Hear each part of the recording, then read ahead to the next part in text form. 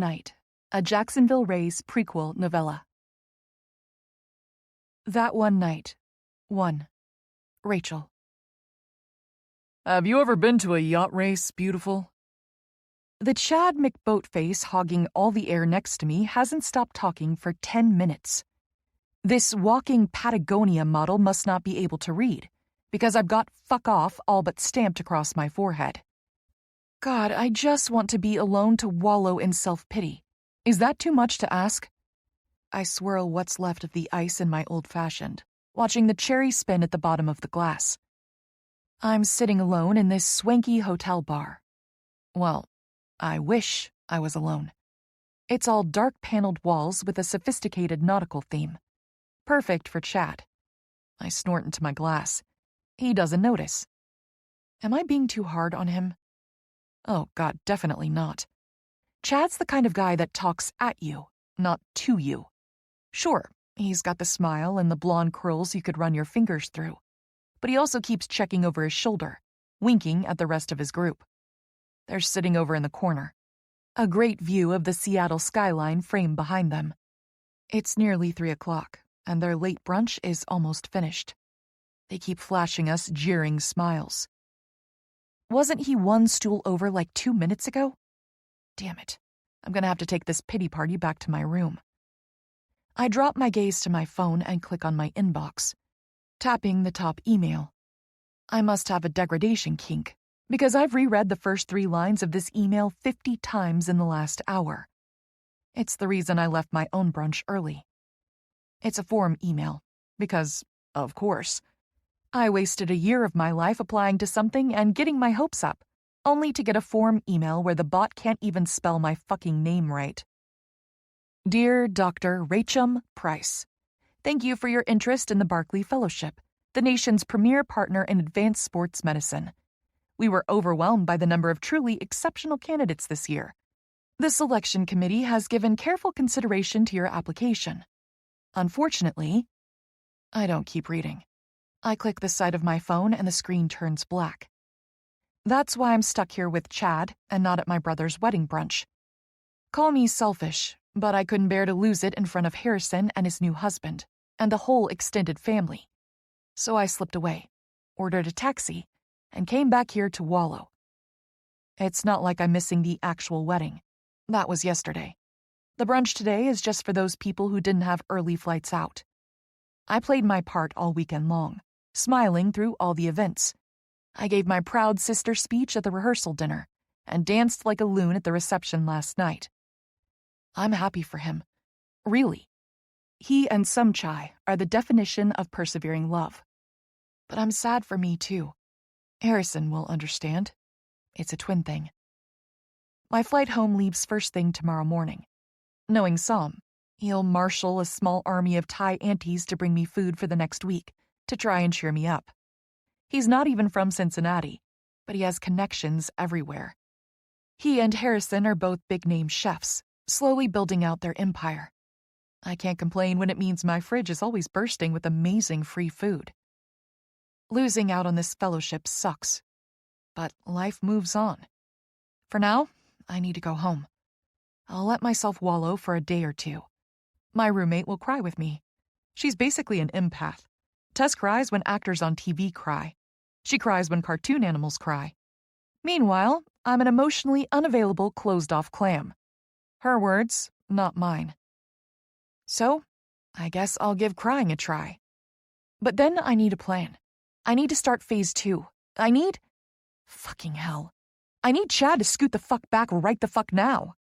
He's leaning in my space, batting those blonde lashes at me. Is this his smolder? Am I meant to be swooning? How can one man fail to read every single sign a woman is giving him? I'm falling off my stool as he leans in even closer, giving my hair an exaggerated sniff. I freeze. You smell good, he murmurs. Is that Chanel No. 9? Yeah, this is my absolute limit. It's time to yeet Chad back to his table. I take a deep breath, shoving Dragon Rachel back inside her cage. There's no reason to make a scene. I'll just turn him down with my big girl words. But then the fucker dares to reach out and brush his fingers down my spine. This jumpsuit is backless, so he's grazing my bare skin. I smack my drink onto the bar and swivel on my stool, breaking our contact. "Get your hands off me," I hiss. "It's time to go." Chad dares to look all wide-eyed at me as he stands. Whoa, hey, easy. What's with the attitude? We're just having a nice chat. My nostrils flare. "Nice chat?" I say, utterly incredulous. He huffs a laugh. Listen, Amy, a deep voice calls. Amy, what the hell? Chad glances over my shoulder, eyes narrowed towards the voice. I've been waiting for you for like 20 minutes. I thought we were meeting downstairs. I spin on my stool to see a man striding towards the bar.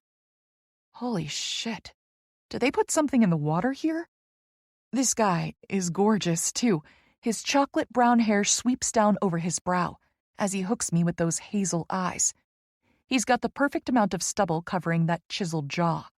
Not to mention the way his chest and arms fill out his too tight t-shirt. He's a pro athlete.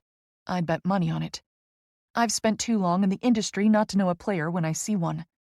I'm guessing football. Defense. It's not just the body. It's the confidence. The look of luxury. The sucks all the air out of the room effortless swagger. Oh, and he's swaggering now. Right up to Chad. He's got easily 5 inches on him and 50 pounds of muscle. Is this guy bothering you, Amy? Are you bothering my sister, asshole? I suck in a breath. Sister? Am I that drunk? This isn't Harrison. Oh, we're acting. He's offering me an out. I slip into character. It's fine. He was just... I wasn't doing anything. Chad confidently squares off against his new competition.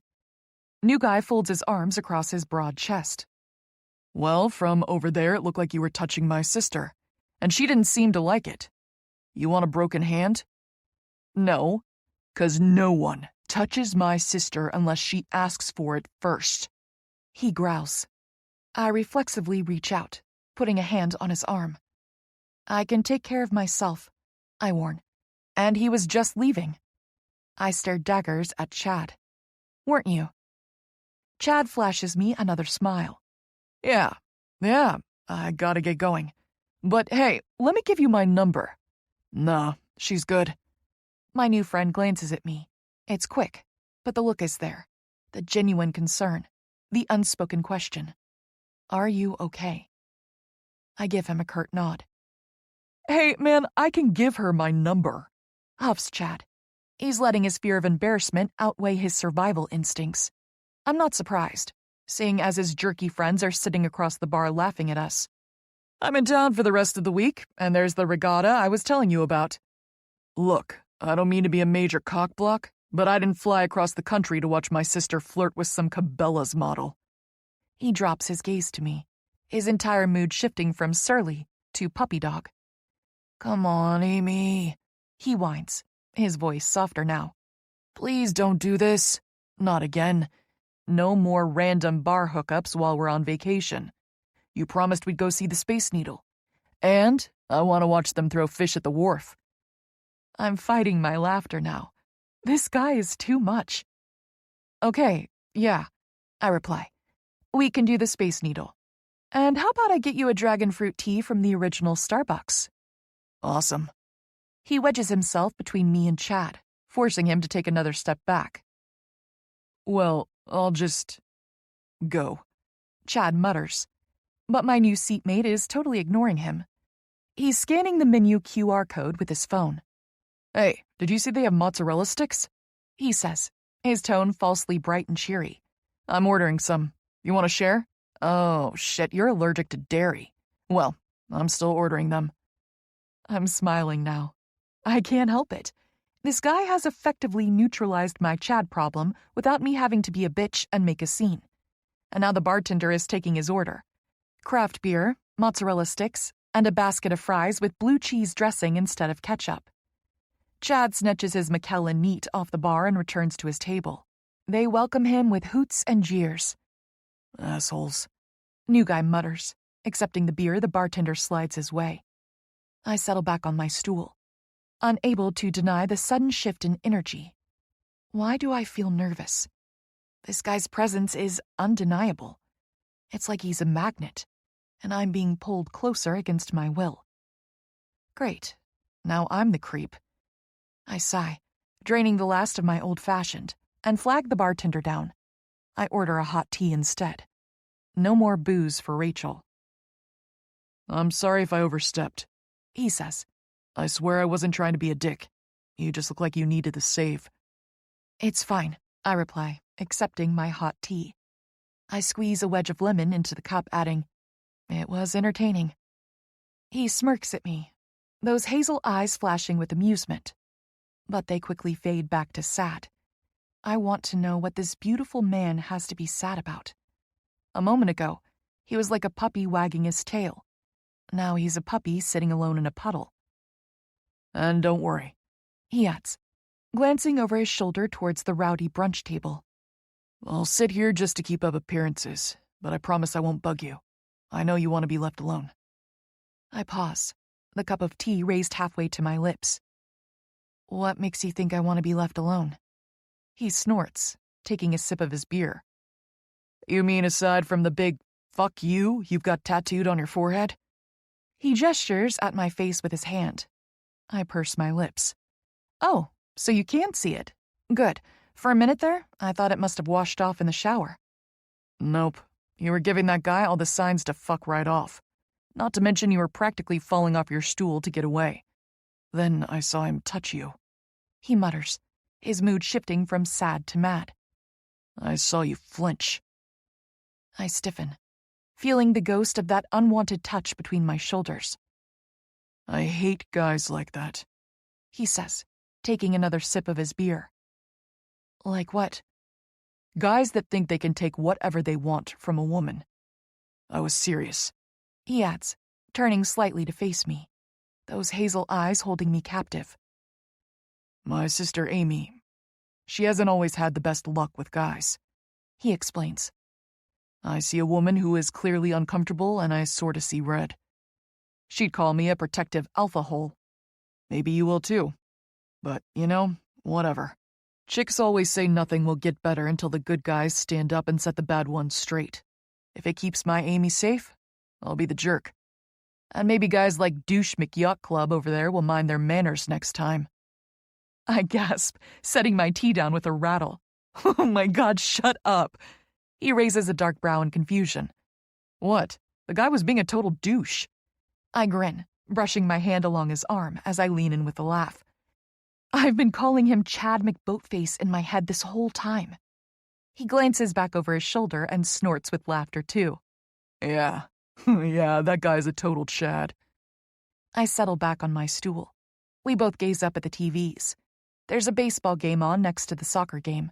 The bartender brings over 2 steaming baskets of fried food. The mozzarella sticks smell amazing, and I'm not actually lactose intolerant. If my knight in shining gray cotton offers to share, I'm not saying no. Besides, a fried stick of cheese might help soak up some of the bourbon currently sitting in my empty stomach. Want some of this? He asks, sliding me a sharing plate. I smile, reaching for a mozzarella stick. Sure, thanks. He picks at the food, checking his phone. As soon as a commercial starts on both the TV screens, I clear my throat. So, what brings you to Seattle? That one night. 2. Jake.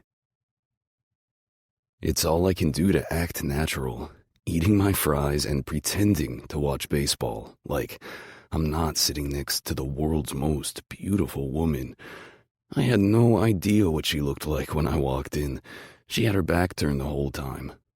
I saw a woman clearly desperate to be left alone, and I didn't think, I just acted, calling out my sister's name. When she spun around on that bar stool, I swear to God, she stole all the air from my lungs like some slow-mo scene in a chick flick. Her dark brown hair flowed down her back in waves, the tips golden in the sunlight shining from the bar's wall of floor-to-ceiling windows. She's wearing this sexy black outfit, open down to her waist in the back. The front cuts in a low V between her breasts, and fuck. Oh, she has tattoos. They're all small, nothing larger than a playing card, but they dot up both arms. On her shoulder, a few on her fingers. I can see the hint of one on her ribs disappearing under her outfit. Cute girly stuff, like hearts and arrows and music notes. And fuck me if she doesn't have a sexy little geometric pattern low on her sternum, disappearing between her breasts. Now, I'm the pig wanting to see how far down it goes. I want to lick it, and she smells so good. It's floral and smooth, but with a hint of spice. Shit. Fuck, lock it down, Compton. I stifle a groan, covering it by clearing my throat and reaching for my food. Grab fry, lift to mouth, chew. Oh, and did I mention the nose ring?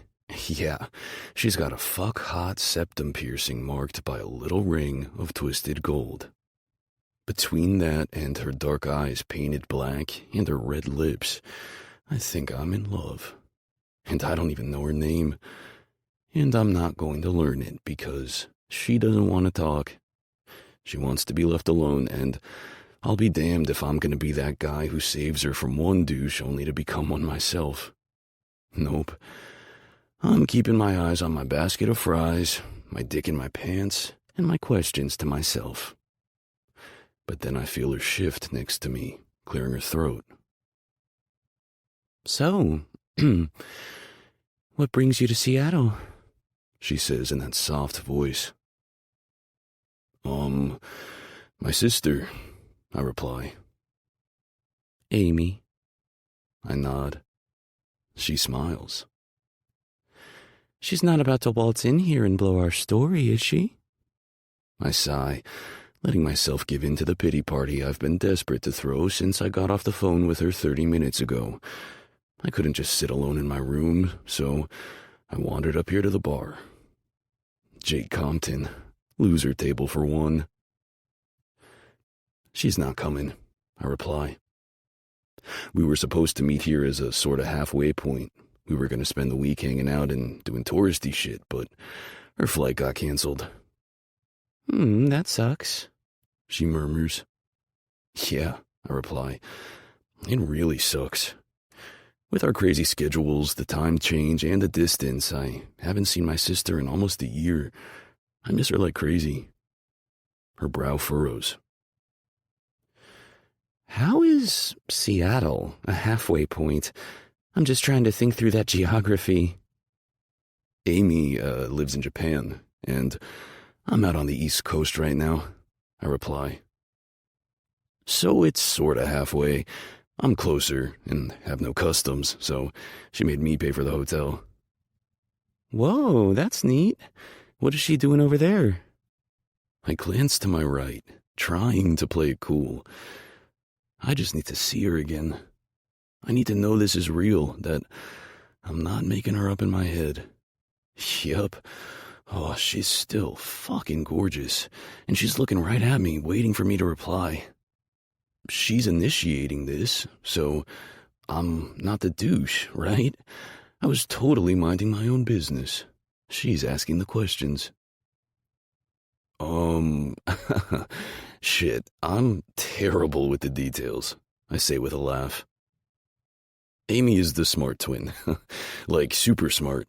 2 master's degrees in engineering and an awesome job doing something with a robotics company. She gasps, those pouty lips parting as her eyes flash with interest. I'm a twin too. I grin. No way, fraternal? Yeah, my brother Harrison.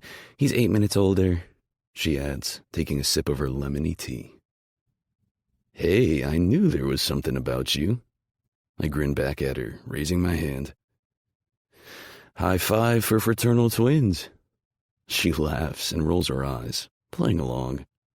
She raises her right hand, the slim gold bracelets on her arm jingling as she gives me a high five. We settle back on our stools, and I feel a little lighter. I want to know her name, but I'm terrified to ask. It just feels like if I do, she'll disappear like a puff of smoke. With Amy MIA and my new flight home not scheduled until Tuesday morning, I'm all alone here in Seattle for the next 2 days. Maybe things are looking up. Maybe this is fate. So what if I have to put off seeing Amy until Thanksgiving? I've got a beautiful girl keeping me company, and she doesn't seem to totally hate talking to me. So, what are you doing in Seattle? I ask. I'm also here on twin business, she replies. My brother's wedding was this weekend. Is that why you're all dressed up? She nods, her smile falling. Yeah. I had a post-wedding brunch today, but I wasn't feeling very festive. I may have slipped out. I'll text Harrison later and apologize. She murmurs, checking her phone. She may be gorgeous, but it's also obvious that she's depressed over something. I don't want to push my luck, but I'm a social person and I'm super nosy. I drive my teammates crazy by always shoving my way into their personal lives. What can I say? I like gossip, and I really like to help where I can. You can just call me Mr. Fix-It. I really don't want to scare her away, though, so I settle with a neutral. Do you want to talk about it? She shakes her head. Just some bad news. I'll be fine. I'm making a plan. I nod. Plans are good. Plans are... Well, I'm terrible at making plans, I admit. But I'm really good at understanding the merits of a plan. And when plans are made for me, I stick to them like glue. You name it, travel plans, diet plans, workout plans. My whole life is basically one big book full of plans. She glances at me, her dark eyes narrowing. I can tell she wants to ask. Fuck, I wish she just would. She's dying to ask. She's got that look. I know you're a professional athlete, but tell me which sport look. I've seen it 1,000 times before. Most women don't even care. It's like they've got a radar for the pros. They sniff us out and track us like we've got big glowing red beacons flashing on top of our heads. Mystery Girl is not that kind of girl. After almost 10 years of this shit, I have a pretty good radar for sniffing out puck bunnies. So, are you gonna ask me? I say, flashing her a smile as I finish off my beer. Nope, she replies, hiding her own smile by eating some of my fries. I lean in, giving her a nudge with my elbow. Come on, you know you want to. I really don't. Why? She glances up at me, those dark eyes so open and honest. Fuck, she's stripping me bare with that look. Because I don't want this to end yet. Oh shit, this is taking a turn. I can feel it. We both feel it. This isn't Puck Bunny energy. In all those exchanges, I'm the one taking the lead. I pick the bunny. The bunny never picks me. This is totally different. This girl is different. It feels crazy to say it when I don't even know her, but she's way out of my league. And what is this? I say, stifling my goofy-ass grin. She holds my gaze. Her beauty is shredding me. Okay, I'm just going to say something, and I need you to not freak out or bolt. I stiffen, smile falling, totally ready to do both. Okay. I'm a Zodiac girl. I groan. Oh fuck. Okay, I'm a Taurus, I say. All I know is that apparently that's ironic. She snorts, trying to cover the sound with her hand. Her eyes sparkle with mirth as she mutters. Of course you are. So that means I lose, right? This is over before it begins. I should just pay my bill and leave, right? She holds my gaze again, her dark eyes rooting me to my bar stool. My dick can't help it. He doesn't know we're not taking this any further. I'm aching in my pants. Fuck, why did I have to wear my tight jeans? Too much spring training has all my jeans feeling tight these days. I need to go up a size. Focus, asshole. Right, focus. Oh, but now she's just sitting there, not making a move. Have we even been flirting? I know I haven't. I'm just being me. Ugh, this is so different than my usual charm offensive. I feel like she's the one with the puck, and I'm just waiting for her to do something with it. Maybe I read this wrong. I'm lonely, and I'm sad about Amy, and this girl is really fucking gorgeous. I'm totally reading too much into this. She doesn't want me. I sigh. Let me get the check. I'll see you to the elevator at least. Make sure Chad McYacht Club doesn't follow. As I reach for my wallet, she puts her hand on my arm. I go still. Like, I'm frozen solid. Just build me a marble plinth and ship me to a museum.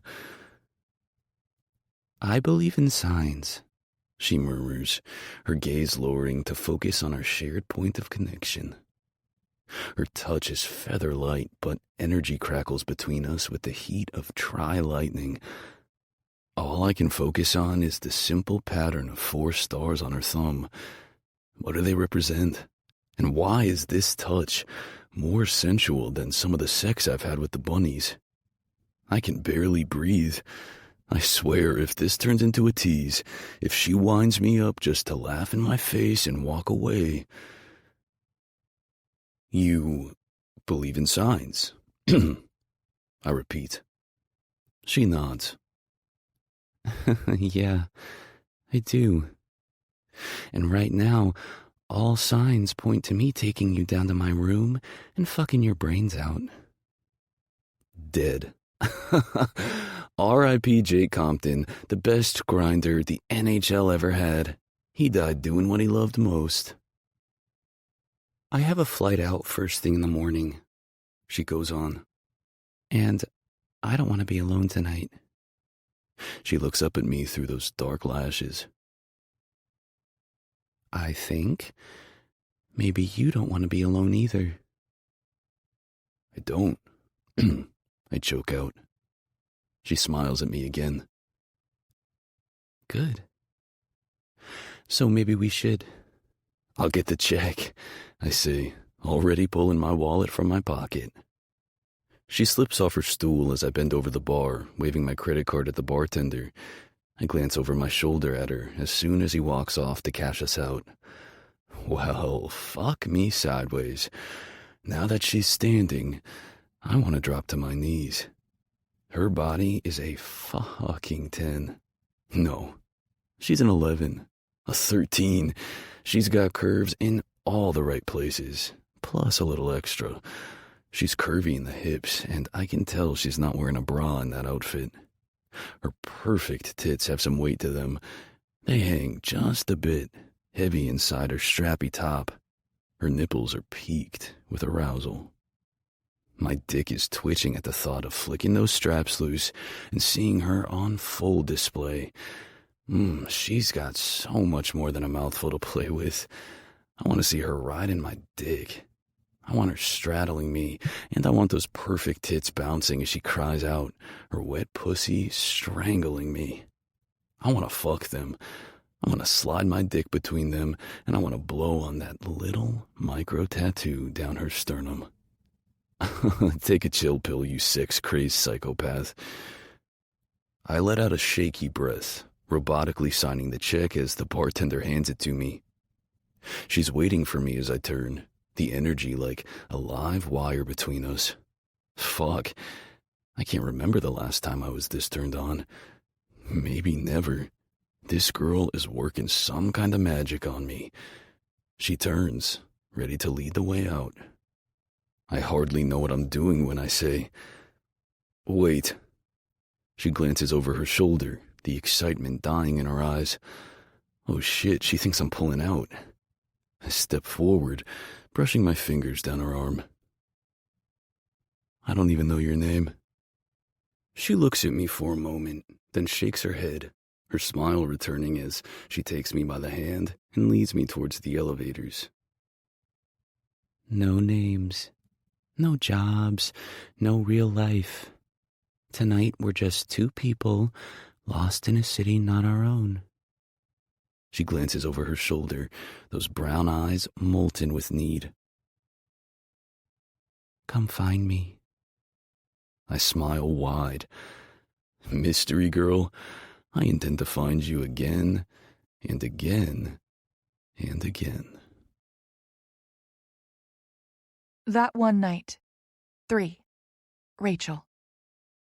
My pulse is racing as I stand. This is crazy. Am I drunk? I do a quick sobriety test with my back turned while he pays the check. My vision is fine. I'm not wobbling. I can walk a straight line. If anything, I'm on the sober side of buzzed. The tea and mozzarella sticks are working their magic.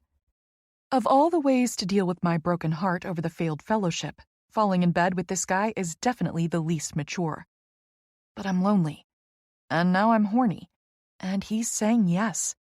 Besides, I was raised in a very sex-positive environment. Rachel likes sex. A lot. I feel absolutely no shame in having a one-night stand.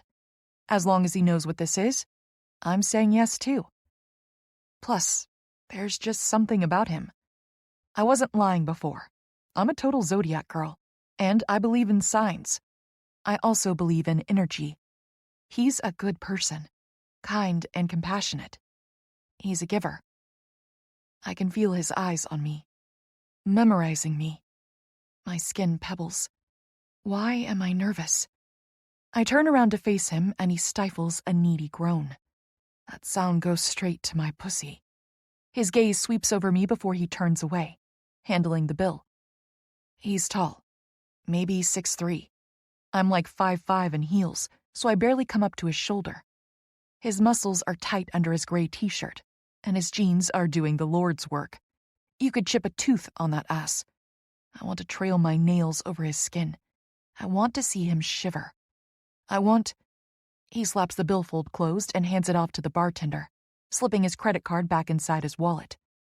I watch him tuck it away in his back pocket, wishing I could be that hand. Girl, get yourself together. I spin away, trying to take a breath. It's been a while since I've done this. I've just been so busy with work and life. I've been on the road more in the last 3 months than I've been home. Maybe this timing is perfect. I don't just want this. I need this. One door closed for me today. It's time to open a new one. Wait, he calls behind me. My excitement sinks like a rock in my chest. Oh, God. He's changed his mind. I came on too strong. I glance over my shoulder, and I see his face flicker with 5 emotions at once. Anticipation, confusion, need. Then he's pressing in behind me. I don't even know your name, he murmurs, that voice low and sweet as honey. My breath catches. Right. Names would be good. Or maybe not. Signs, remember? I have a feeling we're meant to be 2 souls who find each other, but only for this moment. Then he'll go his way, and I'll go mine. I smile and shake my head, reaching for his hand. It's so large in mine, but I like the fit. I like the way he wraps his fingers around mine, holding steady and firm. No names, I say. No jobs, no real life. Tonight, we're just 2 people lost in a city not our own. I glance over my shoulder, heart in my throat, as he hits me with that eager smile. He's in. He wants to get lost as much as I do. I give his hand a little squeeze. Come find me. He steps in closer, fully committed to whatever comes next. I feel the warmth of his smile down to my toes. Lead the way, mystery girl. I keep my fingers linked with his as I pull him along. We're passing by the empty hostess stand, when the brunch group comes strolling around the backside of a row of booths. Chad's friends all snicker when they see us. 2 of them wave at me. One is tipsy enough he needs his friend's arm for support. He drops my hand, angling himself slightly in front of me as we let the other group pass us. I can feel him tense, as if he's ready for a fight. On instinct, I raise a hand, brushing my fingers over his shoulder. He calms at my touch, letting out a breath. He smells so good. I fight the urge to lean in. He smells woodsy and floral. It's smooth and understated. I want to curl up against his chest, breathing in the fabric of his t-shirt. Last chance to get that ticket to the regatta, beautiful. Chad calls over. Why don't you ditch your brother and come play with a real man? No way that guy's your brother. The drunk guy slurs. 2 of the others laugh. Casual as you like, my new friend steps forward, offering out his hand to Chad. I don't think I caught your name before. Chad pauses, glaring at the hand. It's Brad, he says, taking it and giving it a firm shake. Brad Hollingsworth. Brad, right, he replies, totally keeping his cool. I don't catch their next remarks because I've stepped in against his back, stifling my laugh with my hand and hiding myself against his bulk. My shoulders are shaking as I hold in a cackle. His hand wraps around me from behind, pressing me against him as he waves and says something chivalrous in parting to the tipsy yachting group. As soon as they pass through the doors, he's turning, one hand on my hip and the other under my chin, tipping it up. He's grinning like an idiot. We both are. His name is Brad. I snort again. God, I have tears in my eyes. I swear I didn't know, I say, sucking in a breath. He's standing so close, it's practically an embrace. His gaze heats as he traces the features of my face. He reaches out a hand to stroke my jaw, and I feel that touch everywhere. My breasts feel heavy, and I'm starting to ache, that burning feeling of emptiness settling low in my core. It's been too long since I craved a man's touch like this. Were you afraid you'd lose me to a real man? I murmur. Not a chance, gorgeous, he replies. You've got all the man you need right here. I smile. Fuck, that's a good line. My pussy must agree because our girl is feeling ravenous. I'm ready to climb this man like a tree. That one night. 4. Rachel. Not waiting another second, I spin on my heels and breeze through the doors of the bar into the interior lobby of the hotel.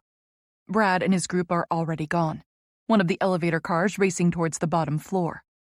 My heels click on the tiles while he moves soundlessly behind me. Aside from my heels, the only other sound is the soft jazz music filtering out from the bar. I can see our reflections in the stainless steel of the elevator doors. He dwarfs me, standing head and shoulders taller. I reach out and press the down arrow, watching the white lights flash over the doors as a car races to the top floor to pick us up. He steps in close behind me. Can I touch you? He murmurs, his warm breath fanning against my ear. I fight a shiver of want as I nod. His hands go to my shoulders, flicking gently under my hair, until we're skin against skin. His rough palms slide over my shoulders and down my arms. The second the elevator dings and the doors slide open, I click on my heels inside the car, walking straight to the back. He follows me in, his presence overwhelming as the doors slide shut. There's a finality to it, a promise of everything that's about to come. I spin around, gripping the cold metal handrail. He presses in, cupping my face. We both take a deep breath, our souls clicking into place like the gears of a machine. We exhale, and I feel him everywhere. I want him everywhere. Can I kiss you? He asks, already all but brushing his lips against mine. I let out a needy sigh, letting go of the handrail to grip his soft t-shirt with both hands. God, yes. And then he's kissing me. His body covers mine as he claims all my air. I open to him, my hands letting go of his shirt to snake around his neck. I weave my fingers into his hair, arching up on my toes. There's just enough to grab, and I rake his nape with my nails, earning a groan that has him pressing against me with his hips. We're playful as we explore, our mouths opening until I'm flicking his tongue and teasing his bottom lip. Ding! His hand drops down from my face, tracing the column of my neck. I fight a whimper of need. I love a man's hands around my neck. I arch into him, daring him to squeeze, but he quickly moves lower, and I lose that tantalizing pressure. Slow down, girl. It's been 2 seconds. Not getting choked in an elevator is probably a good thing. He's getting under my skin, burrowing deep. Our energy dances, coiling and joining. It's ethereal and real, all at once. We keep kissing, and I sense him with every part of me. Ding! His fingers trace my bare skin from my throat down between my breasts. This jumpsuit is skating that fine line between high fashion and Vegas bachelorette. The V is cut practically to my navel. It takes nothing for him to slip a hand inside the scrap of stretchy fabric. I shiver, arching into his touch as he cups my bare breast. I want you so much. He groans into my mouth, weighing my breast before he playfully pinches my nipple. Yes, I hiss in reply. My pussy is screaming for some attention, and I press into him with my hips, feeling his hardness. Why did I wear a jumpsuit? He can't give me what I need without undressing me, and there's no way I'm stripping naked in this elevator. Ding! Fuck. He breaks our kiss, slipping his hand out of my top, and all but shoving himself away from me as he spins around. He drags that hand through his tousled hair as he practically stumbles over to the other side of the car. Gotta press the floor, he mutters. That's the dinging. We're just sitting here on the top floor of the hotel in an increasingly irritated elevator because we haven't picked a floor. 17, I say. He jabs the number with his thumb, turning around. The elevator immediately starts moving. He stays on the other side of the car, his eyes wide as he takes me in. His shoulders are heaving, and his lips are parted.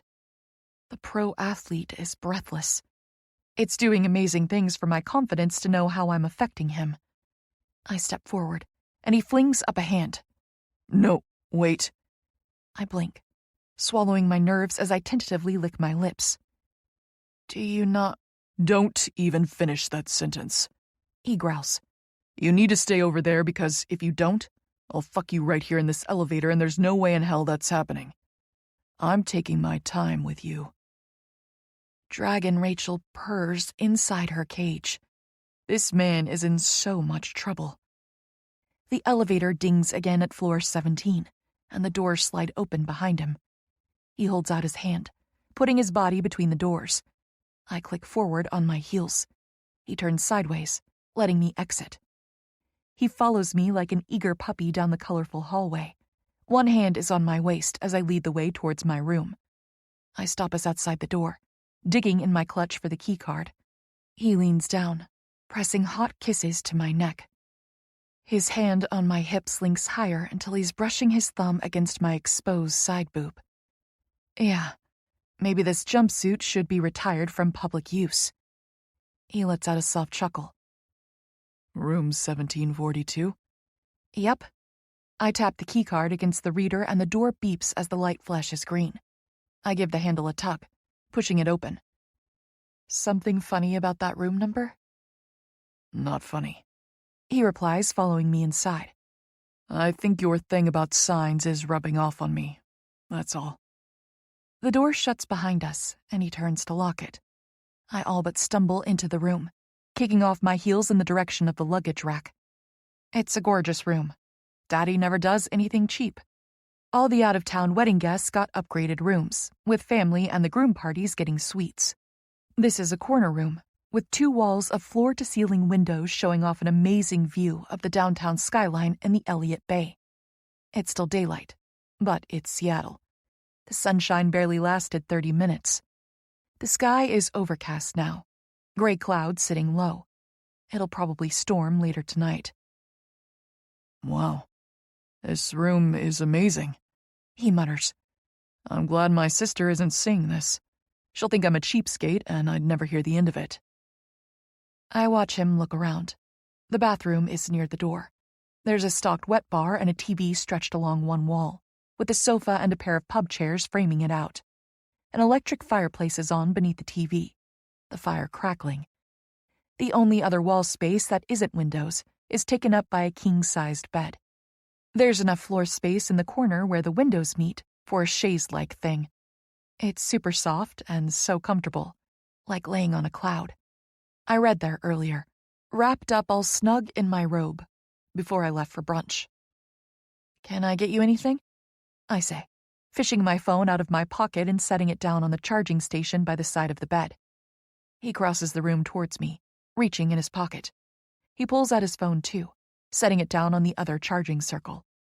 The screen glows as the battery connects and I spy a picture of him on the lock screen, with his arm wrapped around a beautiful girl. She's got the same dark brown hair and his piercing hazel eyes. Their grins are magnetic. That's Amy? Yeah. He picks the phone up, showing me the lock screen. This was us in Japan about 1.5 years ago. I smile. She's gorgeous.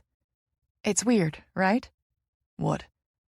People always like to play that game where you wonder what you'd look like as a boy or a girl. We don't have to wonder. Harrison is proof I'd make a very handsome man. He huffs, setting the phone back down. Yeah, I guess. I sense the sudden change in his mood. What is it? His hand brushes my cheek. I know your brother's name, but not yours. And I know your sister's name, I reply. You gotta tell me something. I fight the urge to go stiff. Like what? Anything. He replies, both his hands now in my hair. For such a big guy, he's so gentle. I know what this is. He kisses my brow. I know you want us both to walk away clean. I get it, and I'll play along. But I can't just... He sighs, his fingers brushing feather-light at my collarbone. I need you to tell me something. I let out a breath, giving him a little nod. He's right. This pull I'm feeling to him has to be satisfied somehow. We need to honor this connection. I'll tell him something that matters. I lift a hand to stroke his cheek. Then I trail my fingernail over the pulse point in his neck. I pause, flashing him a sultry smile. Fine, here's your something. I could kill you and make it look like an accident. He stiffens. Fuck, is that... Are you an assassin? Is this like a Black Widow situation and someone's about to bust through the window? He glances over my shoulder towards the double wall of glass. I laugh, inching closer. No, but I do look better than her in a leather jumpsuit. That gets his attention back on me. I fucking bet you do, he murmurs, his lips teasing mine. 2 more guesses. I let my hand wander, my fingers tracing down his chest. When I get to his waist, I tug on the bottom of his shirt, slipping my hand inside. His skin is so warm, and the muscles of his stomach are tight. I let my other hand wrap around his waist, slipping into the back pocket of his jeans. Fuck, he hisses, his fingers digging into my hair, tugging my head back. I'm trying to be a gentleman here, and you're being really distracting. You're not guessing, I tease. Do you need a demonstration of my skills? He groans again. Oh, shit. I slip my hand inside the top of his jeans, my fingers brushing over the marbled skin of his sculpted ass. I need to see this man naked. Need to worship him. Need him worshiping me. He lowers his face to my neck, breathing me in before he latches on, his lips sucking on my pulse point. My heart flutters as my pussy clenches tight. I don't know how much longer I can delay this. I need physical foreplay, and then I need to get fucked. Hard. Are you a nurse? He groans out, his hand slipping back inside my top to knead my aching breast. I sigh, arching into his touch. Not quite, but you're getting warmer. His breath is hot in my ear, his hands everywhere at once. Will you take it off? The fact that he's asking instead of telling, or just straight up ripping it off me, has my heart melting like a popsicle. Guys can be Neanderthals when it comes to a quick hookup. In and out, fast and furious. They think they need to show off, own my body like they're owning the moment. I had my fill of that kind of hookup in college. But I was right about this guy. That's not his style. He's sweet as sugar. I'm sure this lethal muscle machine has the capability for violence in the game. But out of uniform, he's a big softy. I stifle a groan. My mission for tonight clear. I want to unravel him. I want to make him beg, make him crawl. And please, goddess, let him take off these kid gloves at some point and make me crawl too. Last guess, I reply. Get this right, and you can strip me naked and fuck my pussy with that talented tongue. He shudders as he sinks against me, grazing his teeth up my neck. You like that plan? I tease, my fingers combing through his hair. My other hand is still inside the top of his pants, holding him to me. Are you hungry for my pussy? You want a taste? Fucking starving, he replies, his large hands fumbling with the zipper at the small of my back. Then what am I? I whisper against his lips, biting down lightly on the bottom one. He hisses, jerking down the zipper until he's exposed my ass to the room. Doctor. Are you a doctor? I smile up at him. Good boy. Now you know something about me. He blinks at me, his lips wet with kisses. Wait, seriously? I nod. His face splits into a grin. You're a doctor? Like a real one? I laugh. I'm not a TV doctor or a doctor of furniture upholstery. I'm a real, honest-to-God, licensed-to-practice medicine doctor. His grin widens as he drags a hand through his dark hair. That is so fucking hot. He huffs a laugh, shaking his head. God, you're so far out of my league. What the hell are you doing with a guy like me? He's trying to make a joke, but I sense the undercurrent of truth in his words. He's actually confused. I step in, brushing my thumb over his lips. You're a lost boy, remember? You're meant to be finding me. His forehead rests against mine as we breathe each other in. After a moment, he lifts away, gazing down at me with those gorgeous hazel eyes. Can I please fuck you now?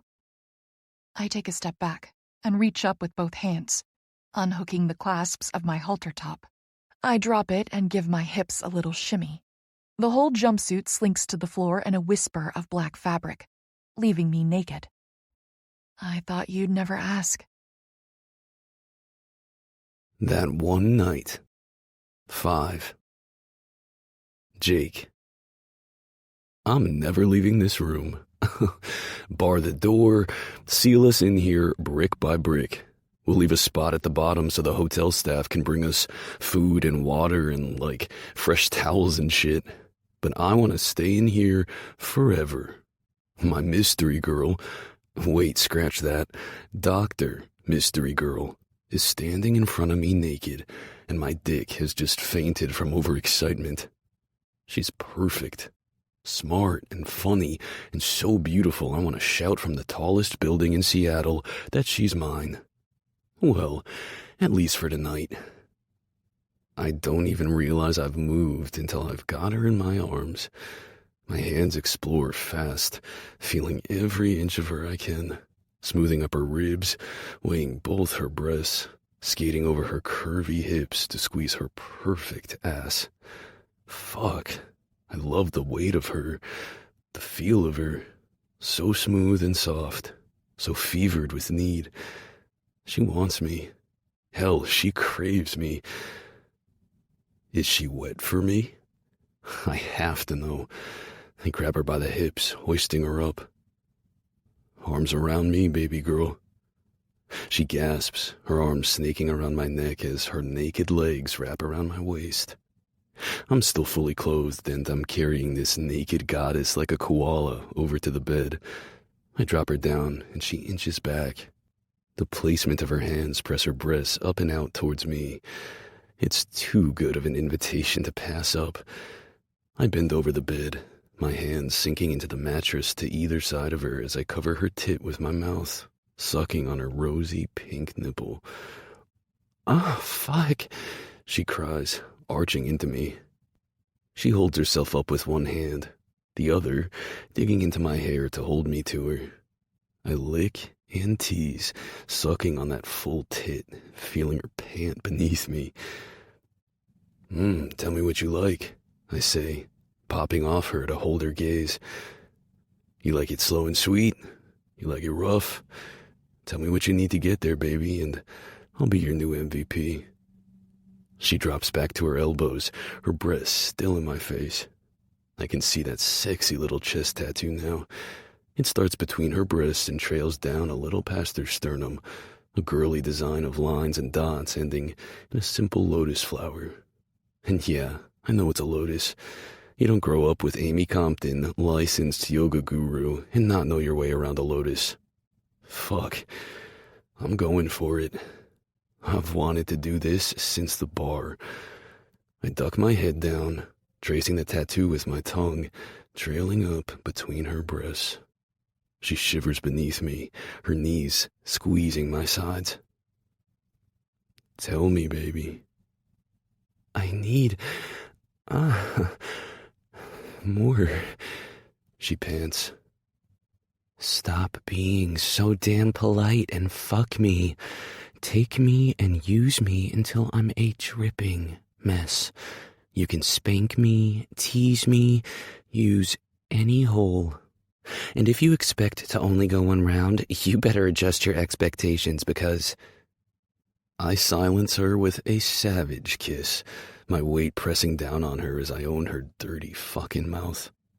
I swear to God, I've died and gone to heaven. Of course my perfect girl likes to play. I bet she's got more kinks than a garden hose. God wouldn't place a woman this gorgeous in my path only to have her be a plain vanilla bean. He wouldn't put her in a room with the same number as my fucking jersey. I've been number 42 since college. It's my lucky number. And now this girl is looking up at me, naked and begging for it, saying, "Use any hole." Oh, baby girl, just you wait.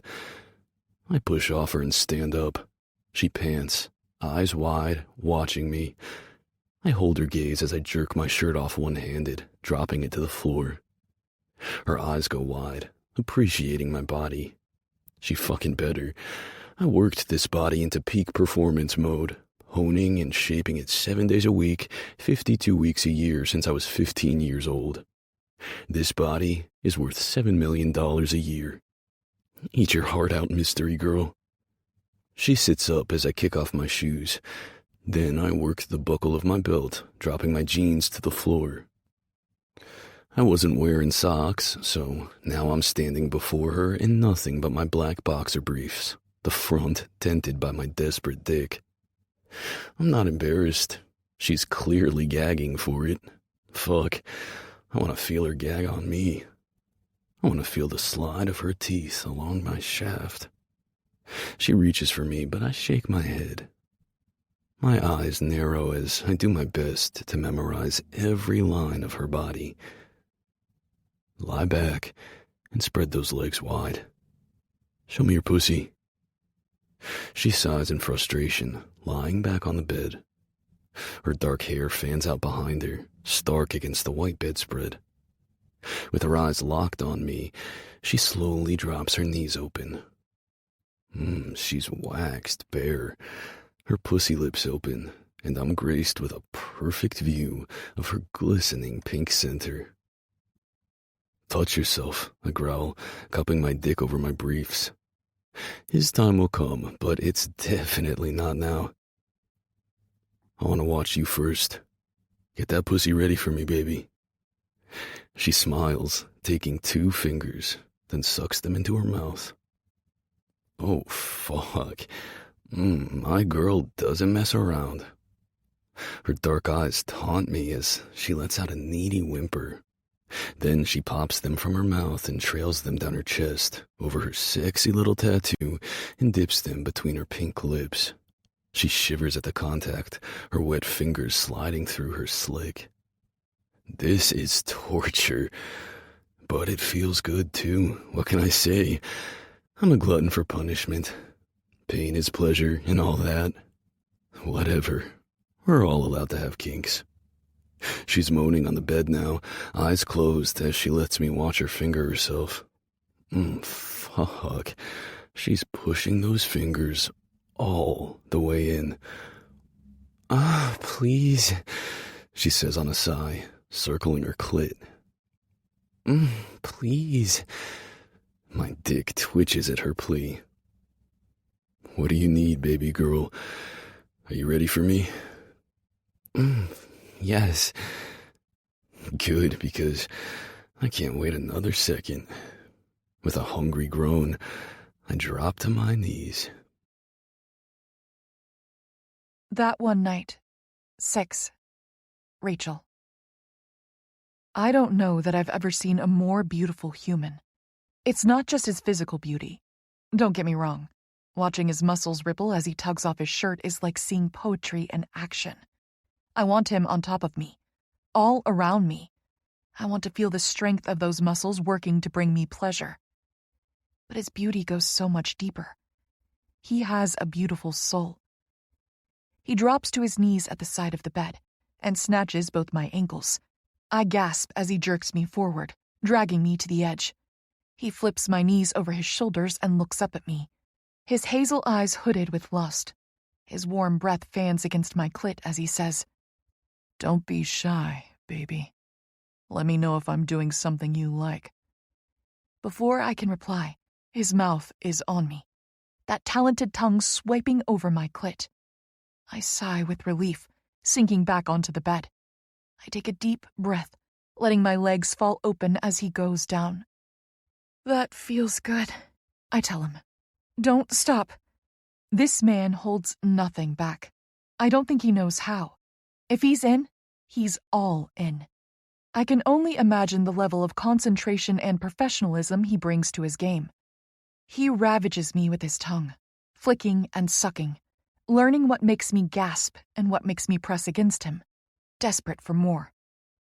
My first orgasm coils tight in my core. God, he's good. I'm right there, and it's been all of 2 minutes. That warming feeling spreads out from my clit until my whole body is humming. I feel it down to my toes. Oh God, so good. Right there? More. He presses in with 2 fingers, his tongue working double time against my clit. And I'm gone. I arch my back, hands fisting the sheets, muttering nonsense as I tip over the edge. My pussy clenches tight around his fingers, and he groans with longing, rubbing just right along my front vaginal wall. Meanwhile, my clit vibrates, the waves of my orgasm crashing against me. In moments, I go limp, my body shaky and warm as I come down. He slides his fingers out of me, leaning up over me with need in his eyes, his face still buried between my legs. "Suck," he says, his wet fingers tracing my lips. My core flutters as I curl forward, sucking his fingers into my mouth. I taste my own release, tangy and warm. "What a good fucking girl," he croons. I shiver. I typically like to be the one giving the praise, but coming from this sweetheart, it feels dirty, and I love it.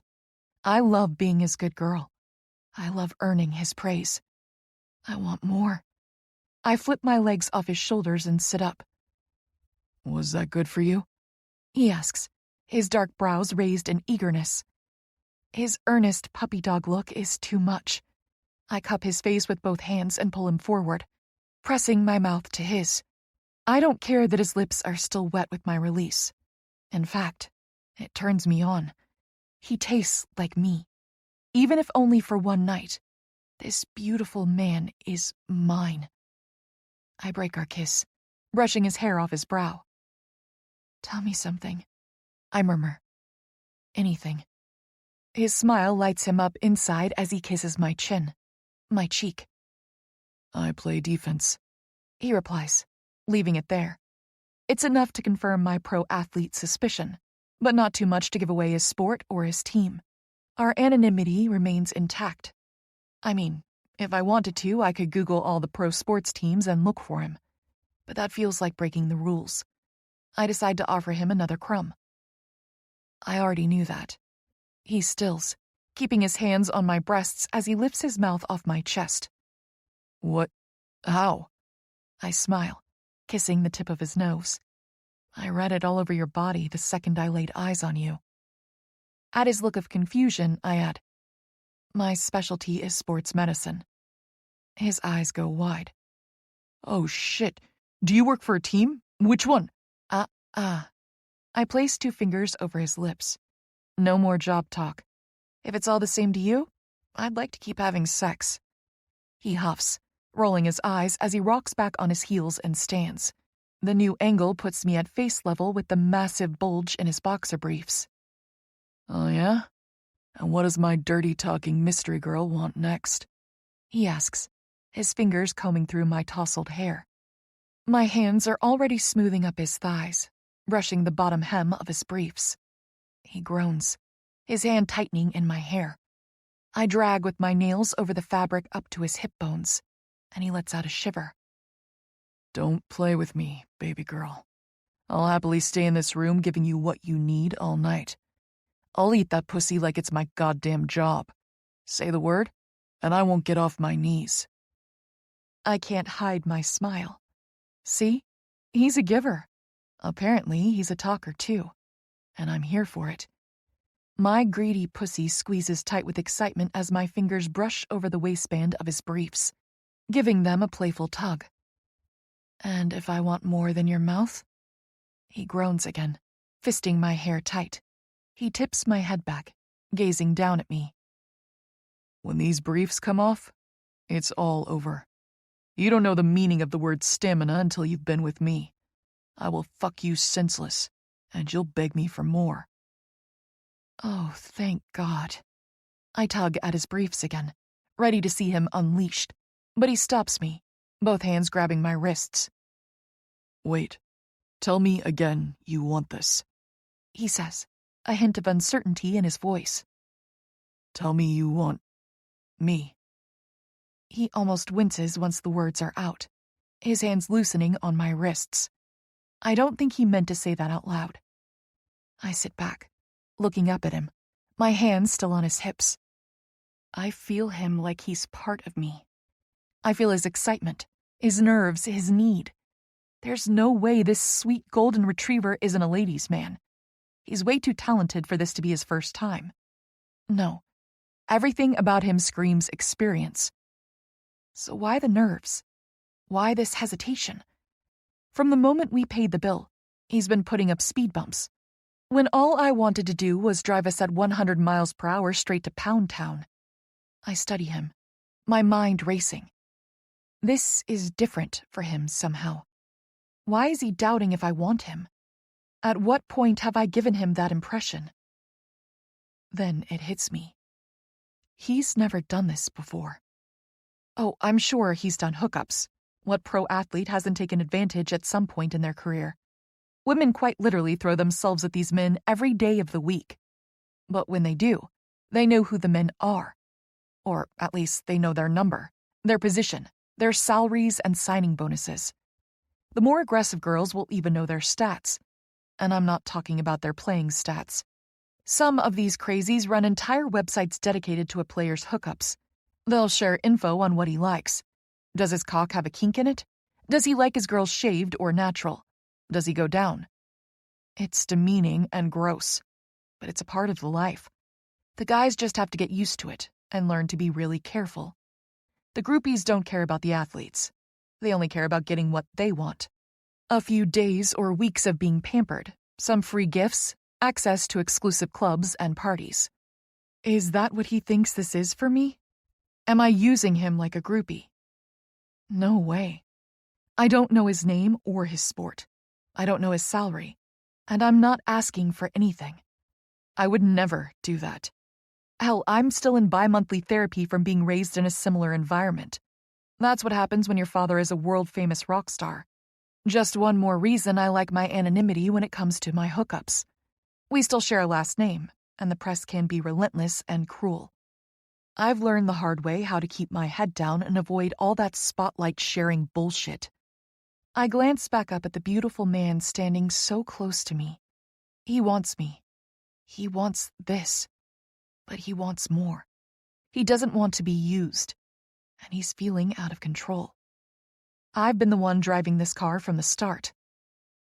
Oh, God. He feels like the groupie. He didn't go up to the bar looking for a hookup. He went to get a drink and to feel sad about missing his sister.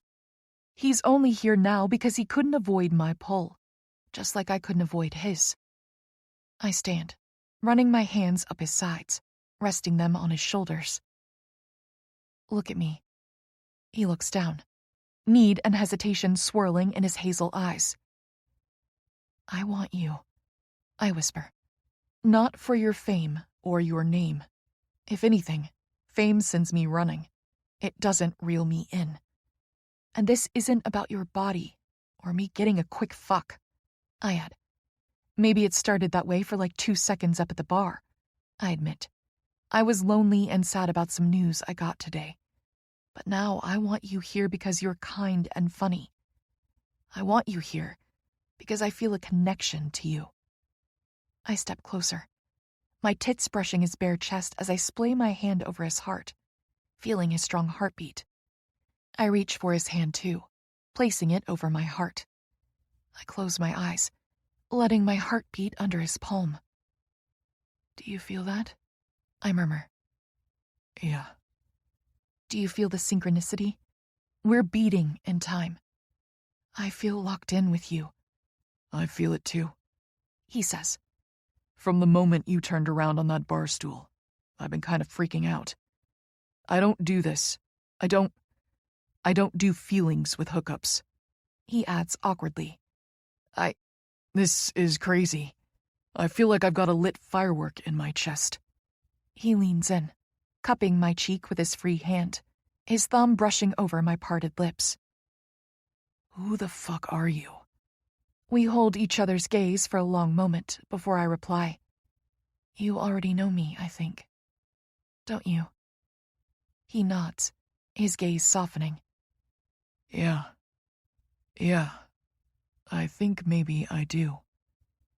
That truth settles between us. We know each other. Not in any real sense, obviously. We're two nameless strangers. But we know each other all the same. Sometimes people enter your life and it's a meeting. But sometimes it's a meeting again. Déjà vu. Soul recognition. Whatever it is, we have it. I know him. I'm safe with him. I want him. I sink back down onto the edge of the bed and scoot back. He follows me, crawling over me with ease, the muscles in his arms taut as he braces himself. He sinks into the cradle of my hips, his hard length still trapped behind a layer of fabric. Hands on his shoulders, I pull him down with me. Our lips meet in another kiss. This one is slower, deeper, but just as starved. I'd be content just to kiss him for the rest of the night. A great makeout session can be more intimate than sex. Thank God he seems to want more. We work each other up as we explore with our hands. I'm no dainty size 2 plastic groupie. I've got curves, and I love them. Freckles, cellulite, scars. He seems more than happy with my body, gripping me under the thigh to spread me wider, pressing in with his hips. His hard cock grinds against my clit, the friction from his briefs rough and delicious. I fight a shiver, heat building in my core. That empty ache is growing. I need to be filled. I want him inside me. Too curious for my own good, I slide a hand down his marble-sculpted chest, brushing my fingertips down the little trail of dark hair on his stomach that leads to the top of his briefs. He knows what I want, and he tips up his hips, not breaking our kiss. I flip my hand, slipping it inside his briefs. My hand wraps around his impressive length and he groans, biting at my bottom lip. Fuck, yes. Touch it, he says against my mouth. Feel all of me. Take me in, baby. I sigh, stroking him from root to tip with an eager hand. He's thick and long, his skin velvety smooth. He's going to feel so good inside me. I can hardly bear to wait. My pussy is more than ready for round 2. I pull on his briefs, sliding them down his hips, freeing his length. He rolls to his side, stripping the briefs off and tossing them to the floor. His thick thighs are nothing but muscle, dusted with dark hair. His calves are just the same, long and sculpted. My gaze settles on his hard cock, and I'm reminded all over again that I am so deliciously straight. Fuck, I love cock.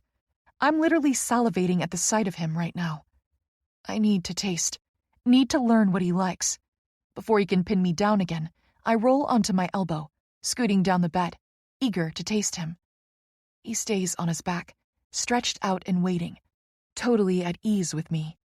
He's got one arm tucked behind his head and the other in my hair. I roll up to my hands and knees, letting myself appreciate him for another second before I sink my mouth around his tip.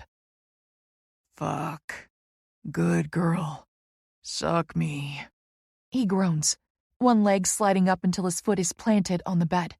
The other relaxes, his hip flexors rotating to open himself up for me. I eagerly tease him, licking and sucking, running my tongue around his tip.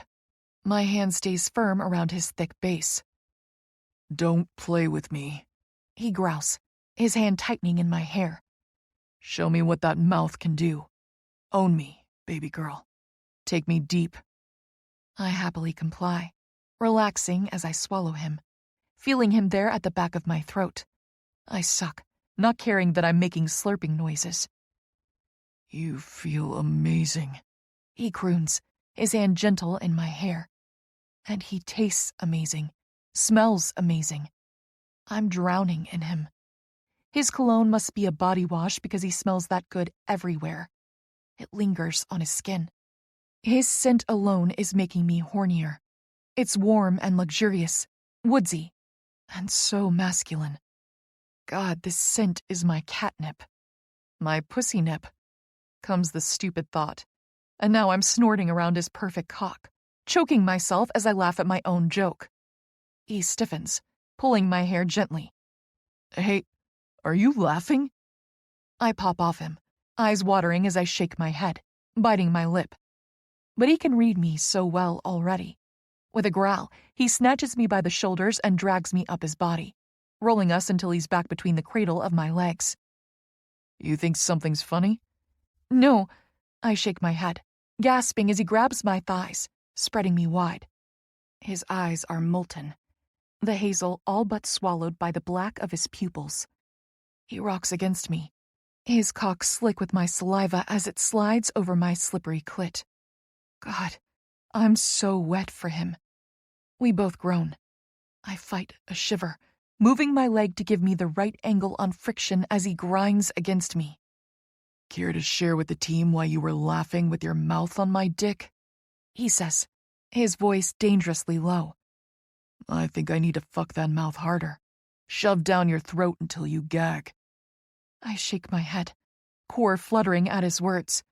No, I mean, yes, I add with a vixen's grin. But no, I was just... God, you just smell so fucking good, I admit on a breathy sigh. He chuckles, dropping his nose to my neck as he breathes me in. You do too, baby. No, like you really smell good, I say. It clings to every inch of your skin, and it's turning me on so much. I feel ravenous. In my head, I said it was like my catnip. He hums his agreement, his tongue tracing up my neck to nip my earlobe. At the same time, his hand snakes between us and he shoves 2 thick fingers inside my cunt. More like your pussy nip, he murmurs with his own laugh, and I swear to all the gods, I've just fallen in love with this man. I still beneath him, seeking out his gaze. He meets me.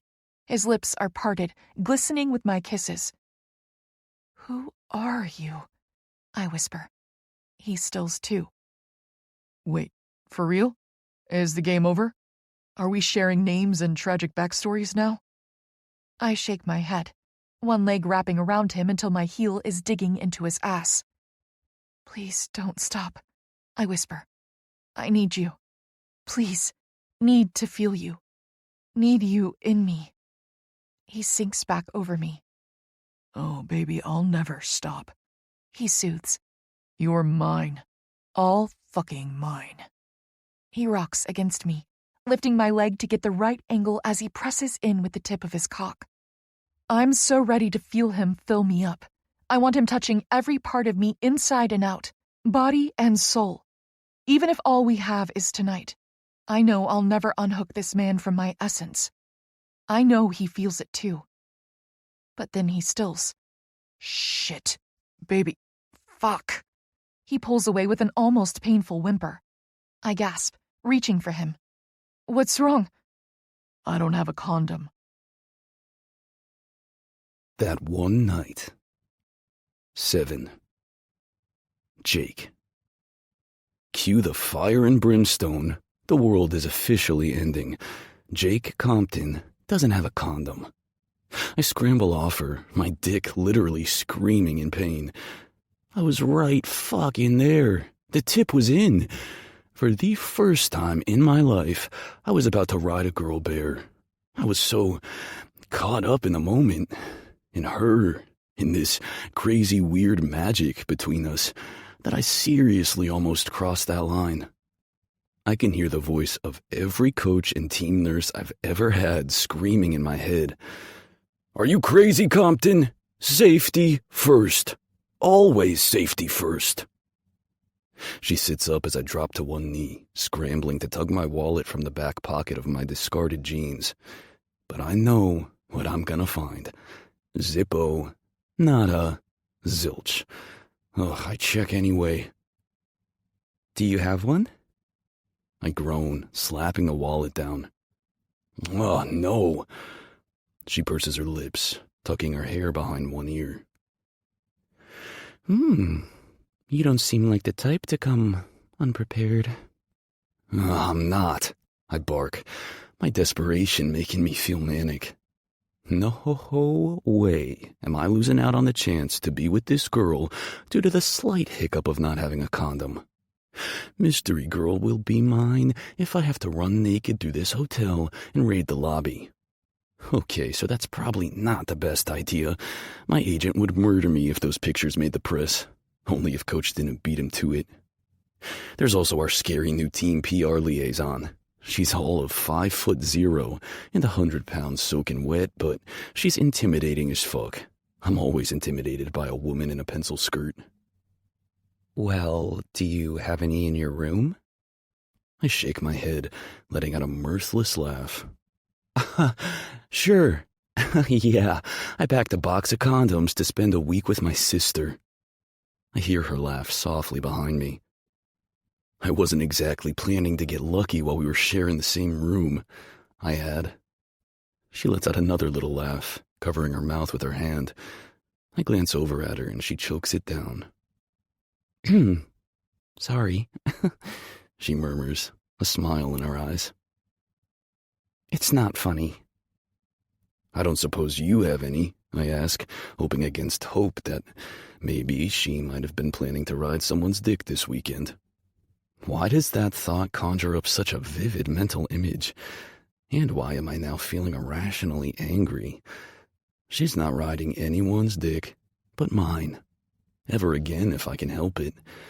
Fuck, lock it down, Compton. You cannot fall for this girl. You don't even know her name.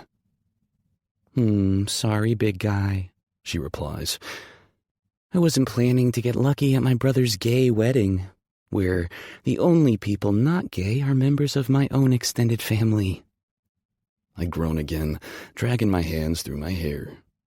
Oh, God, okay. What are the chances I walk out of here and come back to find you actually willing to let me back in the room? She sinks back onto the bed, her tits bouncing as her dark hair fans out around her. You're cute, she murmurs, still smiling. I'm fucking desperate, I growl, snatching up my discarded briefs. I mean, I'm clean if you are. Stop everything. Oh my God, my brain is gonna explode. If not my brain, my dick feels ready to burst too. Did she just say that? No. Yes. No fucking way. I've never been with a girl bear before. Never. It's not safe. You have to use a condom. No rubber, no ride. Right? We can't, I say automatically. It's not safe. She rolls onto her side, which does wonders for her tits. Propping herself up on her elbow, she smiles at me. You don't have to worry about pregnancy. I have an IUD, and those are more effective than condoms anyway. I blink. Shit, really? Doctor, remember? She says, pointing at her smiling face. I'm also a sexually active and health proactive woman in the age of the internet, she adds. Condoms have upwards of an 18% fail rate, while with IUDs it's less than 9%. My brain feels fuzzy. What kind of left turn into crazy town have we taken that my dream girl is trying to use math to get me to fuck her? And I'm clean, she goes on. No STIs. No chance of one, really. It's been a while, thanks to work and life and... God. She sits up, slipping off the bed. I swear, I'm not trying to pressure you. She raises a soothing hand, brushing her fingers down my arm. Oh, is it that obvious? I'm freaking the fuck out. I feel like I just finished a set of suicide sprints. My heart is racing. Pretty soon I'm going to start sweating. We don't have to do anything, she adds gently. Your health and comfort come first. Always. This has to be right for both of us. You can go get the condoms and... I'm clean. I blurt out, reaching forward to snatch her arms. I pull her to me, needing to feel her close again. I have to get tested all the time. Drugs, steroids, all the illegals. They do blood and urine tests on us like twice a month, sometimes more going into playoff season. I bet I have more thorough medical records than some of your patients. And you're clean, she says with a raised brow. As a whistle, I reply, raising 2 fingers. Scout's honor. She laughs, the sound soft and musical. Lifting that hand with the little star tattoos, she brushes my hair back on my brow. She keeps doing that. She keeps touching my hair, and I fucking love it. I don't typically let the bunnies get up close and personal like this. We often don't even leave the bar or the stadium or wherever I pick them up. I don't like kissing them either. Their lips always feel sticky from that gloss chicks wear. Not Mystery Girl. Her lips are buttery smooth. She has me all twisted up in knots. I've kissed her more tonight already than I've kissed anyone in years. I want to lean into her every touch like a dog. I want to curl up in her lap, my face buried in that sweet pussy, and I never want to leave. I'll wait for you to get condoms, she murmurs, brushing kisses across my chest. Fuck, her lips feel so good, soft and seeking. I'll happily wait. I promise. I'll let you back in, she adds, grinning up at me.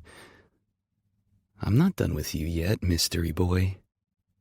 I groan with my whole chest. This girl has been a surprise from the moment I walked into that bar. She's asking, and I'm saying yes. I'm saying hell yes. I swear to God, if this was Vegas, I'd be calling up room service for a box of condoms, some Gatorade, and an Elvis minister. That's how fucking nuts I feel over this girl right now. She looks up at me with those dark eyes. Her black eye makeup is smudged a bit, making her look hazy, like a Polaroid filter. She's got a dusting of soft freckles over her cheeks and nose. My gaze settles on that fuck-hot septum piercing. It's small, two thin bands of twisted gold. Is it crazy that I want to touch it? Behind her, framed by the double wall of windows, a flash of lightning splits the sky.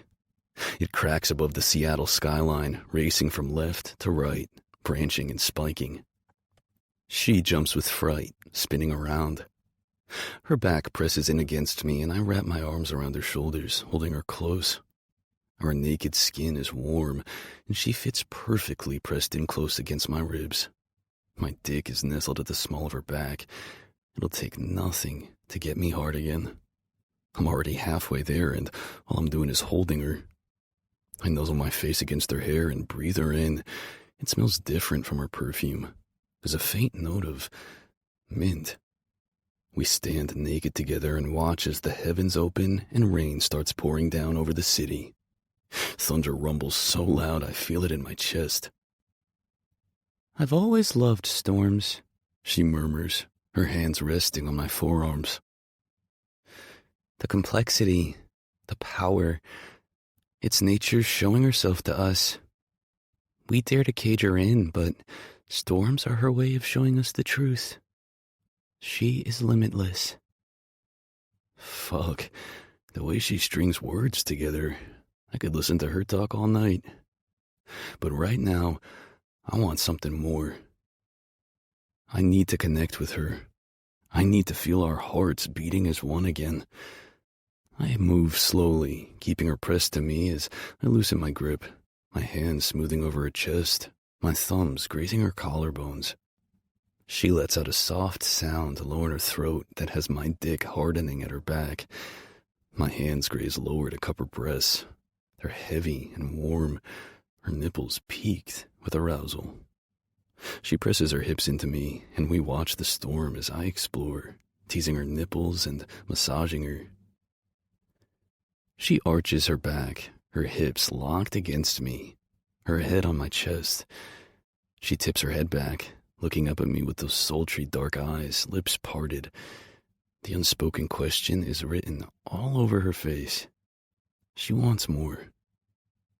I gaze back, holding eye contact as I let my left hand slide down, smoothing over the curve of her hip before I'm delving between her legs. My pointer and ring finger part her pussy lips, letting my middle finger slide along her slit, gently circling her clit. She hums her appreciation, her eyes hooding with lust. I play, feeling how wet she is for me. I slide against her with 2 fingers, my other hand still holding her breast. She takes her hands and places them on mine, one between her legs, one on her perfect tit. She shadows my movements, totally along for the ride. Slowly, she changes her grip on my right hand, dragging it off her breast, up and up. I let her lead until my palm wraps around her throat, my fingers brushing her pulse point. She gives my hand a little squeeze, then shivers with need. Oh, God. I am dead for this girl. There's no way I'm stopping now. An earthquake could hit and I'd fuck her in the rubble. I shove 2 fingers inside her, loving the sound of her gasp. She's moving her hips with my hand, riding me. I let that hand at her throat squeeze, and she catches her breath, sharp and sweet. With a groan, I drop my mouth to her ear, biting the lobe. You like that, baby girl? My hand on your throat, my fingers in your cunt. I'm gonna claim you, make you mine. She whimpers, her body melting against me. I give her clit a little friction with my palm, and her tight pussy clenches around my fingers. I kiss her neck, nipping her ear again. I've never fucked a girl bare before. Never in my life. Oh, God, she pleads, squirming on my hand. She's right fucking there. I'm not taking her pussy until I feel her shatter again. Only you, I tell her, the words shredding my own heart, making it bleed. There is only you. Fuck, she whimpers. Don't stop. Please. Stop? I can't fucking stop. I'm about to give her everything. Every piece of me. I'm going to come inside a girl's cunt for the first time in my life. Fuck, I'm already right there. I've got cum leaking from my tip. I'm so ready to feel her clenching around my dick the way she's clenching my fingers. I don't know how I'll survive more than a few quick pumps. God, I need this to last. Need her to want me. Not Jake Compton, starting NHL defenseman. Not Jake Compton, the playboy, the millionaire. I need her to want me. Just me. Her moans pull me back to myself. I squeeze her neck, loving the way she's riding my hand, using her own to help me give her just the pressure she craves. Such a good fucking girl. I growl in her ear. Ride that hand like you own it. As soon as you shatter, I'm taking you to that bed, and I'm filling you up with my dick. Yes, she chants, her hand dropping from mine at her neck to cup her own breast, tweaking her nipple. Her pussy is clenching my fingers so tight, she's ready to explode. That's it, baby, I say. I think she's getting off on the dirty talk. Fuck, so am I. You know you're aching for more than my fingers. Shatter for me and you can have my dick anywhere you want it. God. Her body goes still, her ass pressed tight against my thighs, her head slammed against my chest. I curl my fingers along her G-spot, pressing her clit with my palm and whisper in her ear, you're a dirty girl who likes to get fucked. Now come. And fuck me, but she does. She comes all over my hand, her body shaking in my arms as she trembles and moans. It's all I can do to hold back my own release as she rides my hand, her pussy pulsing around my fingers. She trembles, her body going slack, and I know she's done. I drop my hand from her throat first, wrapping it around her waist to keep her upright. Then I slip my fingers from her soaking wet cunt. She's all but dripping down my hand. I raise my fingers to my mouth, not even bothering to stifle my groan. The taste of a good pussy on my tongue has the same effect as the first drop of a puck onto the ice. My heart stops in my chest, and my whole body goes into performance mode. It's time to play. Time to win. With a growl, I grab her, scooping her into my arms. I march her the 4 steps back over to the bed. She laughs, head tipped back as she chants, "Oh, thank you. Thank you, gods." I lay her down, spreading her legs as she crawls backwards. I'm right fucking there, chasing her. There's nowhere she can go that I won't follow. But she doesn't want the chase. That moment is past. She wants me. She wants us. My heart is in my throat, and I feel breathless as I take my dick with one hand, tracing her wet slit with my tip. She feels so good. I shiver. My whole body feels lit up like a Christmas tree. I'm hot, I'm cold, I'm a fucking mess. Her hands slide up my arms to my shoulders before she's cupping my cheeks. "Hey," she murmurs. "Look at me." I pull my gaze from where my bare dick is sliding against her clit. I don't know what she sees when she looks at me, but her gaze softens and she pulls me down for a kiss. "I'll make this so good for you," she says. "I'm yours. You've won me. I'm yours." I've already won. She's mine. Not waiting another second, I notch my dick at her entrance and press in. Oh, God. Oh, I'm gonna die. Don't get me wrong, sex with a condom is always good. I'm the king at having sex with a condom. But sex without a condom is... there are no words. I'm falling and flying. My dick feels like it's found its home. She's so hot and wet. her pussy making room for me. I give a few thrusts, working my way in, and the slide of her wetness down my shaft has me ready to come in seconds. No way am I gonna last. She hums, her hands in my hair, her legs squeezing around my waist. You feel so good. So big. I open my eyes, unaware I'd shut them. She's got her head thrown back, her dark hair splayed around her on the bed, and she's smiling. With the smudged dark makeup and the piercings, she looks like a fallen angel. My angel. No holding back now. I thrust deep, burying myself to the hilt. She groans with pleasure, her hands drifting back to my shoulders. I do it again, loving the look of her breasts bouncing, those pointed nipples peaked and perfect. I drop my mouth to her breast, arching my back as I drive into her. Yes, she pants, her arms falling to the bed, framing her face. God, I love the feel of you inside me. So full.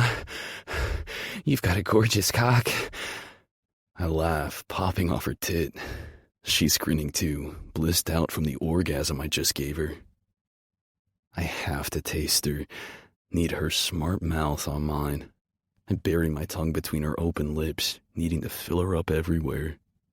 She moans into the kiss and we tongue fuck, her arm around my neck. She sneaks her other hand down, gripping tight to my ass. Her nails scrape over my ass cheek and I groan, increasing the speed of my thrusts. At the first clench of her pussy around my bare cock, I'm done. My entire body sparks like a stick of dynamite. Growling deep, I break our kiss, my hands grabbing her thighs. I want more. I want to be buried in this girl so deep when I come. I want to be part of her. I lean back, working her hips and thighs until she's all but folded in half, her legs on my shoulders, toes pointed in the air. Oh my God! Oh my God! She screams, her mouth open as she pants. Her pussy is clenching me so tight. This girl is my new everything. She's so responsive to me, so perfectly fuckable. I wrap my arms around her thighs, holding her in place, keeping her squeezed tight, and I pound the ever-loving fuck out of her. Don't you dare stop, she cries. Oh God, I'm right there. You're so deep. I know, baby. I know. Oh God. I'm a trembling mess, my dick slamming her, owning her, as my hips give her everything I've got. My heart is racing. I can't hold on any longer. Damn, I wanted her to come again first. Baby, I can't. I'm gonna... Do it, she cries. Come inside me. She squeezes me again. Now. And I do. My back arches and I cry out as I unload inside her tight pussy. It's the most incredible feeling, and she takes all of me. She's squeezing me so hard, and I know she's coming too. I shiver, feeling the last twitch of my dick deep inside her. Beneath me, she's panting, her chest rising and falling.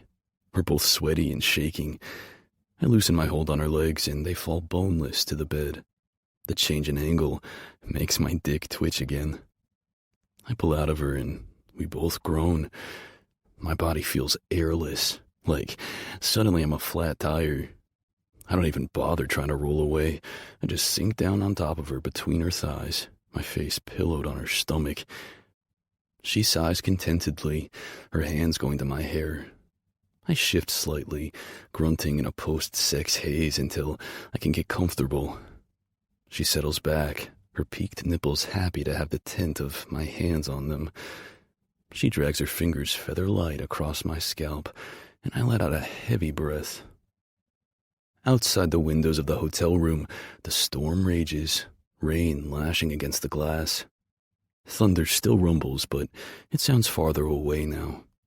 The lights of the city glow as late afternoon begins to feel like night. "Stay with me tonight," she murmurs. It's not a question. Yes. As if there's anywhere else I'd rather be. That one night. 8. Rachel. After Mystery Boy graciously gifts me 2 of the best orgasms of my life, we take turns in the bathroom getting cleaned up. While he's in there, I order down to the restaurant for room service. It's almost dinner time and I'm starving. But there's no way I'm leaving this room. It feels like the moment I do, the magic will break. I slip on my white hotel robe, pulling my hair up into a messy top knot. When I took my turn in the bathroom, I did the bare minimum to wipe the makeup off my face and remove my contacts. My vision isn't great, but it's good enough to get by without bothering with my glasses. As long as he doesn't ask me to drive him anywhere tonight, I'll be good. He comes out of the bathroom naked, totally at ease in his own skin. Sauntering across the suite, he snatches up his discarded briefs and tugs them on, which does the bare minimum to conceal the perfect roundness of his ass. Lord have mercy, how many squats does it take to get glutes that juicy? All the ladies need to know. I stifle a grin, busying myself with looking for the TV remote. He joins me on the sofa, sinking down with a soft groan. He sits right next to me, not caring that there's a whole other end. He grabs my legs, flipping me until I'm partially in his lap. His calloused thumb rubs little circles on my ankle as he visibly relaxes. He just needs to be touching me. I understand the sentiment. I'm feeling the same way about him. I order down for some room service. Hope you don't mind steak. He smiles, his head tipped back against the back of the sofa, eyes closed. Sounds perfect. I flip the channel to Sports Center. Below the TV, the electric fire burns.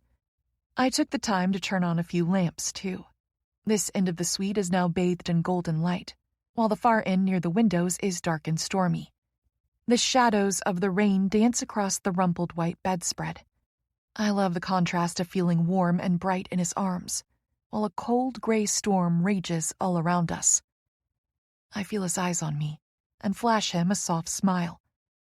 He's casually rubbing my foot, working his thumbs in circles over my arch.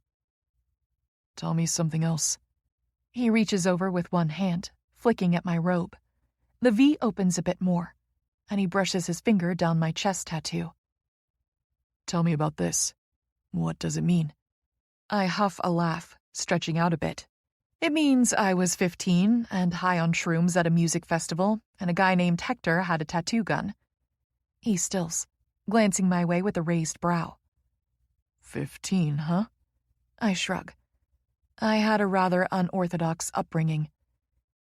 I don't mention that the festival was Coachella, or that my dad's band was headlining, or that the shrooms were stolen from my dad's personal stash. What can I say? I was a rebellious teen, angry and bitter. I was practically a caricature of a rock star's spoiled, rotten kid. It took a while for me to figure out the balance between privilege and purpose. I wasted way too many years thinking everything in life was going to be handed to me because of my last name. Harrison caught on much quicker. He may have used Daddy's name to secure himself a start in the culinary industry, but he's built everything he has on hard work and skill. I've spent years playing catch-up, fighting tooth and nail to prove I can earn my own way too. That's why losing this fellowship hurt so fucking much. I wanted it. I fought for it. I powered through college in 2.5 years with a degree in kinesiology. I finished med school in 4, specializing in sports medicine. Now I'm finishing up my 2nd year of residency at one of the best hip and knee centers in the country. It's an amazing blend of physical therapy and orthopedic injury care, which is perfect for me. I love the balance of using proactive physical therapy to protect against injury, rather than only cleaning up the mess once injuries happen. The Barkley Fellowship was going to be the thing to launch me fully into the highest level of sports medicine. It pairs doctors with sports teams from the NBA to the NHL. 10 months of hands-on experience working with the best orthopedic specialists and physical therapists in the world, who work on the world's top-performing athletes. The last 3 applicants to apply for my program all won. All three now have permanent positions on pro teams, and my mentor said I was a shoo-in. He says he's never seen a more natural talent. I don't know what I'm going to say to him. How will I tell him his record is broken? Thanks to me. Fuck. My therapist is going to have a field day with this. My debilitating fear of disappointing authority figures rears her ugly head again. Hey. I raise my gaze off my knees. He's looking at me with such tenderness, such open curiosity. You want to talk about it? I shrug. Maybe I'll feel better if I spill my soul. I open my mouth, and there's a sharp knock at the door. Room service! He smirks. Saved by the bellhop. As I go to get up, he puts a hand on my knee. Stay. I'll get it. He wiggles out from under my legs, trotting over to the door. He disappears behind the corner, and I hear him talking to the delivery person. A skinny guy in a hotel polo shirt comes in pushing a cart. Evening, ma'am. Where do you want it? In minutes, we got a feast spread across the low-glass table. Filet mignon, broccoli and loaded potatoes, fresh bread with butter, a shareable salad, a bottle of Pinot Noir with 2 glasses, 2 large bottles of electrolyte water, and 2 orders of blueberry bread pudding drizzled with caramel sauce. We sit on the floor between the sofa and the table, sharing it all. For over an hour, we talk about everything and nothing. Amy is his only sibling. They had an older brother who died of a rare heart condition before he and Amy were born. Apparently, his best friend has a dog and he wants to steal it. He swears the dog likes him better. I tell him a bit about Harrison's wedding. He's curious about the way we blended in Thai customs to honor Somchai's family. There was a beautiful making merit ceremony yesterday morning to start the festivities. 9 monks from the downtown Buddhist temple came to chant prayers and offer blessings. And don't get me started on the food, I say. He hums, his mouth full of bread pudding. Once he swallows, he says, I assume it was pretty good then? I grin, taking my time with my own food. I'm actually cutting my steak. He just inhaled his. I think the word that comes to mind is orgasmic. I reply with a wink. Oh, don't play with me. He groans, setting his fork down. If you're about to say your dinner last night was better than the 3 orgasms I've given you tonight, you're gonna make me cry. He lunges, wrapping his arm around me and pulling me into his lap as I laugh, squirming to get away. I mean, I don't try very hard. Is that what you want? He growls, his hand diving inside the open slit of my robe to cup my breast and tweak my nipple. Do you want to see a grown man cry into his blueberry pie? I giggle, still squirming.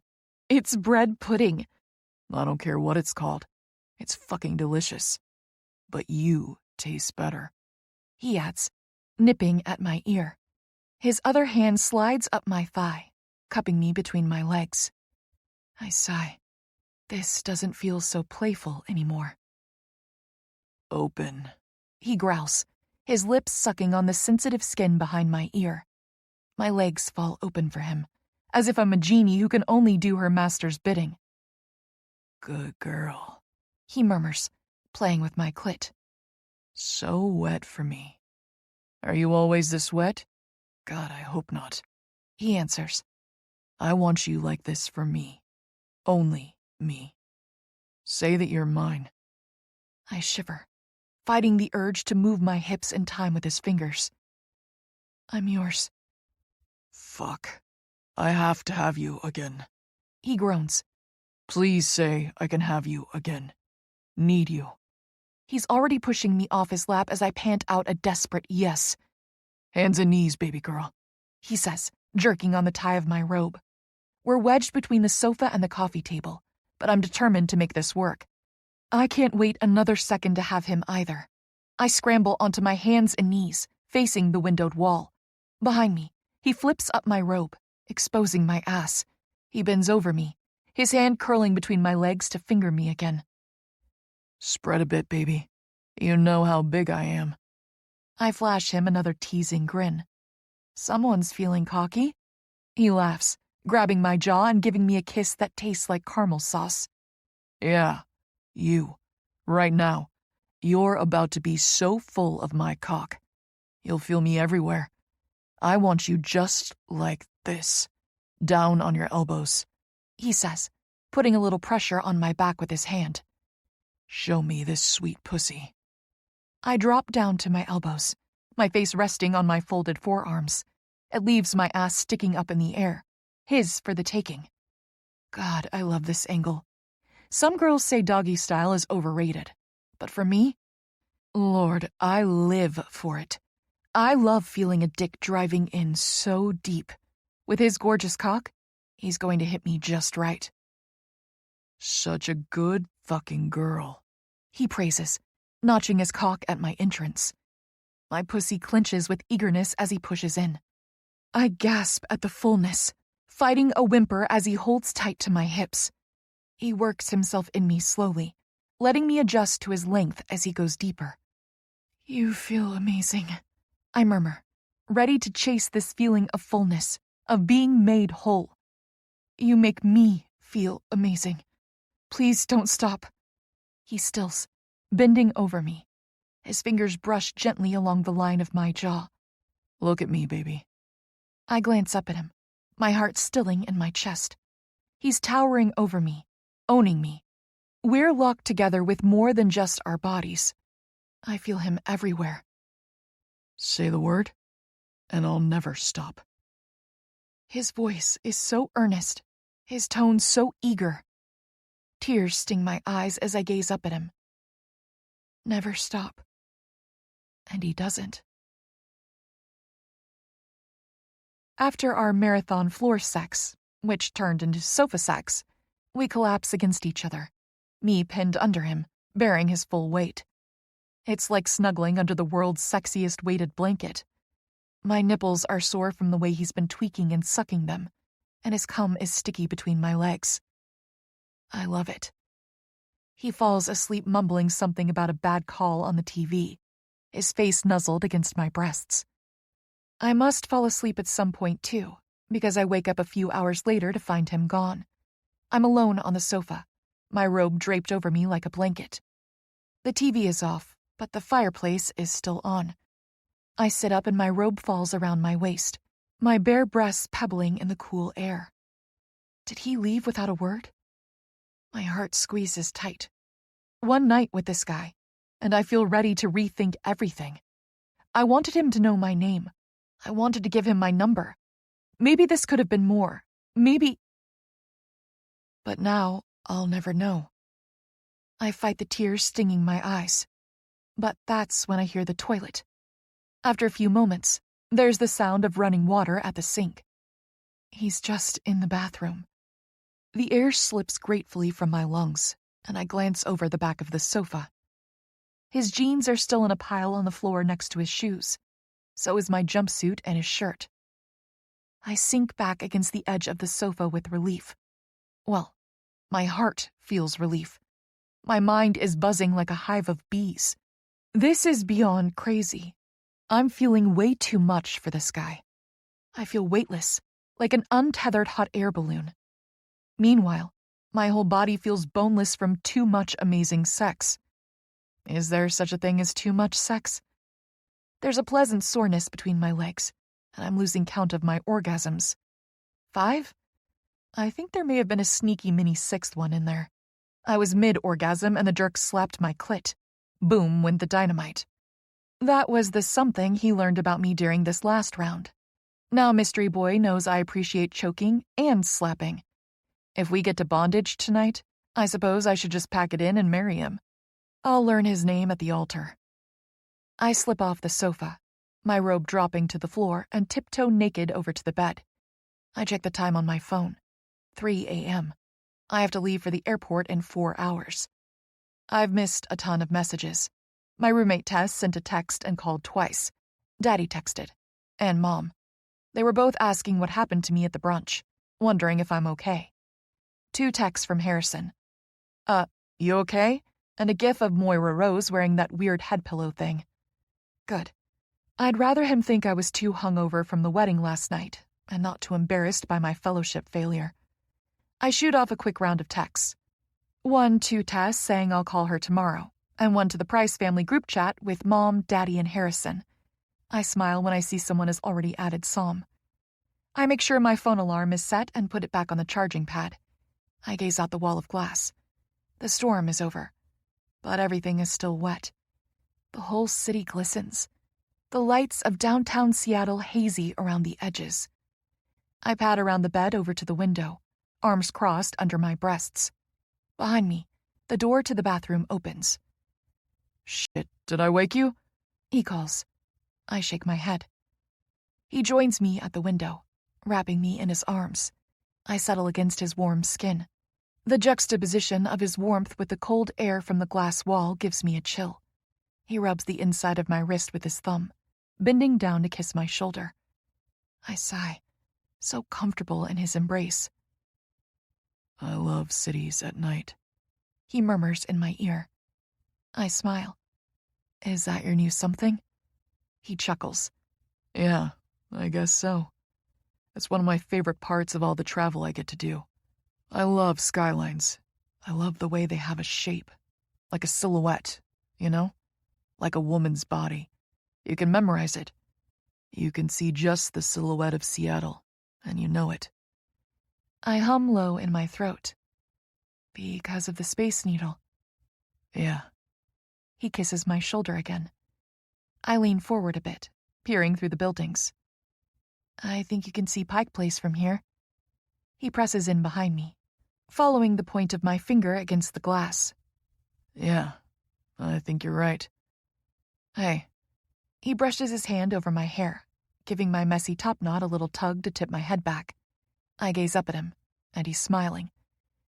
You want to go there in the morning before your flight?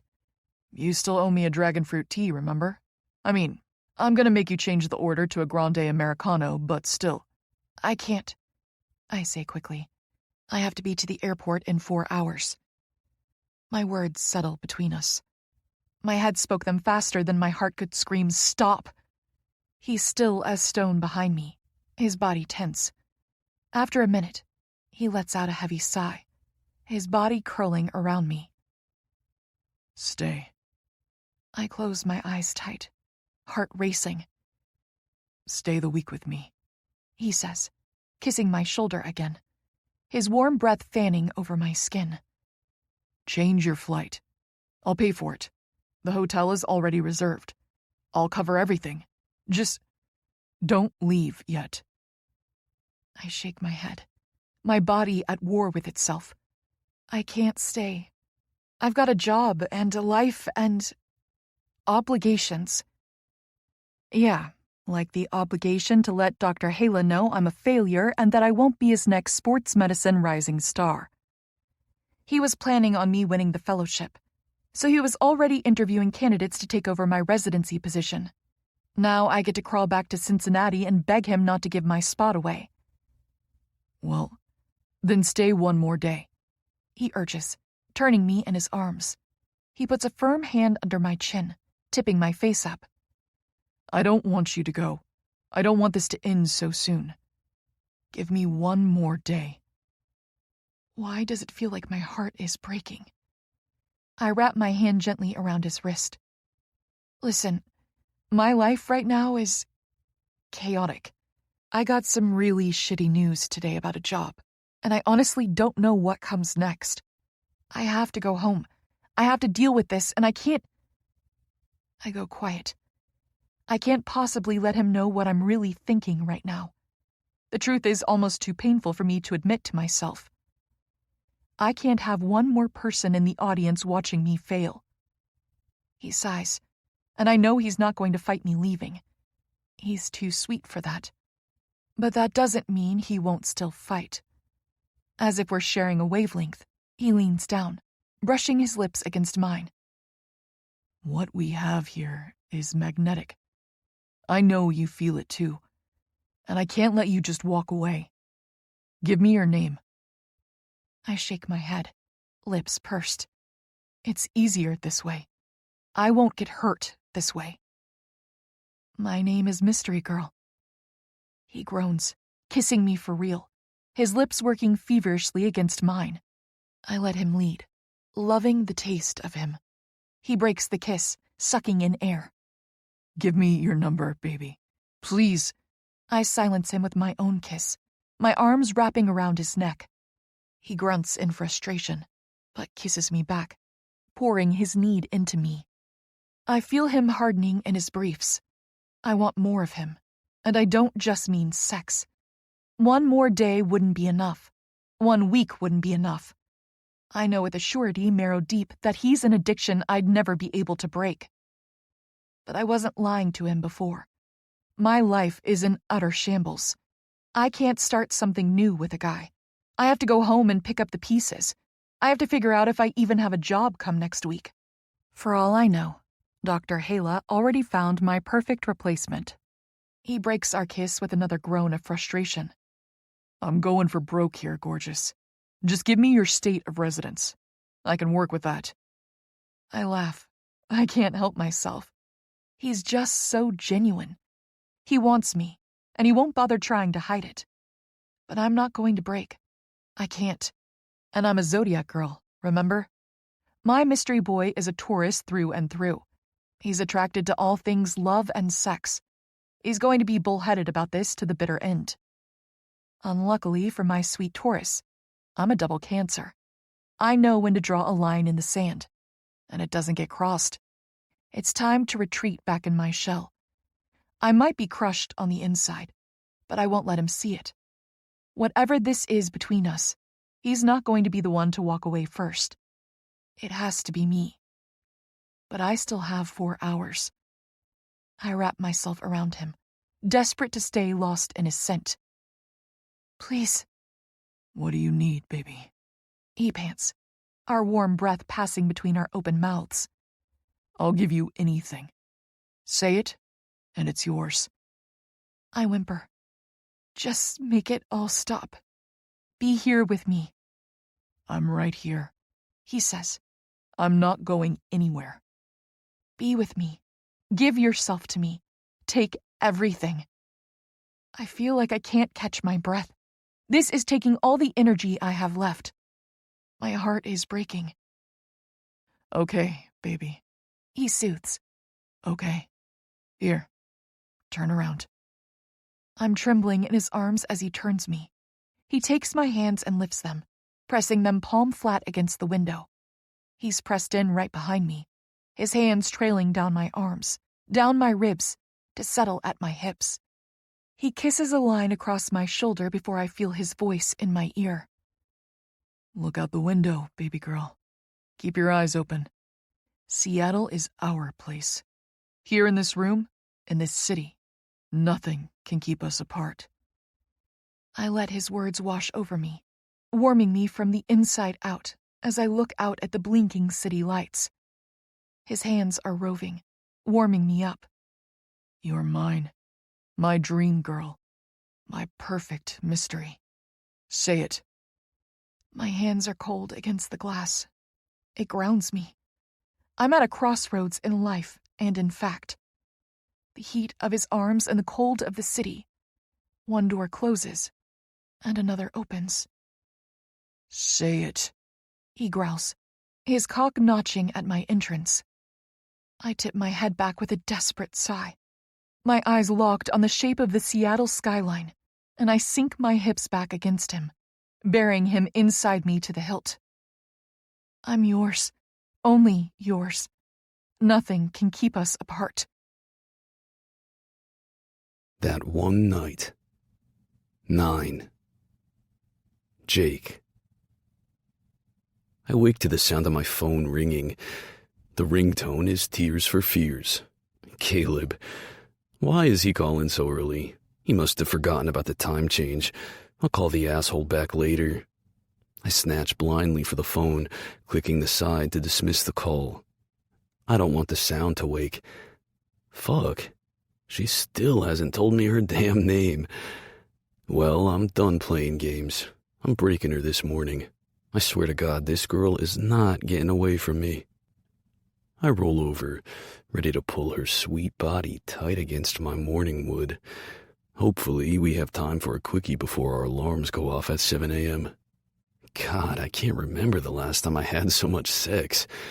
and each time was more earth-shattering than the last. That last time we fucked against the window, she screamed, clenching me so goddamn tight, and I came so hard I saw white spots. Never in my life have I seen a girl literally dripping with my cum. Now I get why some guys have a breeding kink. I wasn't lying before. If this was Vegas, I'd be ringing down to the front desk asking for an Elvis minister. We rinsed off in the shower, both of us standing sex-drunk under the spray. Then we crashed in bed. I think I was asleep before my head hit the pillow. No way in hell am I letting her slip away. I'll be riding with her to the airport. Heck, I'll try to pull the "I'm a famous NHL player" card to get through security with her. If I've only got Seattle, I'm gonna milk every last second. I'm not giving up until the gate agent closes that door. And I mean to play dirty. Anything to win. It's not like there's a penalty box she can shove me in. The first 4 words out of my mouth are about to be, "My name's Jake Compton." I reach for her, my hands snatching at the cold sheets. She's not in the bed. My eyes dart open and I wince. Weak morning light streams in through the windows. I'm instantly on edge. Something's wrong. I roll over, twisting up in the sheets as I scramble for my phone. I tap the screen and my heart drops out of my chest. 8:37 a.m. No, fuck. She turned off my phone alarm. I stumble my naked ass out of the bed, my gaze darting around the hotel suite. I already know what I'm going to find. Her suitcase is gone, her discarded heels, her sexy black jumpsuit gone. Her Kindle was on the beanbag thing, and there was a small pile of jewelry on the side table and an extra phone cord. All gone. She's gone. Mystery girl is gone. She didn't even wake me to say goodbye. My heart cracks open in my chest. I stumble across the suite into the bathroom and turn on the light. My breath catches as I see that she's left something on the counter. Oh God, it's a note. It's going to be her name and phone number. I snatch up the piece of hotel stationery, but a quick scan has my heart sinking. No hint of a digit, no name. I lean against the sink and read. Dear Mystery Boy, thanks for last night. You have no idea what it meant to me to share this perfect moment. I'm sorry I'm leaving without saying a proper goodbye, but it's better this way. As I packed, I thought of a poem by Rumi. The minute I heard my first love story, I started looking for you, not knowing how blind that was. Lovers don't finally meet somewhere. They're in each other all along. Maybe we'll meet again, maybe not.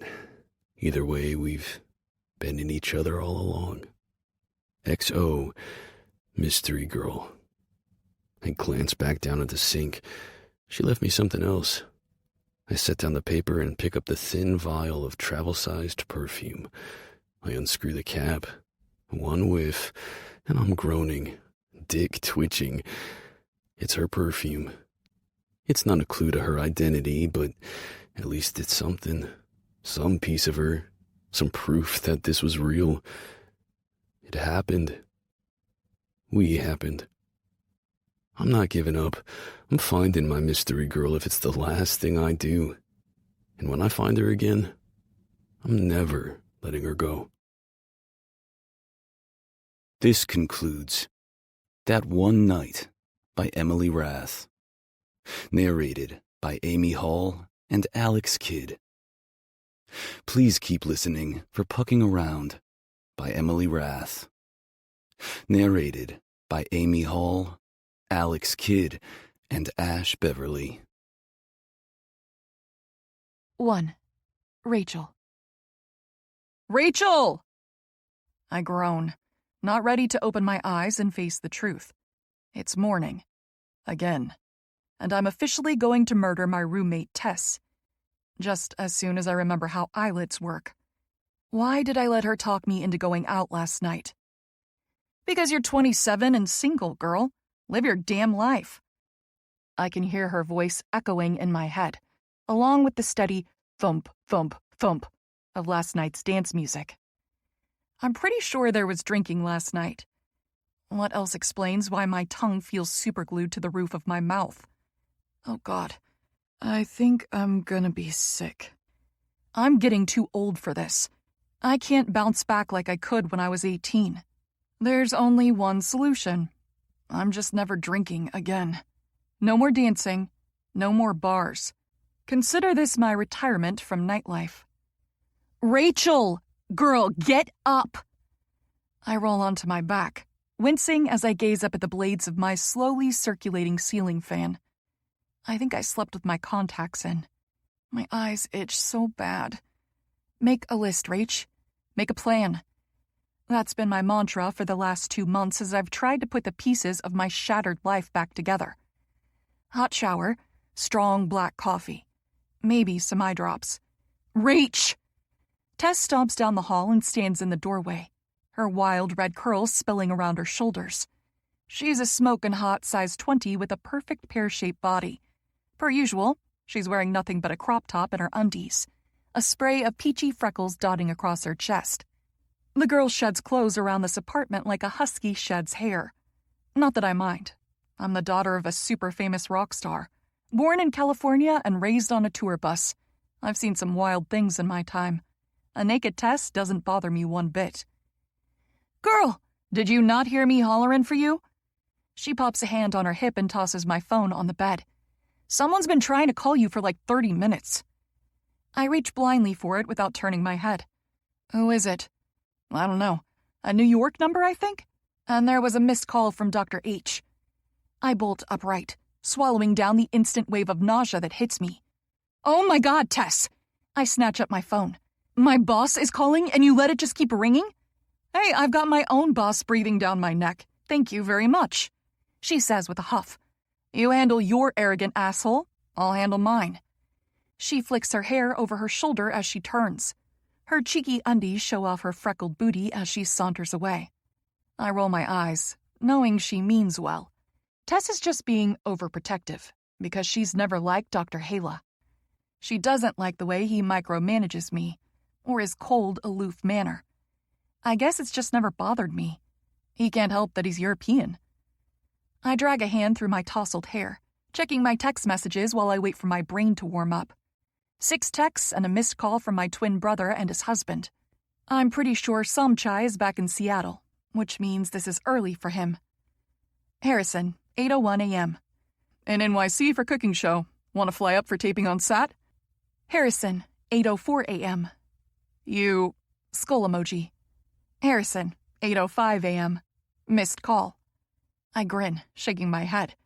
Just like a twin to give me exactly 3 minutes to respond to a question before he jumps to rigor mortis in his mind. Harrison, 8:07 a.m. Hello? Eyes emoji. Som, 8:12 a.m. Girl, you better be dead because your stupid brother just woke me up at 5 a.m. Call him back. Som, 8:14 a.m. Please don't actually be dead. Harrison, 8:20 a.m. I texted Tess and she says you're hungover, not skull emoji. LMK about Sat. Now I'm laughing. These two are too much. My brother and his husband are rising stars in the culinary world. Apparently, Harrison was asked to be a guest judge on some new cooking show. He's always been more comfortable using our famous father's name and connections. I wouldn't be surprised if he drags him to the taping. Which means that if I go, I'll be seated in Daddy's shadow, when the cameras inevitably pan to him for a close-up. Then I'll get 3 weeks of hassle as the tabloids remember I exist. Yeah, no thanks. I type out a quick reply in our group chat. Rachel, 8:31 a.m. Not dead. Can't come because I gotta work. But good luck. Kiss face emoji. Spotlight glare is literally the last thing I need right now because, 2 months ago, my own career rocket crashed out of the sky. I was in Seattle for Harrison's wedding when I got the news that I lost out on the Barkley Fellowship, the top sports medicine fellowship in the industry. It pairs early career doctors and physical therapists with professional sports teams. The last 3 residents Dr. Hala put up for it all won. After their 10-month rotations ended, they were all offered permanent positions. I was supposed to be lucky number 4. Dr. Hala was so sure I would win that he confidently started interviewing for my replacement in the residency program. I had to crawl back from Seattle with my tail between my legs and beg him not to give my spot away. He was kind about it, righteously indignant, swearing he'd never recommend a doctor to their sham of a program again. So that's where I've been for the last 2 months, back in Cincinnati, going through the motions day to day. When I'm not putting in my residency hours at the hip and knee clinic, I'm working out or hiding out, until Tess gets fed up and drags me out. My therapist might be ready to prescribe Prozac, but Tess has a whole other kind of therapy in mind. Dick therapy. Since I got back from Seattle, she's been on a mission to get me laid. She thinks a wild night with a guy will cure me of my funk. But just the thought of touching another guy has me cringing.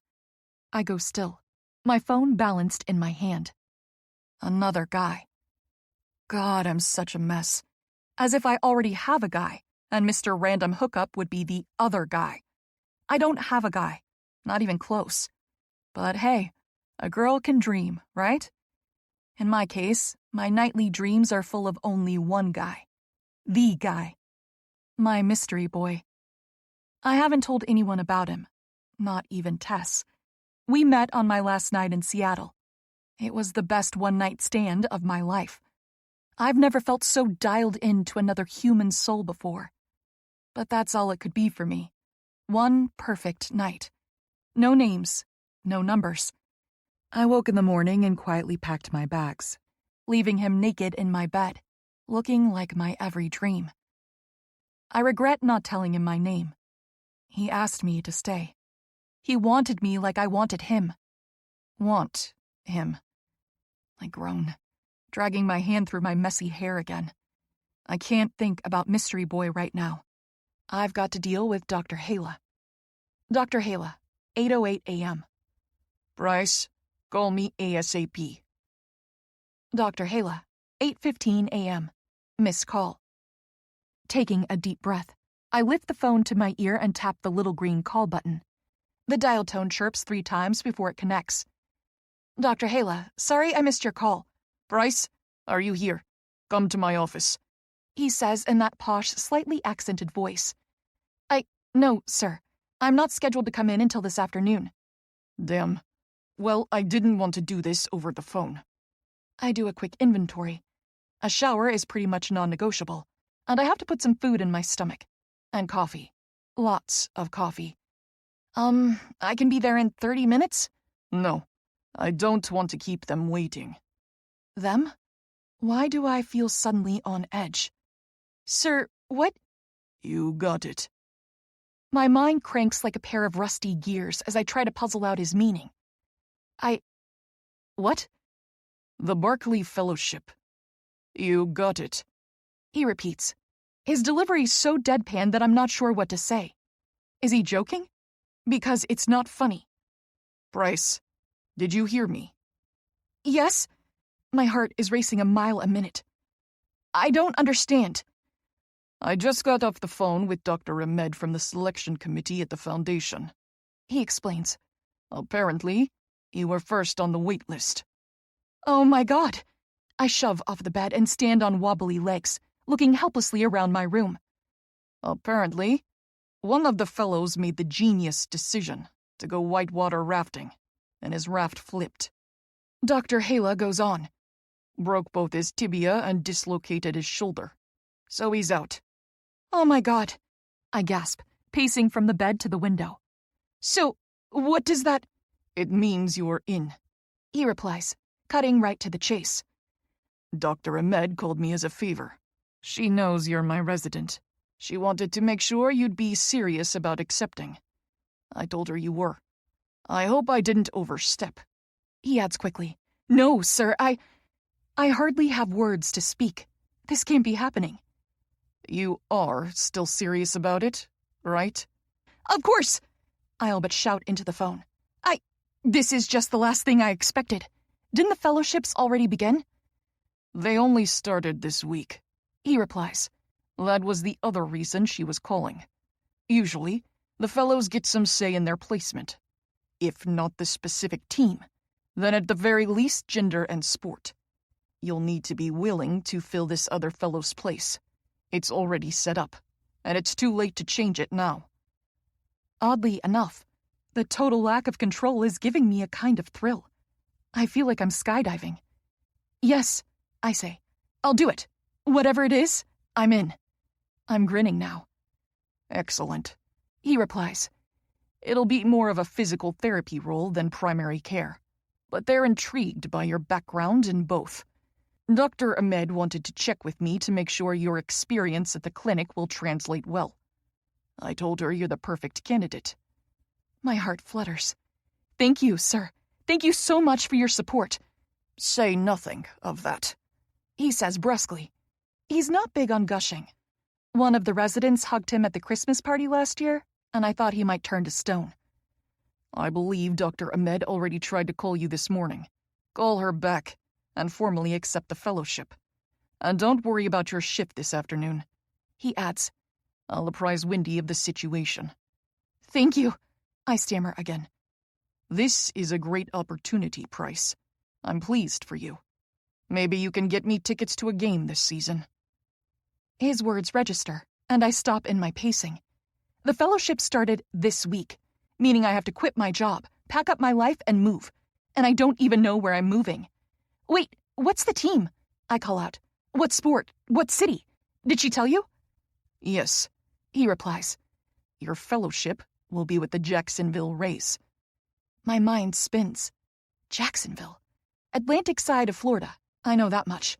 But my mind is drawing a blank at the Rays. The Jaguars are the NFL team. Baseball, maybe? God, if this is a test of my fit for their program, I'm utterly failing.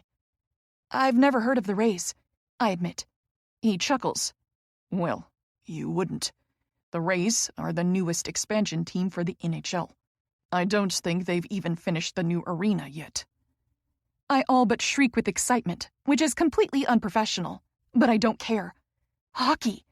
It's one of the most ruthless, injury-prone sports. The men play with literal knives strapped to their feet. Lots of bone breaks. Lots of shoulder, hip, and knee injuries. Dislocations. Groin pulls. It's my dream placement. And a new team means all new equipment, new facilities, over-eager fans. Sir? I squeak out, unable to think of any other words. He just chuckles again. Have fun, Price. You've earned this. Then he hangs up. I stand there with the phone in my hand, utterly speechless. I won the Barkley Fellowship. Tess ducks her head back in my room, green smoothie in hand. You talked to Dr. H? What?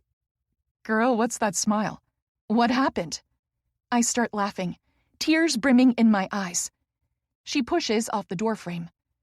Girl, what? I'm moving to Jacksonville, I blurt out. What?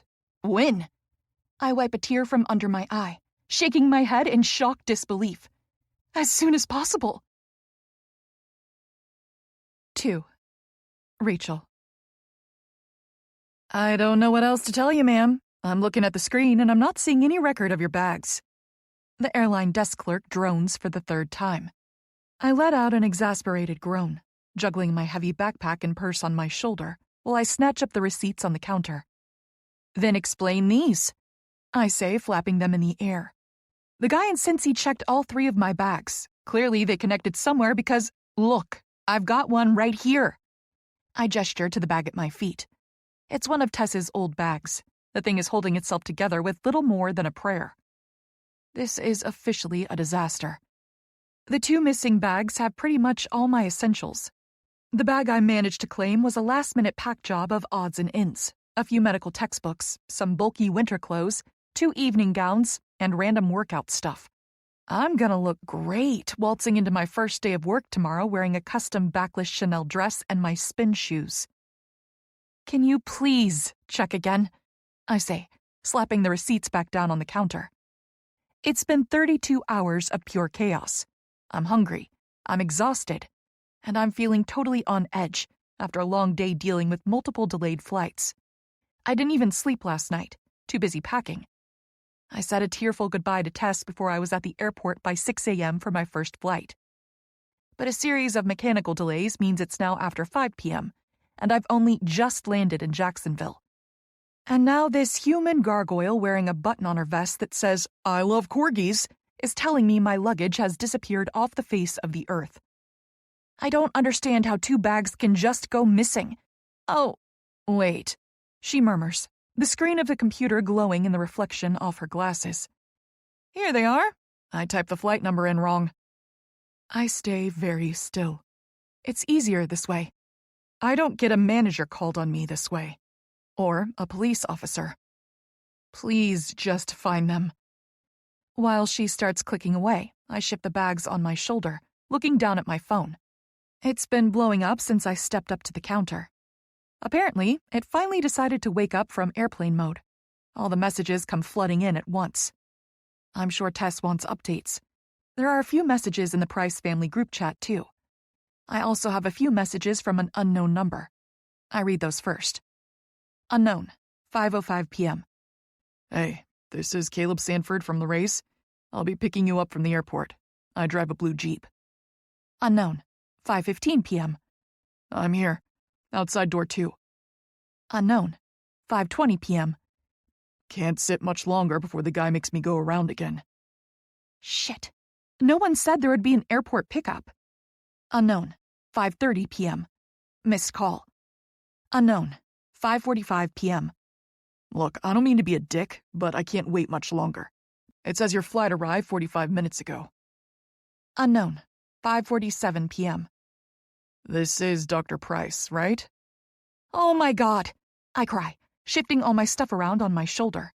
Great, now I look like a total jerk that just ignores calls and texts for an hour, leaving people to wait on me. I need to call this guy back. I need to get out of this damn airport. Please, I say over the counter for what feels like the 100th time. If the bags aren't here, I can come back, but I can't just keep standing here. She raises a hand in my face. Ma'am, I need you to calm down. Oh, no, she didn't. Calm down? I seethe. I haven't begun to be uncalm. You're the one who said my bags weren't even in the system 2 seconds ago. I choke back the rest of my tirade. It's not worth it. Please, I say again. Just tell me. Got it. She murmurs, her eyes back on the screen. Looks like 2 of the bags were misdirected during your connecting flight in Charlotte. We can have them rerouted here sometime tomorrow morning. I sigh with relief. Thank God. What do you need from me? Nothing, she replies, sliding the bag receipts back across the counter at me. We've got all your contact info. Someone will be in touch letting you know when the bags have arrived. I snatch up the receipts. Thanks, I mutter, only adding the "for nothing" inside my own head. Welcome to Jacksonville. She deadpans, already waving at the next person in line. I fight with the strap of my purse, which is now wrapped in my backpack strap and hooked around my metal water bottle. At the same time, I reach down for the handle of my checked bag. It's one of those boxy black rectangles, lumpy down the front with all the odds and ends I've crammed inside. The thing weighs a ton. Whatever, it rolls. And now I'm on a roll. I hurry away from the lost baggage desk, dragging my one lonely bag behind me. I've got my purse strapped across my body, so my left hand can be free. I'm already tapping the call button on my phone. It rings and he picks up immediately.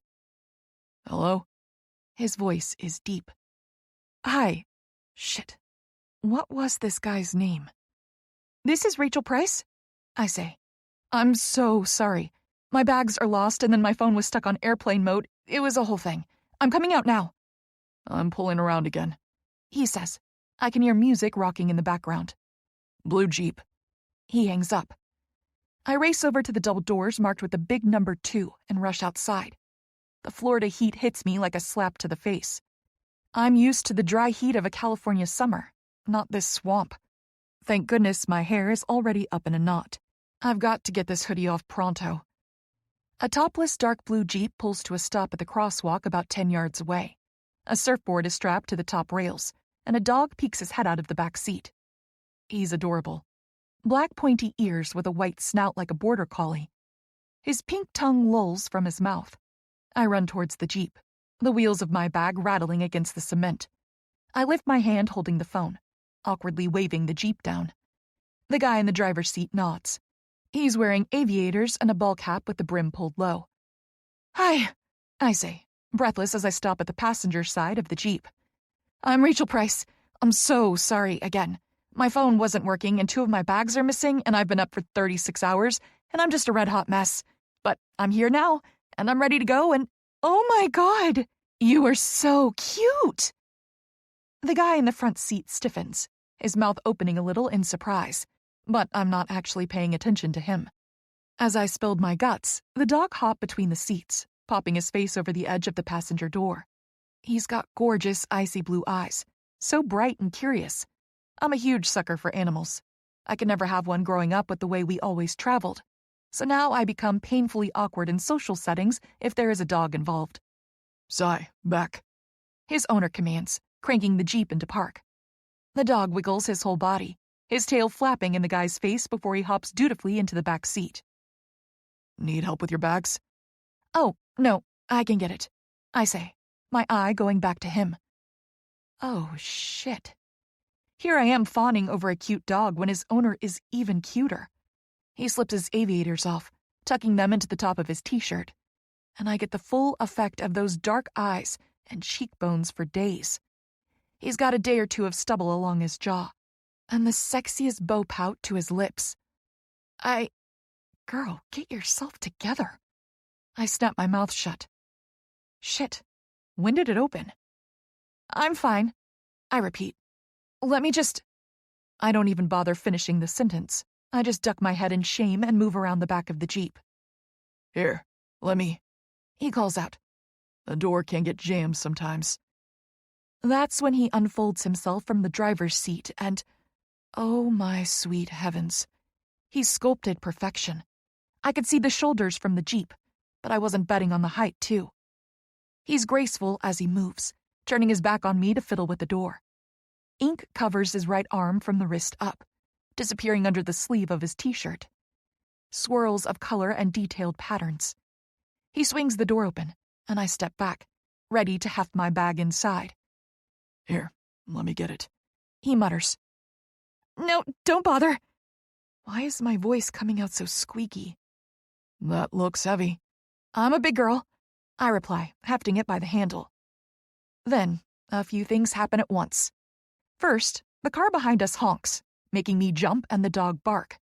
Then the PA system starts blaring about parking in restricted areas. Lastly, as I lift the bag, I snag the edge of the door. This must have been just enough force to fray the ancient bag's last will to live. I hear the fabric tear, and then all hell breaks loose. And by hell, I mean the contents of my bag. Yep, I stand there, mouth open in horror, watching as all my belongings flood from the shredded canvas, spilling all over the curb at our feet. Surfer Boy exchanges a wide-eyed look with me before we jolt into action, trying to catch all my falling stuff. I shriek as a book slams down on my exposed toes. This has me knocking back against the open Jeep door. Now the dog is barking in alarm, watching us scramble to keep my stuff from rolling into oncoming traffic. Once we get the bag to the ground, I drop to my knees, desperate to shove everything back inside. This is it. I finally found it. Hello, Limit. I'm Rachel. I work quickly, stuffing things back inside the broken bag. A few seconds pass when I realize Surfer Boy is just standing there, making no effort to help me. I glance up, my eyes trailing up his bare legs dusted with sand. Did he come straight from the beach? I pass over his board shorts, up his cut torso, to his face. He's looking down, but he's not looking at me. No, he's looking at the thing in his hands. His expression is frozen on his face, totally unreadable. And thing is right because, oh my fucking God. My heart drops out of my chest. Someone bury me in the earth right here in this airport loading zone. And make sure to dig a hole for Tess right next to me because I plan to haunt her to death. Surfer Boy is holding a dildo. My dildo. It was a gag gift from Tess, and it's most certainly a gag that she packed it for me. It has to be. Because the dildo is large and purple and shaped like an octopus tentacle. 3. Caleb. I'm standing in the no parking zone of the Jacksonville airport with a tentacle dildo in my hand. It's electric purple and rubbery, and I can tell from the weight it's battery operated. Holy fucking shit. How the hell did I get here? I've been waiting for this woman for almost an hour, getting myself more and more worked up about entitled doctor types who have no consideration for others. I was ready to hate her. Hell, I was ready to drive off and leave her ass here. But then my phone finally rang, and this walking hurricane of a girl swept through the automatic doors, sucking me into her vortex. She talked at me so fast, I could barely make out the words. All I could do was watch the elegant arch of her throat as it moved. Then, Sai had to go bouncing around, distracting us both. She's gorgeous, I'll give her that. Her curvy body is clad in high-waisted black leggings and a cropped hoodie unzipped to show her cleavage. She did the world a favor by strapping her purse between her breasts and running towards me like a Baywatch model. Once she's close enough, I see the little glint of gold at her nose. Fuck, she's got a septum piercing. I'm a sucker for a pierced and tatted girl. Does she have tats too? I can't tell. What I can tell is that the guys are gonna go crazy. She'll be breaking hearts by day's end tomorrow. Coach is gonna have to put up an electric fence around her office. We'll probably have to make the rookies take cold showers before she examines them. And here I am, still holding her dildo. She's on her knees, scrambling to gather her shit, cursing under her breath. She looks up at me and I'm still just fucking standing here like I've been turned to stone.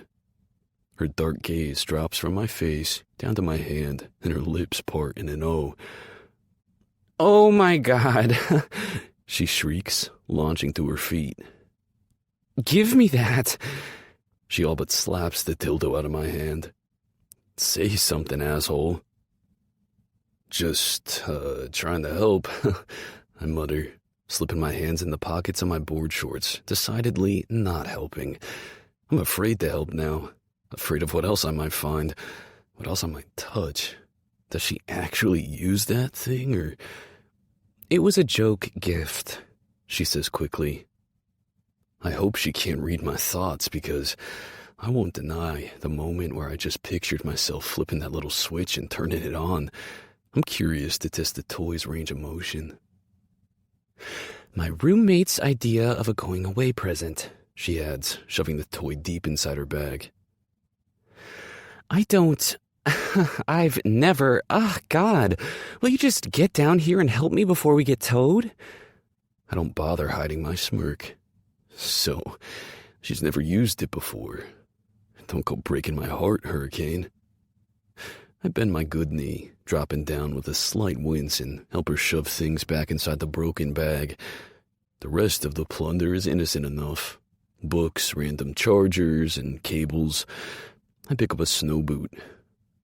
You expecting snow on the beach? She huffs and grabs it, shoving it inside the split in the bag. "Always good to be prepared. Thought I might need to pack snow gear for an away game or something." That's smart. I wouldn't want to be stuck with just my flip-flops in Toronto either. We finish gathering our stuff quick as we can and team lift the bag into the back of the Jeep. Whatever won't fit back inside is tossed unceremoniously on top. She tucks her backpack safely in the back seat, keeping her purse with her as she climbs in the front. I slide in on the driver's side and slip my sunglasses on. "Any preference on the music?" "No," she replies, helping herself to my phone charger.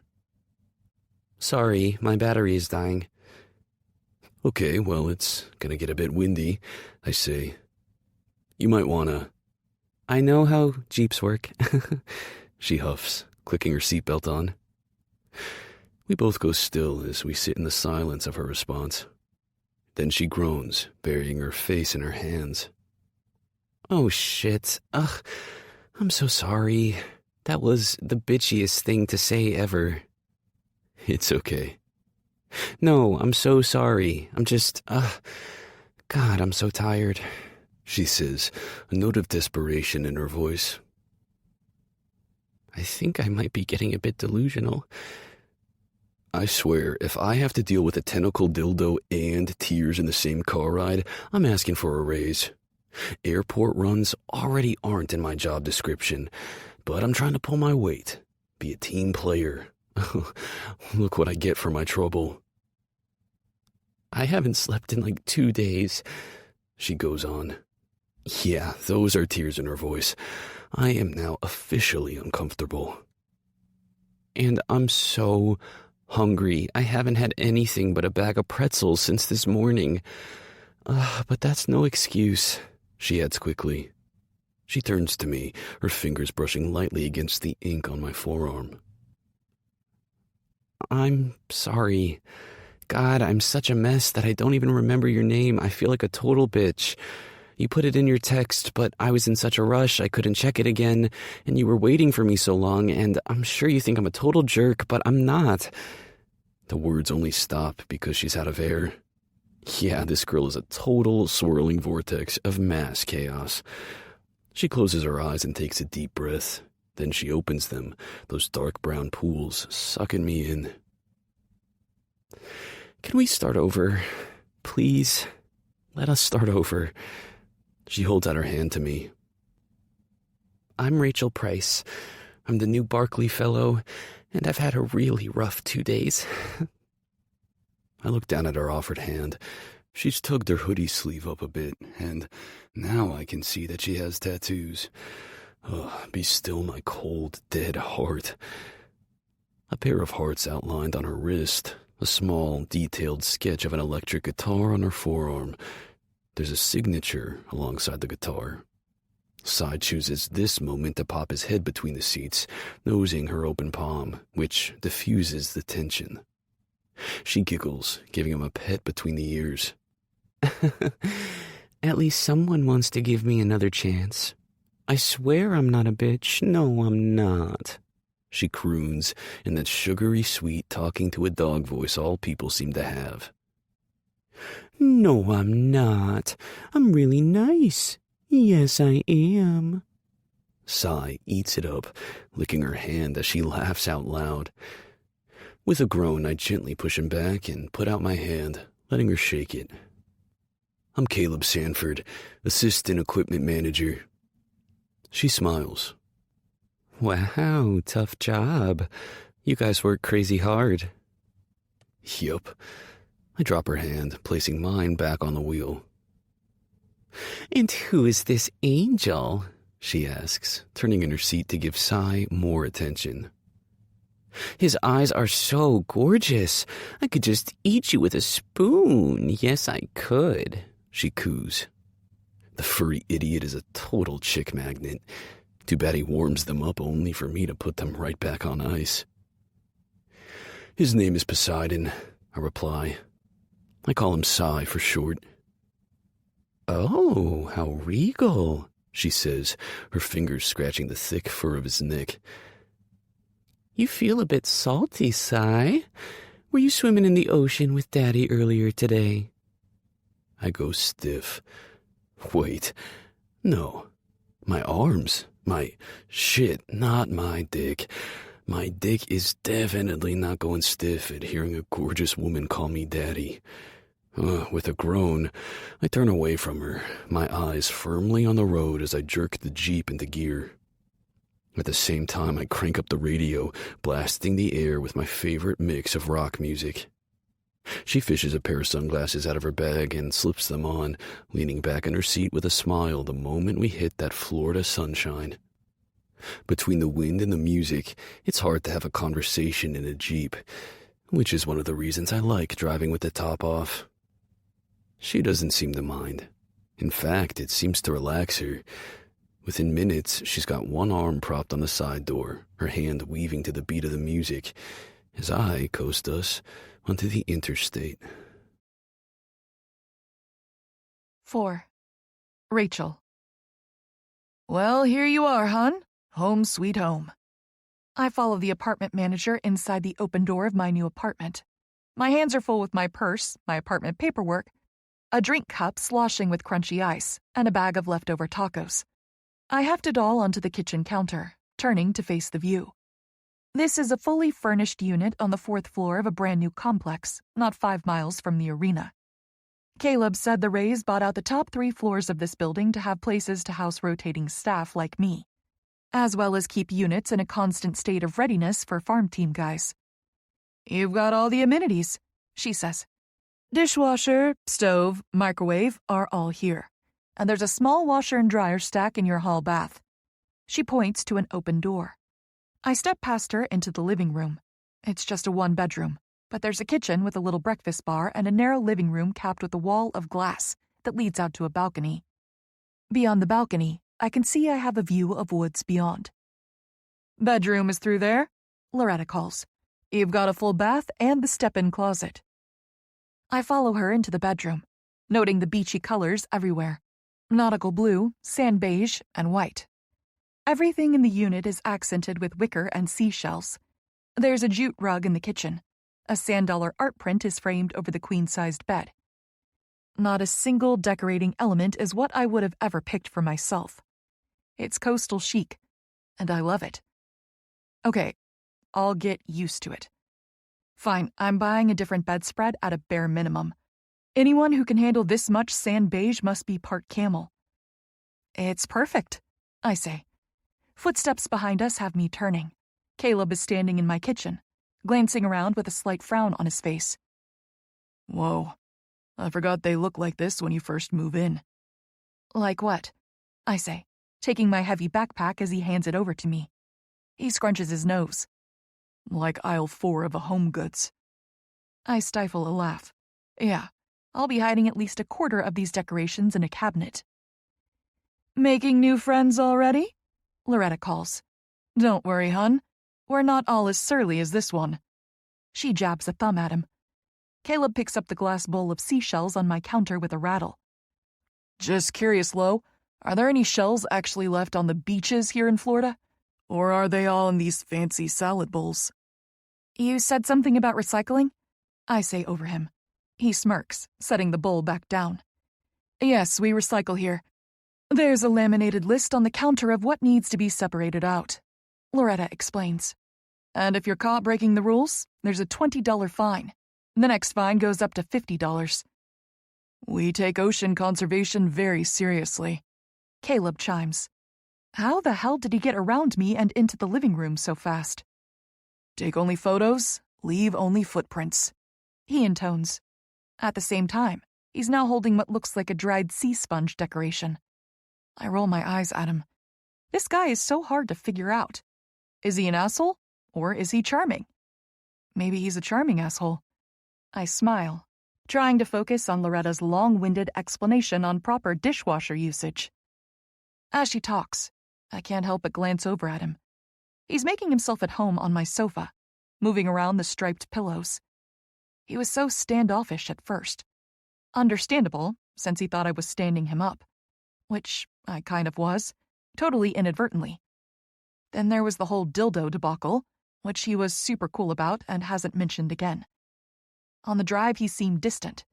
He clearly didn't want to talk, which suited me just fine, especially since he's got great taste in music. I thought I had him pegged as the surly asshole loner type. But then, just before we got to the apartment complex, he pulled into a little strip mall and bought me tacos. "You said you were hungry," he said with an indifferent shrug. Sure, we ate in silence, but it wasn't an awkward silence. We sat outside at a little metal cafe table, sharing our chips with a very happy sigh. Whatever Caleb lacks in charm, his dog more than compensates. "Oh, no, Cy!" I cry, cutting Loretta off. "You can't leave him in the Jeep. Bring him up." Caleb has his nose buried inside my coffee table book. Florida Seashells, a beachcomber's guide. "It's okay," he replies, closing the heavy book and tossing it down. "I dropped him off when I brought up your backpack." Dropped him off? Didn't this grumpus tell you? Loretta laughs. I glance between him and Loretta. Tell me what? Caleb crosses over to me. "I'm your new neighbor, Doc." My heart skips a beat. Neighbor? Yep, he's right next door in Unit 403, calls Loretta. "Why else do you think I was volunteered to pick you up from the airport?" I gaze up into his dark eyes and feel something in my belly swoop. And no, it's not the tacos. Oh, this is so not happening. No way. Red alert. Back up, Rachel. Shut it down. I'm not getting involved with a coworker. I don't care if he's gorgeous and working a smolder so hot it burns. So, if you ever need some sugar, he murmurs. You know who to ask. 5. Rachel. I sigh with exhaustion, swaying at my kitchen counter as I pour myself a generous glass of Chardonnay. I successfully made it to the end of this marathon 2 days. At this point, I'm not sure which I need more, sleep or air. It's a toss-up, really. As soon as I down this wine, I plan to crash. Once Caleb left, I unpacked my one ridiculous bag, confirming what I already knew. The only choice in clothes for tomorrow are 2 evening gowns, a couple bikinis, a white lacy swimsuit cover-up, or my winter gear. So I called for an Uber and made a Target run. 3 hours and $600 later, I was back in my apartment with a stocked fridge and pantry, a new comforter on the bed, new pillows on my sofa, and a load of laundry spinning in my mini washer, to include new scrubs and underwear. Just as soon as the washer buzzes, I'll toss the clothes in the dryer and go to sleep. I fiddle with my phone, turning on some music. I stripped my leggings off as soon as I got home. Sports bra, too.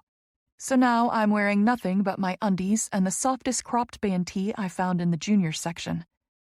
Grabbing my phone and my glass of wine, I saunter across my apartment towards the balcony. I'm a snob about making my outside spaces comfortable, and I'm already planning a patio makeover for this weekend. A plush lounger, some cafe string lights, plants for the railing. I could have one just for herbs. Basil and dill, maybe some rosemary. I make a note on my phone, using my elbow to slide the glass door shut behind me. It's so lovely out here. The humidity from the day is finally cut, so now it's just warm. And so blissfully quiet. My music plays as I scroll mindlessly on my phone, slow sipping my Chardonnay. I'm a few pages into my latest monster romance when I hear the loud buzzer on my washer go off. Draining the rest of my wine, I go to open the sliding glass door. Shunk. It doesn't budge. Oh, you gotta be kidding me. I mutter. I tuck my phone under my arm and give the handle a harder pull. Shunk, shunk, shunk. Oh no. Fucking fuck! I hiss, setting both the phone and the empty wine glass down. Come on, door, please don't do this to me. I whine, trying to see if there's something I'm missing. Some lever that needs lifting or a latch that needs flipping. But no, nothing. There is literally nothing on this side of the glass except the handle. Oh, come on! I snatch up my phone and go quickly through my contacts, looking for the number to the front office. Of course, I haven't plugged it into my damn phone yet. This is just perfect, I mutter, opening my internet to do a Google search. I swear to God, when I get myself out of this, I'm going to bed, and I'm never waking up again. I jerk the phone up to my ear, waiting as the dial tone plays some shitty elevator music. After what feels like an eternity, an answering service finally connects. Thank you for calling the Silver Shells Maintenance Service. Our office is currently closed. If this is an emergency, please hang up and dial 911. I hang up. Oh, God. I am not calling the police to come rescue me. I have a sudden image of a fire truck raising up a ladder to my 4th-floor balcony. A handsome fireman reaches out his hands, ready to lift me over the rail like I'm a kitten stuck in a tree. I'm sure all my new neighbors will enjoy watching me shimmy my bare ass over the balcony into a fireman's ladder bucket thingy. I gasp. I know my new neighbor. I glance over the edge of my balcony towards Caleb's unit. Less than 2 feet of space separates our railings. The angle isn't quite right for me to see inside his unit, but I can tell that a light is on. Please, oh please, I mutter, pressing the call button on his contact. It rings and rings. No answer. No, I whine, dropping the phone to both hands to shoot off a text. Rachel, 11:04 p.m. Hey, Caleb, this is Rachel. Are you home? I see the light is on. Can you come out onto your balcony? Rachel, 11:04 p.m. Right now. It's kind of an emergency. I wait. desperate to see the 3 little dots flashing at the bottom, or, better yet, hear him open his sliding glass door. Nothing. Rachel, 11:06 p.m. Caleb, please, I'm stuck out on my balcony. I keep waiting. Nothing. Oh, God. My heart is starting to race with anxiety, and now I really have to pee. Going for broke, I take a deep breath and start calling his name. Caleb Sanford? Hey, Caleb! I wait. Caleb! Inside his unit, I hear Cy barking. Yes, help me, Cy! I call out like an idiot. Get Daddy's attention for me. Caleb! And whoosh goes my relief with the sound of his sliding glass door as it opens. Cy hops out, his little black and white head darting between the railing bars as he barks over at me. What the— Caleb! I call again. Oh, thank God! Rachel? He peeks around the corner at me. He's shirtless, his coppery hair mussed. I can see that his tattoo sleeve goes all the way up his arm, over his shoulder. The rest of him is long and lean, cut with muscle. What are you— Do you ever check your phone? I cry, cheeks burning with embarrassment. He raises a confused brow. It's in my room. Rachel, what the— I'm locked out, I blurt. What? I came out on my balcony and I shut the door behind me and apparently it locked. He chuckles, dragging a hand through his messy hair. Oh yeah, Lo should have warned you. Don't shut the door all the way unless you want to get locked out. I deadpan at him. Yeah, gee, thanks. I think I've learned that lesson. Now can you help me? He glances around. Well, did you call the maintenance number? The office is closed. The auto message said to call 911. That's probably your best option. They can unlock your unit and get you free. I whimper, already moments away from doing the pee dance. But that'll take ages. He smirks. You got somewhere fancy to be? I freeze. Of fucking course. If I can see him standing there in nothing but his shorts, he can see me in my thong and cropped Guns N' Roses tee. I cross my arms over my braless tits. No way is he getting more of a show from me today. He's seen my dildo, and now he's seen me in my underwear. He's not getting a glimpse of the girls, too. I can keep you company if you want, he says with a shrug, while you wait for the police. I groan again.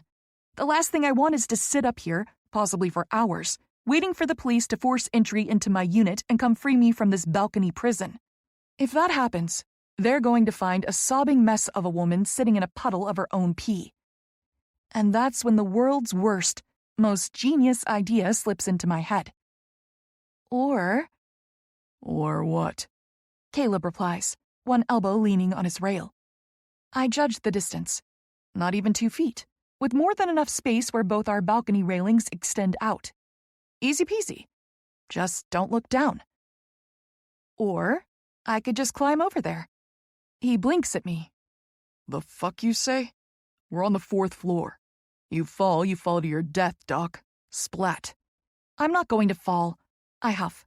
Look, just extend out your arms and we can better judge the distance. No. He barks, taking a step back. No fucking way. I'm not gonna help you ninja crawl your way over here. How would that even help? You'd still be locked out. But you've got a bathroom, I plead. And if worst comes to worst, maybe I could crash on your couch and maintenance can open the door for me first thing in the morning. That way we don't have to involve the police. Please, Caleb. You're fucking crazy, Hurricane. He mutters, shaking his head. I'm not helping you. No is my answer.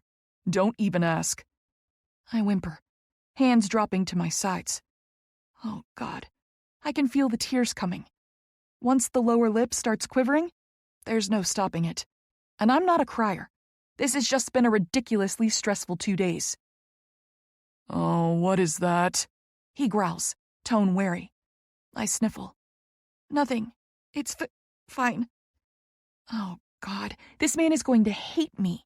Between the way we met and my dildo surprise and now this, I wouldn't blame him if he never speaks to me again. And we have to work together. He was giving me a ride to the arena in the morning. Now he's standing there like a handsome, bare-chested Hercules, leaning over his railing, looking at me like I'm a 3-headed hydra. Don't. He shakes his head. Please don't do that. Don't fucking cry. I can't stand when people cry. I can't help it. I snap at him. God, I can't let him watch me fall apart. I duck away from the railing's edge, using our shared wall as a barrier as I fall quietly to pieces. After a minute, he groans and sigh whimpers. Come on. Rachel? It's fine, I garble. I'll be fine. Just go back inside. I'll call the police and wait here. I can hear him muttering to the dog. Good. Fuck. Fine. He shouts over at me. Rachel, I'll help you. I go still. You will? Yes. Fuck. He mutters again. But if you fall and die, I'm telling the police that a crazy woman was trying to break into my apartment. I wipe my nose with the back of my hand, sniffing back my tears. That's fair. I call over. Here, take my phone first. I reappear at the balcony's edge, leaning over with my arm outstretched, phone in hand. He reaches it easily. See? This is totally gonna work. He takes it and slips it in the pocket of his shorts. His mouth is set in a grim line. How do you want to do this, Doc? I survey the scene. I think if I sort of climb up, I can reach out with one hand. I mime as I talk. Then maybe you can support me as I let go and reach out with the other. Then I'll sort of just jump over and you reel me in. Thoughts? Yeah. I think this is the stupidest fucking idea ever. I scowl at him. Shut up. We're doing it.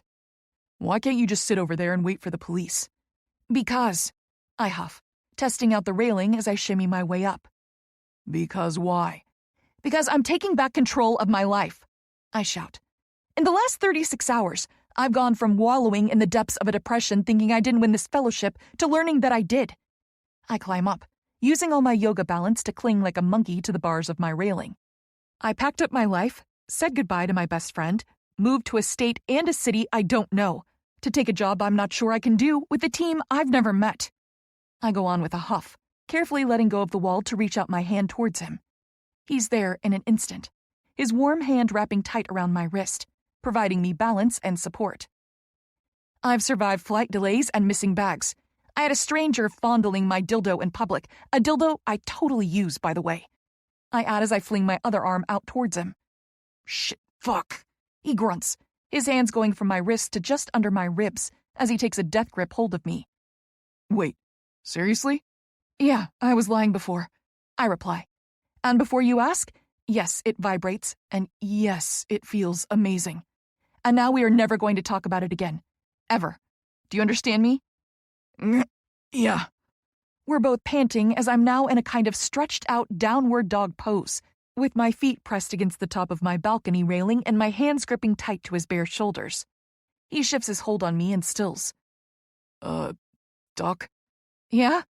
I pant, wiggling my toes and doing my best not to look down. My hand is, totally grabbing my bare tit. I finish for him.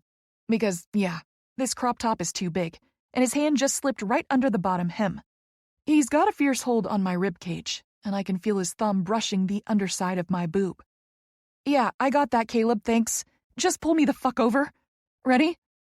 Yeah, shit. Please don't die. Please don't drop me. I echo. 3, 2, 1, go.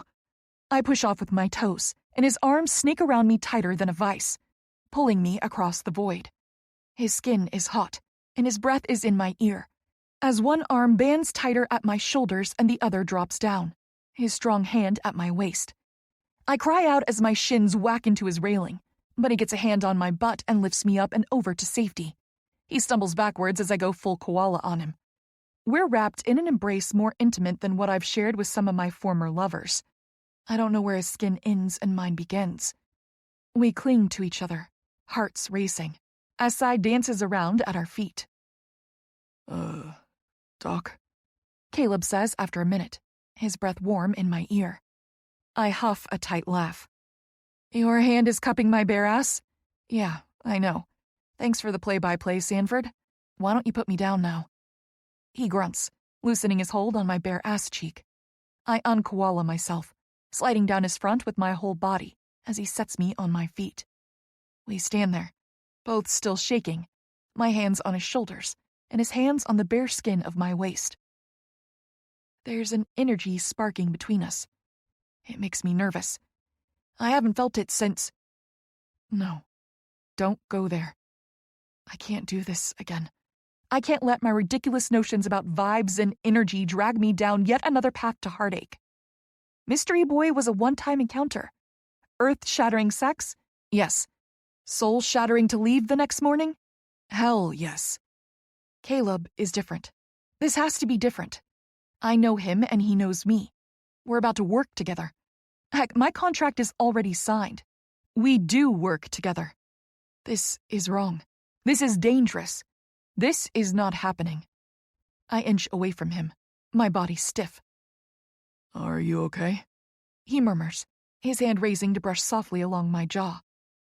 I close my eyes at the gentle touch. Don't be nice to me, I murmur. Please. He stills. Then his hand is under my chin, tipping it up. Look at me, Hurricane. Hurricane? Is that supposed to be me? Why does the nickname make my pulse flutter? I open my eyes and glance up at him. The light from his apartment is soft, casting half his face in shadow. He's beautiful. Those sharp cheekbones and dark eyes put me in mind of a fey prince, cold and mysterious, not to mention those pouty, kissable lips. Are you okay? He repeats. I nod. Then after a moment, I shake my head. I don't even know how it happens, but in moments I'm back in his arms, crying against his chest as he holds me, his hand soothing down my back. I cling to him as I let loose all my exhaustion and stress and pain. When nothing is left to feel, only one thought remains. You want to talk about it? He murmurs. I let out a soft sigh, my body relaxing against him. I miss him. He stiffens slightly. Miss who? Your boyfriend?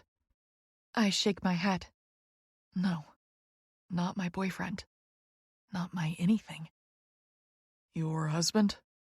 I smile, pushing off his chest. Nope, never married. Me neither. Brother, then? I laugh, shaking my head again. No, he's... no one, I reply, even as my heart says the word I really mean. Someone. He's my someone.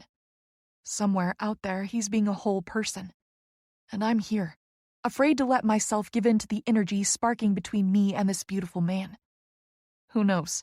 Maybe this surly equipment manager is meant to be my new someone. But I'm not ready for new. I'm not ready for any of the changes life has suddenly thrown my way. And yet, I have to find a way to fake it until I make it. Because my life is happening right now. I've got the throbbing shins to prove it. Come on, Caleb says, offering out his hand.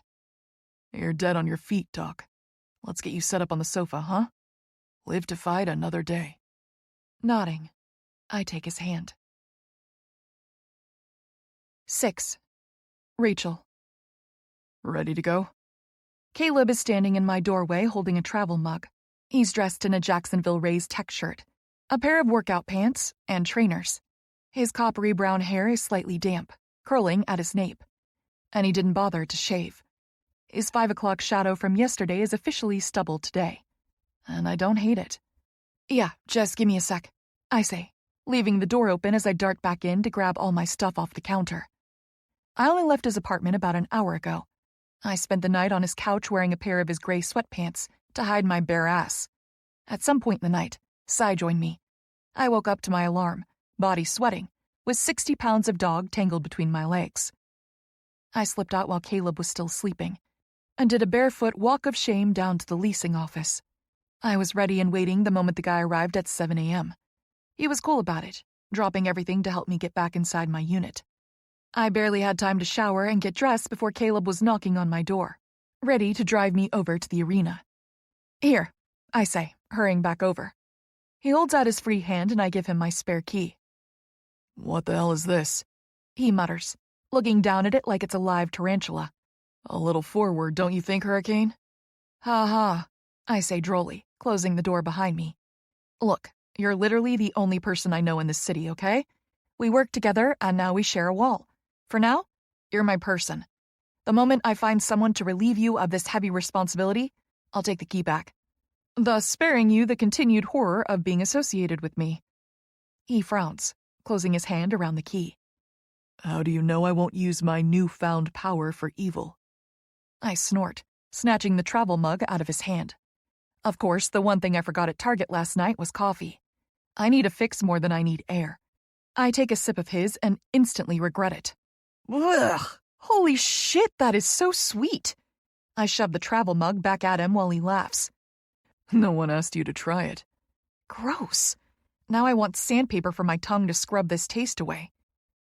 What kind of psycho drinks peppermint mocha in the middle of summer?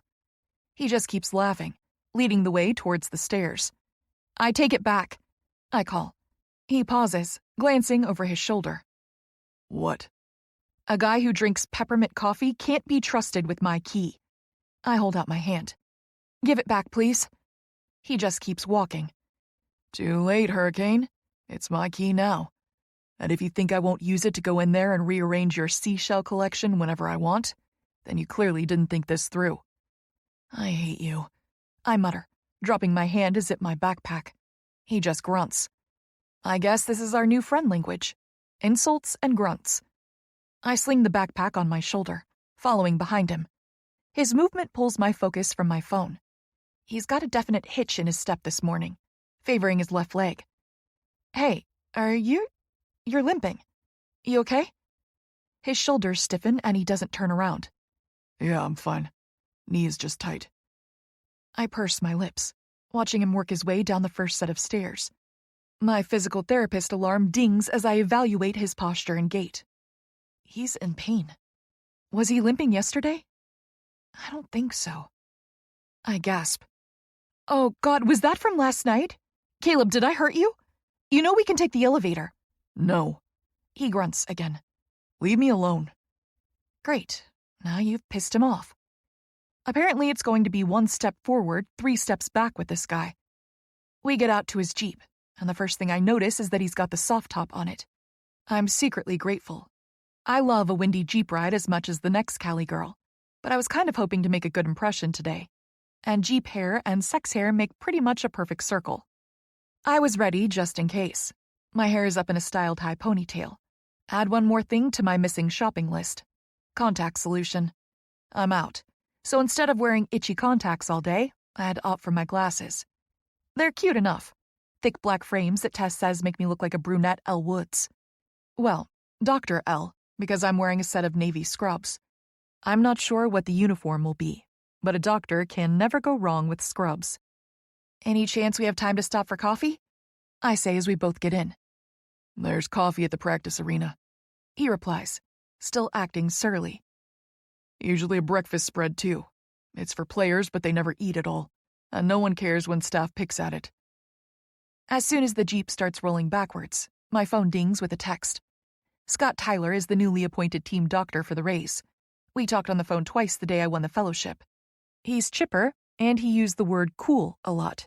A major change from stoic Dr. Hala. Dr. Tyler, 8:13 a.m. Welcome to Jack's. My kiddo has a dentist appointment this a.m., so I'll be in a bit later. Have Sanford take you to see Vicky, then shadow Avery till I get in. I purse my lips, glancing over at Caleb. I'm trying to gauge his lingering level of grumpiness. He seems calm enough, sipping his gross coffee with his eyes on the road. Dr. Tyler just texted, I say. No response. He's delayed this morning. I go on. Says you should take me to see Vicky. Who's Vicky? Operations manager. He replies. She's a real ball-buster. And who is Avery? Head of PT. I run down the growing list of names and positions in my head.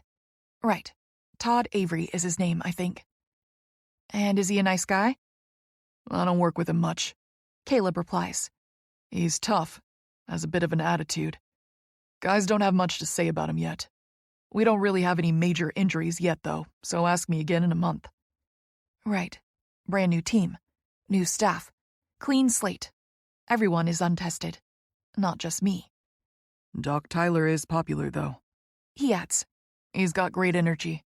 The first thing he did was make the dietitians up the guy's daily carb intake. That went over well. I smirk. It's a clever way to gain loyalty. People don't bite the hand that feeds. I relax back into my seat. So, what do you think of the team so far? Do we have high hopes for a good first season? He shrugs. First seasons are always rough. The guys have to figure each other out. They can practice all they want, but the only way forward is to just play the game. They need experience. Real experience playing as a team when it counts. Trial by fire, I say. Or in this case, ice. Exactly. You can see the arena now. He adds with a point. I peer out the front windshield, unable to hide my smile as the unmistakable silhouette of a brand new arena comes into view. They're still finishing construction, he says, needlessly pointing to the pair of cranes. But the practice center is off to the left over there. He points towards another smaller complex. The center is finished, and all the support spaces, the gyms, the offices. First 10 games of the season had to be switched to away so they could finish up the new arena. The travel will be brutal, but the trade-off is then we'll be home for like a month solid. That pretty much never happens. I sit back again, fighting the buzzing of nerves rising in my stomach. It feels like the first day of school. So, tell me about the guys. Any divas I should know about? Bad blood? Feuds? He glances over at me with a frown. Did you do any research before taking this job? Nope, I replied cheerily. No time. I was waitlisted for the Barclay Fellowship, and I only found out I was getting off the bench exactly... I checked the time on my phone. Yep, 48 hours ago. In that time, I've been a little preoccupied with packing up my entire life, getting stuck in airports, hunting down bags, getting locked out on my own balcony, and dealing with your grumpy ass. I add with a side glare. So, no. I can honestly say I don't know a damn thing about the Jacksonville Rays. I can't name you a single player. I didn't even know the team existed until they told me I was moving here. But I'm a quick study. He huffs a laugh. Jeez, talk about your trial by fire. Right? I add with a grin. So maybe my new key-wielding wallmate can help a girl out. Give me the deets. What's the skinny? What's the haps? The dirt? He groans. Please stop. Talk, or I keep going. I tease. The 411, the gossip, the... Fuck, stop. He growls. God, you're worse than a chihuahua. And I haven't even had caffeine yet.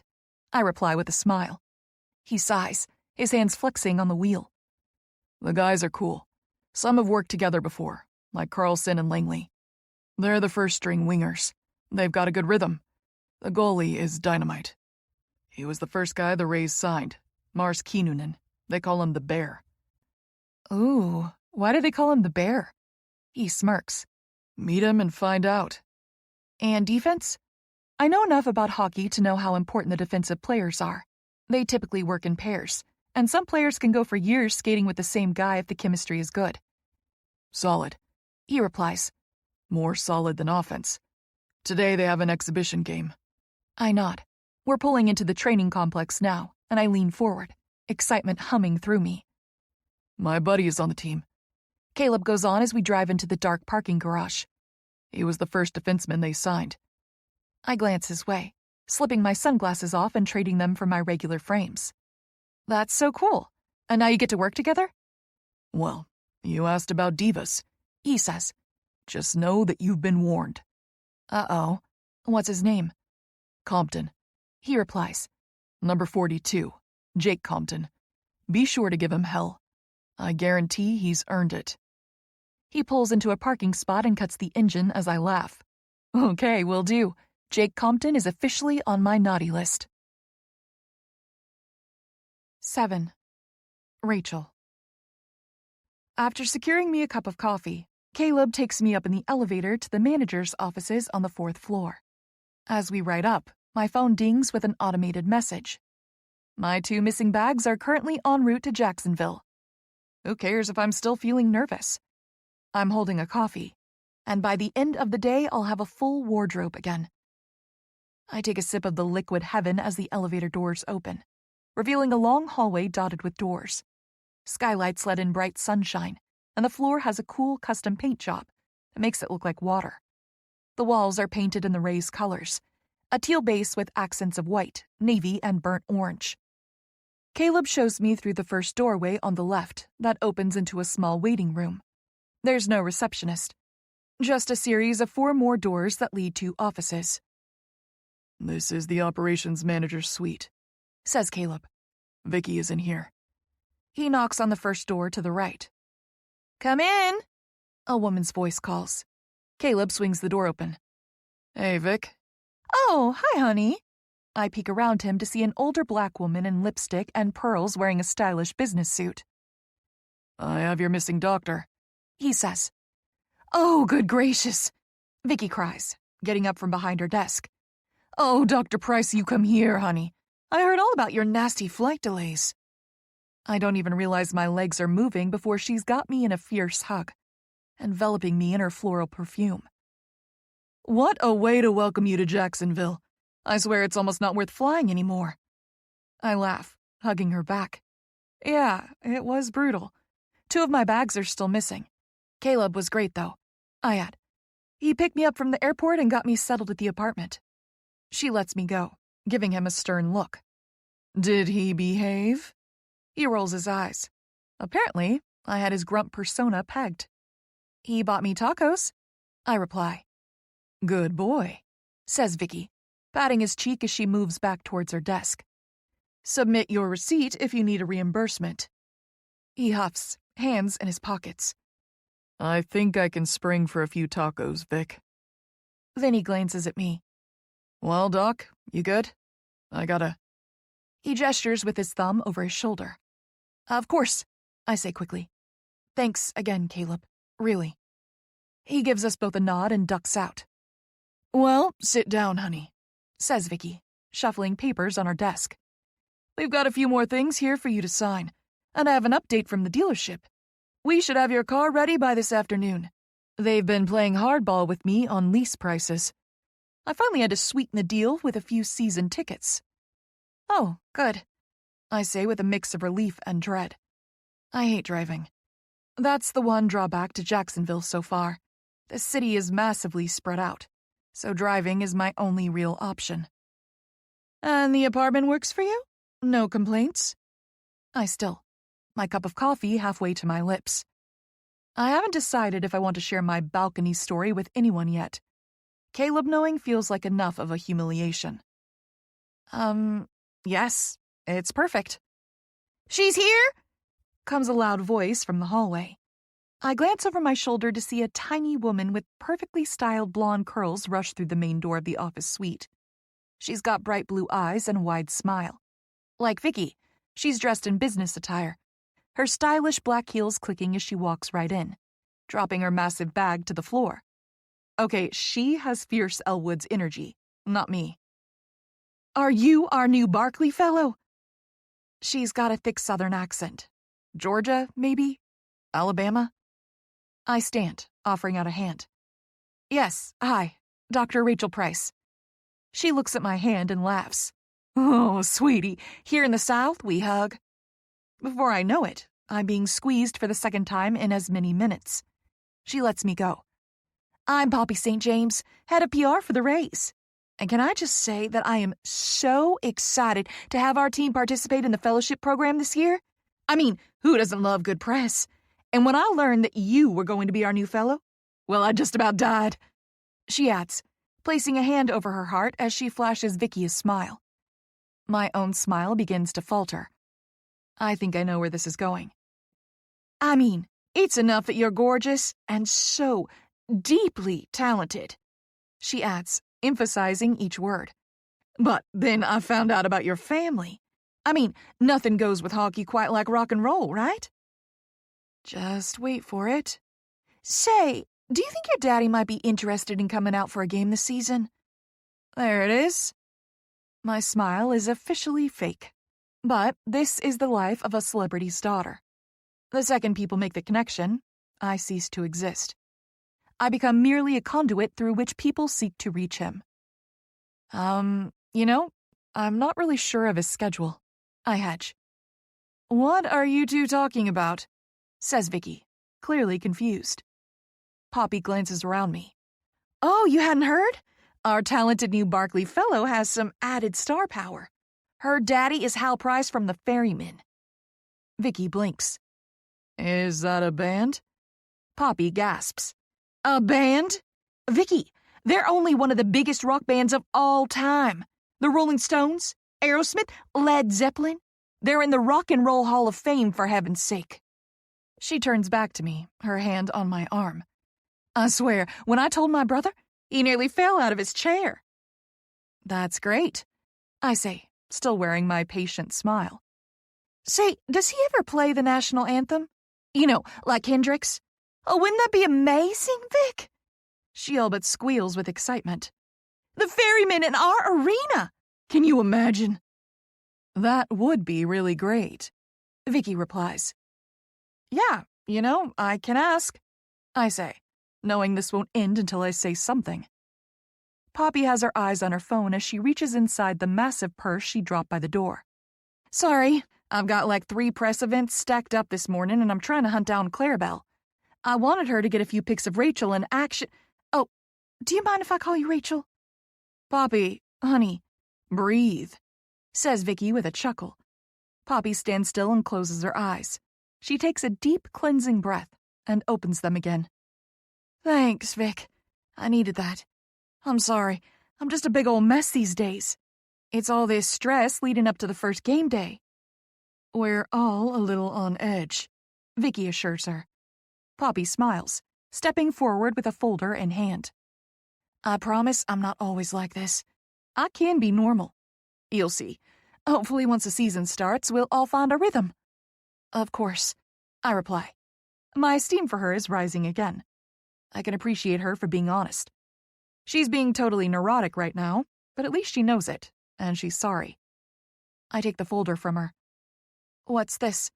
That's a schedule for some upcoming public relations events, she explains.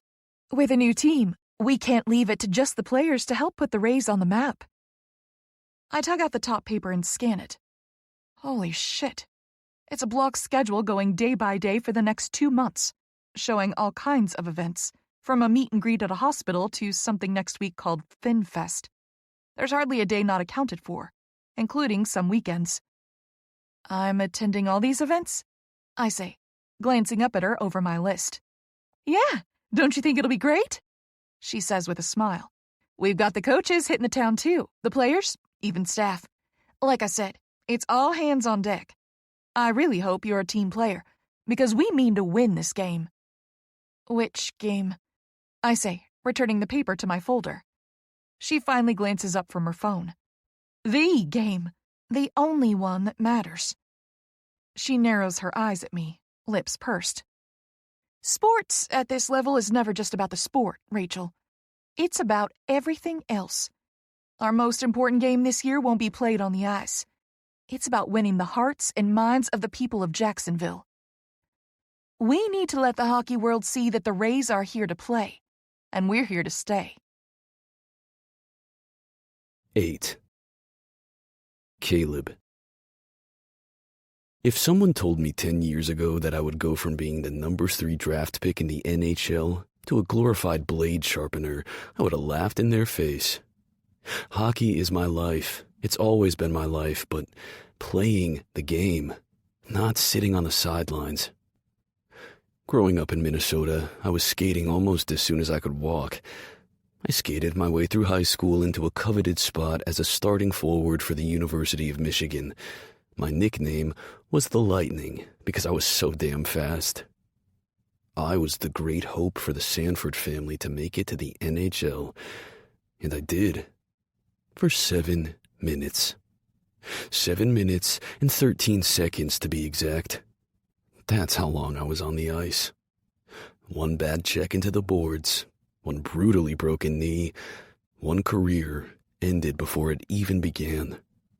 Pittsburgh kept me on their injured list for over a year before it was clear my rehab was only going to restore so much function. I just had too many setbacks. Unexpected inflammation, nasty infection, a 3rd surgery. I've still got 3 screws in there holding it all together. In my life before the injury, everything made sense. I knew exactly what I wanted. I had the drive and the natural talent. I hardly studied in school and still got good grades. If I wanted girls, all I had to do was curl my finger. Parties, drinking, friends, I had it all in the before. But now, I live in the after. The after is a place where I wake up every single day with my knee hurting. The after is a dark place where I'm in my head more than I'm out of it. The after is where the risk of spiraling is always just within reach. Within the span of 2 years, I went from starting in the NHL with a 2-year, multi-million-dollar contract to waiting tables at a sports bar in Duluth, Minnesota. It was Jake who saved my life. We grew up playing in the same junior league. Eventually, we both earned starting spots at Michigan. I was the 3rd draft pick our year to join the NHL. He was the 13th. We both went to the Penguins. After the injury, I shut him out like I did everyone else. But he's not the type to let anything or anyone go. I shouldn't have been surprised when he showed up one night during my shift at the bar with a one-way plane ticket in his hand. He'd just been traded to the LA Kings, and he was anxious about moving across the country all alone. He gave me the plane ticket, ordered a burger with fries, and left me a $10,000 tip with a note at the bottom of the receipt that said, "You'll have your own room. Oh, and I signed you up for surfing lessons. You start Monday." I didn't think. I just left the bar, packed my life into 2 bags, and moved across the country into the spare room in his downtown LA apartment. We've never looked back. Here we are 6 years later, and Jake is one of the top-ranked defensemen in the league, notorious for his ability to grind men into the boards. He was one of the first trades Jacksonville made. And he doesn't keep anything from me. I know he's got a 5-year contract worth over $7 million a year. There was a handsome signing bonus, too. Nice enough that he bought a beach house, a gorgeous place 1 block off the water with great views of the ocean. More importantly, I know he was responsible for getting me this job as assistant equipment manager. He hasn't said anything, and he won't, but I know.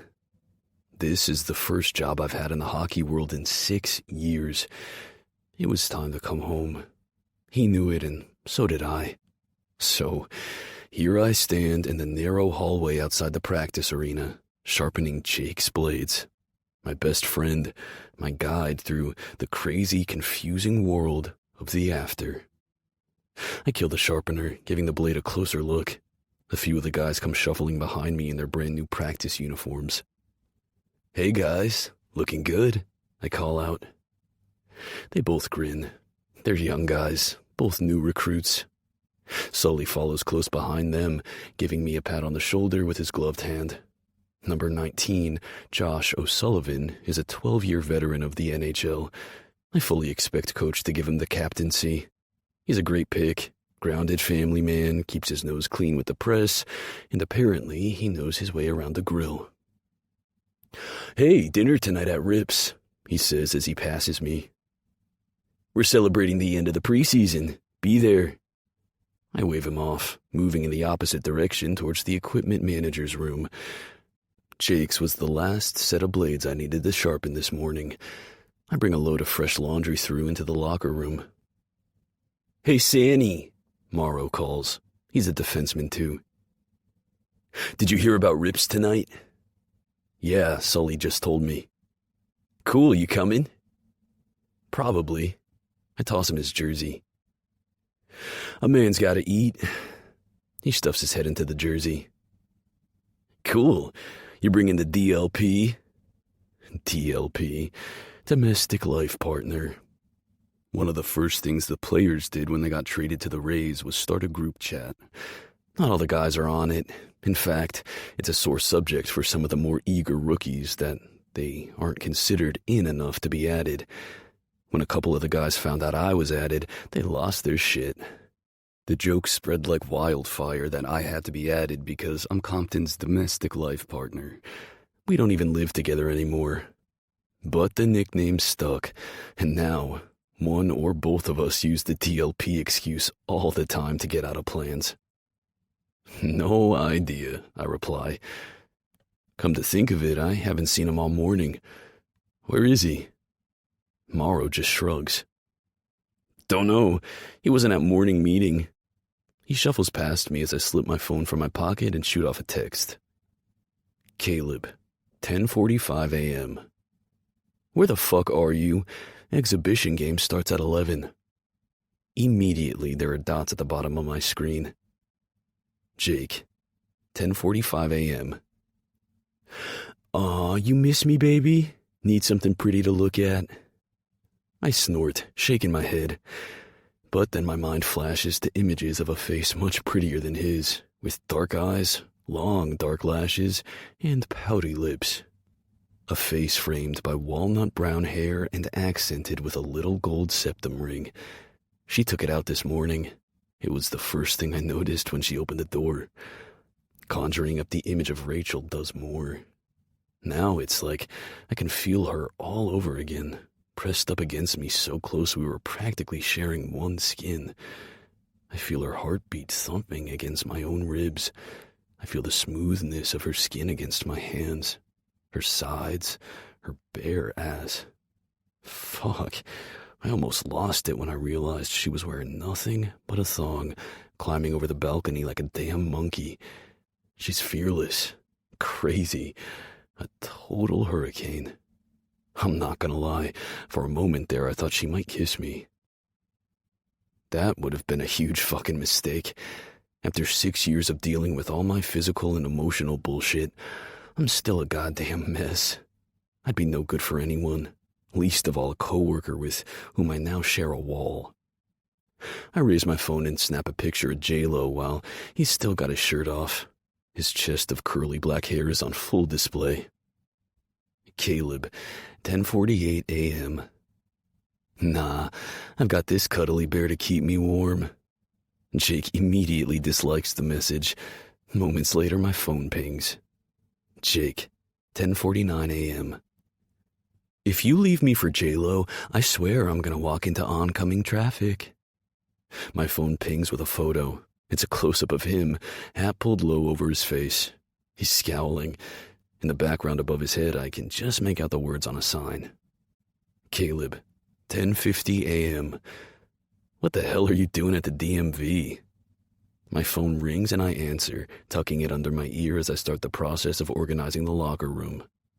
It always looks like a tornado blasted through whenever the guys use it.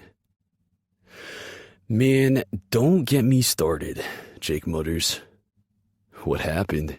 I nod at Jerry, the other assistant equipment manager. We both get to work straightening things up.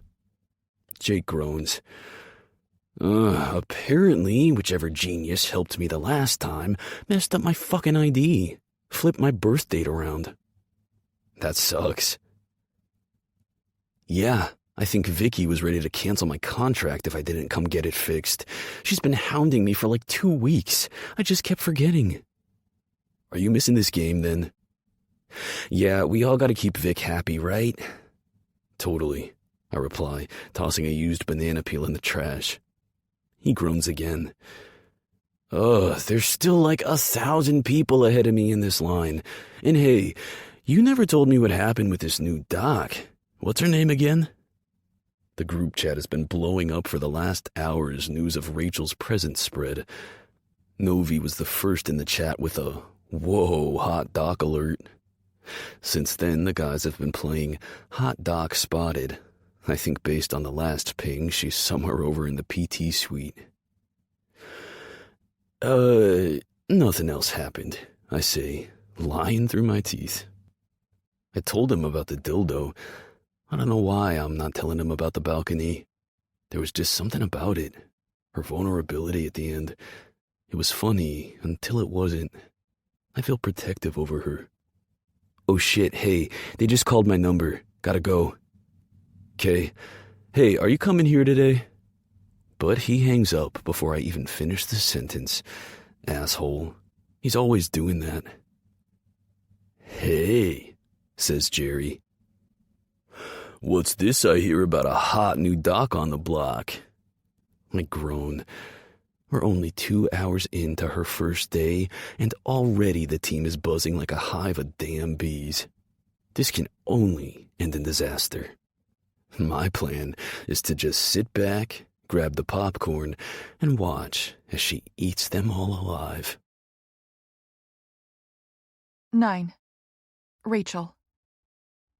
So everything looks great with your records, Price, says Dr. Tyler. He's a lanky older guy with the body of a marathoner. Silver hair, dark eyes. He never seems to stop smiling. It's a major change from Dr. Hala. He clicks around on his laptop screen. You've had a great mix of primary care and PT, which I always love to see. It's been a major juggling act here. As we race towards the start of the season, I find myself in serious need of a deeper bench of clowns. I laugh. Well, sir, I can juggle with the best of them. Looks that way. He replies. Please don't ask me to actually juggle anything. I add quickly. He smiles. I'm not gonna lie. I think you're a better fit for our team than the first fellow they assigned. I did some research on Dr. Hala's rehab center, and I admire the holistic approach he takes with all his preventative therapies. Healing the body before it breaks. Very forward-thinking. I want that kind of innovation for the Rays.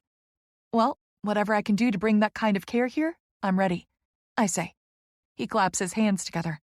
Excellent. Well, right off the bat, we've got a couple guys on our injured list. You'll work with them closely. Keep them on track towards recovery. I nod, slipping my tablet from my backpack, ready to take notes. You'll be working with Avery this season, but go gently, he cautions. He likes to think he knows everything, if you know what I mean. He adds with a knowing look. Yes, sir. I've been doing this long enough to read between the lines. And seeing as I just spent an hour with Avery in the rehab center, Tyler's not-so-subtle warning tracks. Avery is a control freak, and he'll likely have trouble taking advice from a woman. Maybe I'm wrong, but he's got that vibe. All our starting guys are about to go through their last round of physicals. Tyler goes on. I'd love for you to be in on those. He adds. You'll be our hip and knee czar. No player is going to hit that ice unless he gets your approval first. Nerves flutter in my stomach as I sit forward. Wow, You haven't even seen me in action yet, sir. You really want to give me power to bench your players? Well, is anything in your records a lie, Price? What? No, of course not. You graduated summa cum laude with a degree in kinesiology from USC? Yes. An MD from UCLA specializing in sports medicine, where you completed internships with the LA Lakers and the Galaxy? Did he memorize my resume? It feels odd to have it listed out like this. Yes, but... Most recently, you were 2 years in on a 3-year primary care residency program with the Cincinnati Sport Clinic. Yes. You are working directly under Dr. Benjamin Hala, one of the best in the biz. Don't tell him I said that. He adds in a fake whisper. I'm smiling now. Yes, sir. And while there, you treated athletes, providing physical therapy, primary care, cortisone injections. You've even clocked hours in the operating room. He adds, clearly impressed. It's all true, but it makes me sound cooler than I am. The operating room isn't my favorite place to be. I prefer to work on athletes before and after the surgeons take their turn. But Dr. Hala demands a holistic education for all his residents. So I clocked hours observing hip and knee replacement surgeries whether I wanted to or not. Based on your records, you've worked with everything from Olympic swimmers to golf pros to, I believe it was 12 of the Cincinnati Bengals? I sigh, frustrated with myself that I let self-doubt creep in. Yes, sir. Well then, Price, I don't think there's really much else to say. He says with a shrug and that same kindly smile. You're qualified. Hell, you're more than qualified. Our guys are going to be in good hands, and I need everyone pulling their weight. You ready to grab an oar? I nod. Yes, sir. More than ready. Perfect. Then let's go. The exhibition game starts at 11, and I want you to see the guys in action. I'll have Hillary get the players signed up to do physicals with you starting on, let's say Monday. Give you the weekend to settle in. Sound fair enough? I smile, standing as he stands. Yes, sir. More than fair. He groans. Yeah, and you can nix the sir nonsense. Call me Scott. Call me Tyler. Anything but sir. It reminds me too much of my father. He adds with a suppressed shiver. I laugh. Got it. And you can call me Rachel. He leans over his desk, offering out his hands again. Welcome to the Rays, Rachel. Now, let's go meet the team. 10. Rachel. The practice arena is buzzing with activity. Tyler takes me through to a restricted section of the stands right on center ice behind the plexiglass. The chill of the ice raises the fine hairs on my arms. A few other people are already seated in this section, tablets and clipboards in hand. We do a quick round of intros, but it's hard to hear over the blasting sound system. Avery, I already know. He's a big guy, built like a linebacker. He keeps his hair shaved close, and his brow is furrowed with lines. He's sitting next to a young guy I saw in the PT room earlier. I think he might be an intern. He's super handsome. Tall and lanky, with deeply tanned skin dusted with freckles across his face. His eyes are a piercing green, and his black hair is thinly locked, pulled away from his face with a sport headband. When he sees us, he gives a smile and a wave at Tyler. On the far side of the rink, the arena seats are full of excited fans eager to watch the exhibition game. The music thumps through the loudspeakers as the guys skate around. Is that the Bear? I say at Tyler, pointing to the goalie. Tyler chuckles. Kinnunen? Heck no. That's Kelso, the third-string guy. He's fighting it out with Davidson for a bench seat. Trust me, when Kinnunen is on the ice, you'll know. I spot Caleb, back bent over a guy's skate, jerking a blade loose. He clicks a new one in, giving the guy's ankle a tap. In moments, the player hops the barrier and he's back out on the ice. Caleb glances around, spotting me, and I wave. He gives me a cool guy nod and turns away. I roll my eyes, but in moments my phone dings. Caleb, 11:03 a.m. How's the first day going, hot doc? I huff a laugh, glancing towards him, but he's gone. Rachel, 11:03 a.m. Hot doc? Seriously? What happened to Hurricane? The buzzer goes off and all the guys clear the ice. Caleb, 11:04 a.m. To me, you're Hurricane. To the rest of the guys, you're hot doc. To my horror, my phone pings with screenshots from a group chat. Apparently, the guys have been tracking my whereabouts for the last hour, like I'm an escaped cheetah loose in the building. It's beyond embarrassing. Oh, God, I groan, tapping out a reply. Rachel, 11:04 a.m. How much is it going to cost me to get you to help me squash the hot doc nickname? My phone is quiet for a few minutes, and I settle in with my tablet, ready to take notes as the guys start hitting the ice to the cheers of the fans. It's just an exhibition, so it's Rays on Rays. Half the guys are wearing white practice jerseys. Half are wearing teal. Kelso, the third-string goalie, is in a white jersey. The crowd roars as a new goalie takes to the ice wearing teal, and my breath catches. He's massive. The goalie pads already make a regular guy look like Optimus Prime. This man could swallow Kelso whole. That's Kinnunen, Tyler says with a grin. 2-time Stanley Cup winner, star of the Finnish Liga. That's the Bear. Yeah, I caught that. I reply. My phone dings, but I can't take my eyes off him. How can a man that big play goalie? He can't possibly have the agility needed to move fast enough. Right now, he's ambling towards the goal like an unbothered grizzly, twice as big as the next closest guy. Kinnunen takes up his place in front of the goal, flipping his helmet up to take a drink of water. It's hard to make out much beyond a blonde beard. Kinnunen is shortlisted for the Finnish Olympic team, says Tyler. We've got some scouts coming to town to catch a couple games. Cool. I sit forward on the bench. Any of the other guys Olympic hopefuls this year? Not sure, he replies. I only know about Kinnunen because reps from the Finnish Ice Hockey Association contacted me wanting his medical records. And we can do that? With the player's consent, yes. If he consents, we can send his medical records to his mailman. I laugh again, checking my phone. Caleb, 11:10 a.m. All the tea in China, Hurricane. I grin, glancing back down at the bench to see Caleb inside again. He's talking to one of the guys in teal, handing him his helmet as his number is called, and the guy skates on. Number 19, Josh O'Sullivan, says Tyler, pointing to the player. Guys call him Sully. Had his fair share of injuries. That left shoulder acts up quite a bit. Watch him like a hawk. I nod, jotting his number down. And the guy in white there, number 22, is Novi. Lucas Novikov. He's a big jokester. Idiot tripped on the treadmill 2 days ago on an untied shoelace. Went down hard. Check his knee over the next couple days. He says he's fine, but these guys will hide a punctured lung if they think it means time away from the ice. I jot his name down too. I'm sure you know this already, Price, but there's what they tell you is wrong. Then there's what you see with your own eyes. And lastly, there's what your gut tells you. He explains. You need all three to get to the truth of things. Oh, I know, I say. You ever tried telling a linebacker he can't start with a meniscus tear during the playoffs? He chuckles.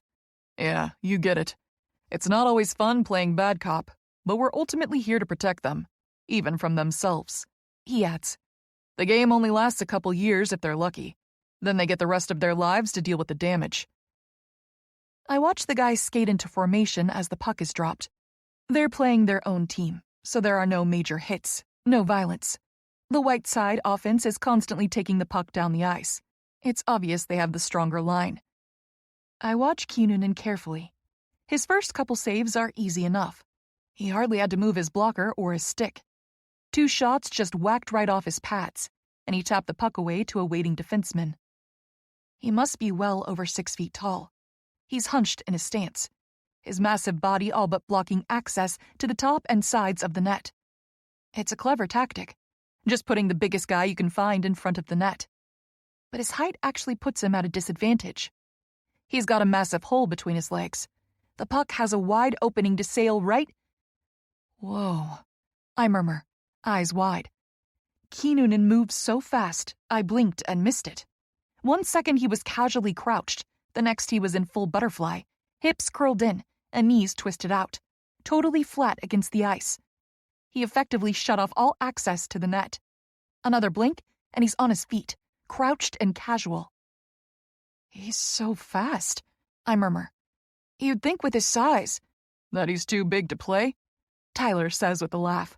Nah, Mars Kinnunen is smooth as butter. He won't push too hard for an exhibition game. He'll let a couple sail through just to give the guys an ego boost like, yep. The crowd cheers as White scores a goal, but I was watching Kinnunen the whole time. He didn't even try to block it. Just wait until the points actually matter, says Tyler. Then you'll really see the bear come out to play. We're only halfway through the exhibition game when a young guy comes up wearing a Rays polo shirt. Sorry, Doc, he says at Tyler. Vicky is asking for Dr. Price. I cast him an apologetic look, but he shoos me off with a congenial wave. Go. No one keeps Vicky waiting. I follow the intern through the hallways back towards the office suites. There she is, Vicky calls by the main doors leading out to the parking garage. I just came back from lunch and I got a call that your rental arrived. I need you to sign the waiver and then I can hand over the keys. Oh, great. My hand holding the pen hovers over the signature line as I notice the make and model. Vicky? Was this my only option in rental? She looks up from her phone. What's that, hun? Oh, yes, we got a great price with the dealership, she explains. Most of the guys prefer something with a little towing capacity. They've all got boats and sea-doos and Lord knows what else. That won't be a problem, will it? You can drive a truck, right? I nod, signing the form. Yeah, I'm sure it'll be fine. In reality, I'm terrified. Tess is going to have a big laugh at my expense when I tell her I'm now in possession of an armored tank. Vicky hands over an electric key fob. Well, let's head out to the parking garage and I'll show you where you're parked. She slings open one of the double doors, leaving me space to slip through. She says something else, but I'm not listening. All I can hear is the humming of my body. My brain tries to catch up with the truth that my eyes and my heart already know. My mystery boy is walking right towards me. 11. Rachel. I can hardly breathe as I watch him walk closer, his eyes on his phone. He's still wearing his sunglasses, his dark hair hidden under a baseball cap. It's a little bit shorter than when I saw him in Seattle, a closer fade at the nape, and he's clean-shaven. But it's him. There's no doubt in my mind. Those broad shoulders are stretching his NHL tech shirt tight across his chest.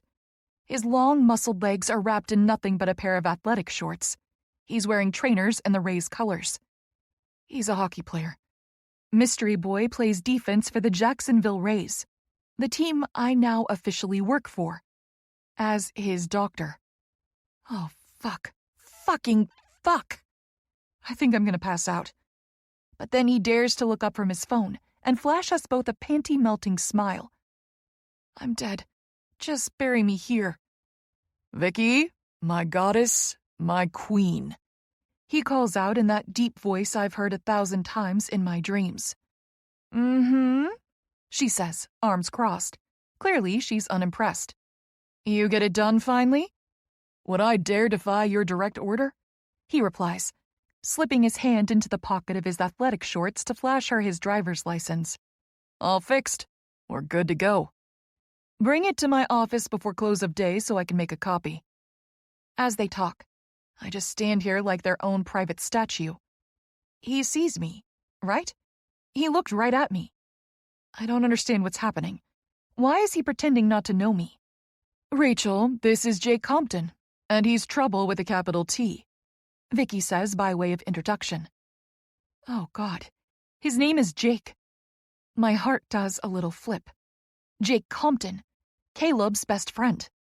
He turns his gaze fully on me, and I swear I can't breathe. Those hazel eyes hook me. Jake, this is our new Barkley fellow, Dr. Rachel Price. Hey, Doc.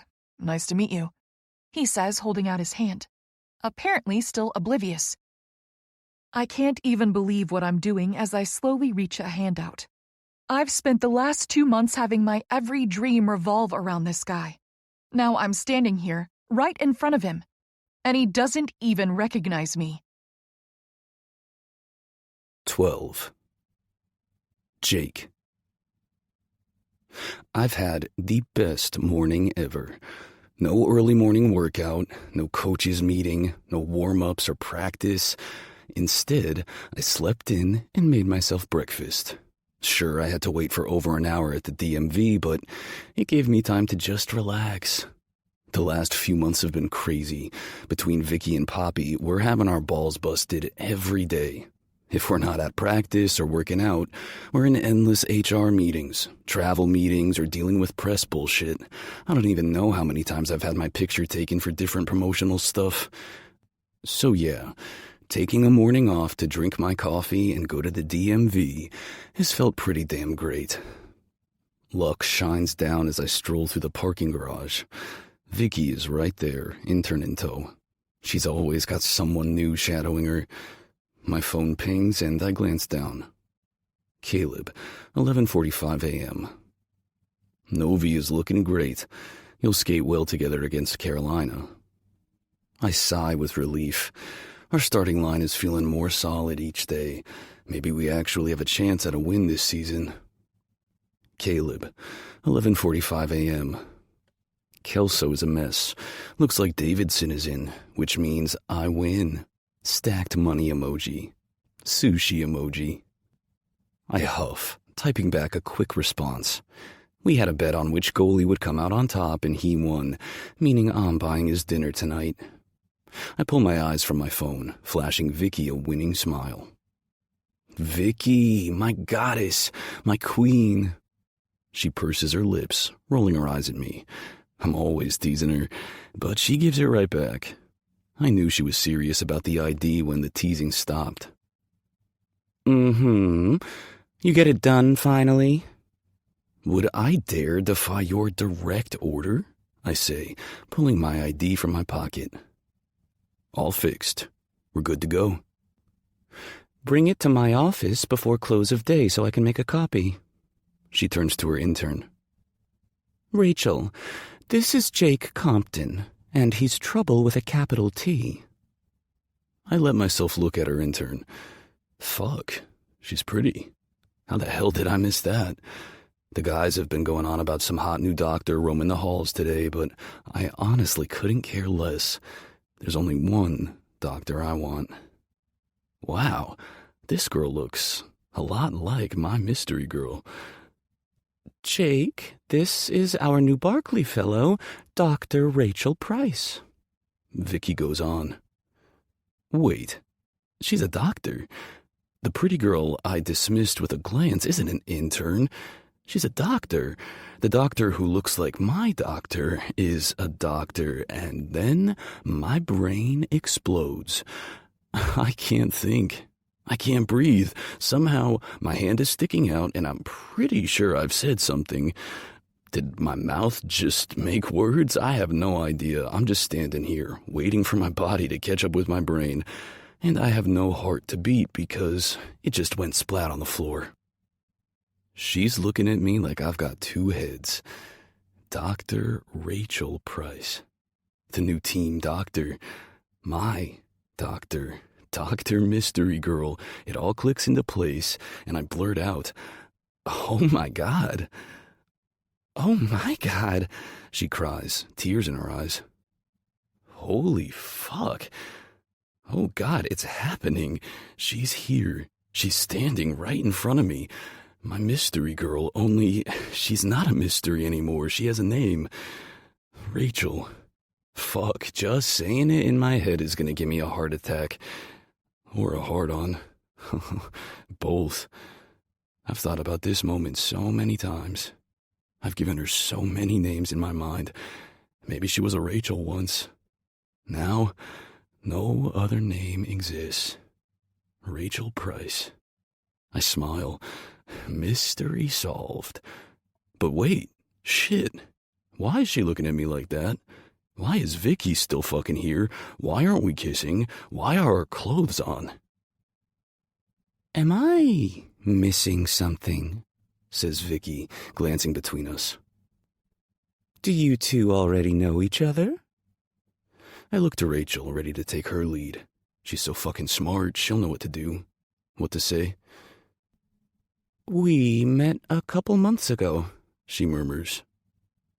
We, sat together on the plane. I glance at Vicky. Shit, is she buying it? Vicky lets out a little laugh. Ha ha. Small world, isn't it? You know, I once sat in first class with Denzel Washington. Neither of us make any reply. I still can't breathe, and it looks like Rachel is trying very hard to perfect the power of teleportation. My girl would clearly rather be anywhere else but here. Fuck. I'm messing this all up. I don't know how, but I am. I need to talk to her. I need Vicky to be the one to teleport somewhere else. Well, hon, let's give your key fob a try, says Vicky. Yours should be one of those, she adds, pointing to a row of white trucks parked near the back of the garage. Rachel fumbles with the key in her hand, her gaze glued to it as she gives the fob a squeeze. The truck at the end flashes its lights as the doors unlock. And there you go, says Vicky. You let me know if you need anything else, okay? And you, she says, glaring at me. Bring me that ID, or you'll be flying to all the away games this season tied to the wing of the jet. With that, she gives Rachel's shoulder a squeeze and walks off, back through the doors into the building. Rachel and I stand there, looking at each other, not speaking. Both our brains are broken. I move first, reaching for her. I can't do this, she whispers, darting away from my outstretched hand. What? Wait, whoa, hold on. I spin around, chasing after her. Rachel. She stills, her whole body stiff as I catch up, standing close behind her. I can't help it. I'm smiling like a love-struck idiot. Rachel? I say again, just because I can. I put everything I'm feeling into the word. Fuck. It's a pretty name. Don't, she murmurs, her voice catching. Hey, I say gently, my hand reaching out and stroking her arm. It's the barest of touches. Baby, turn around. Look at me. She sucks in a breath, turning around. Baby. Oh shit, she looks mad. I'm not your baby, she snaps. You didn't even recognize me. She spins away, stomping off towards her truck.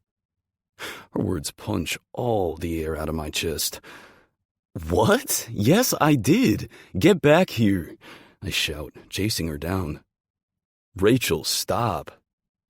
She makes it to her truck and tugs on the driver's side door. I shove my weight against it, shutting it. She gasps, spinning around, her back pressed against the door.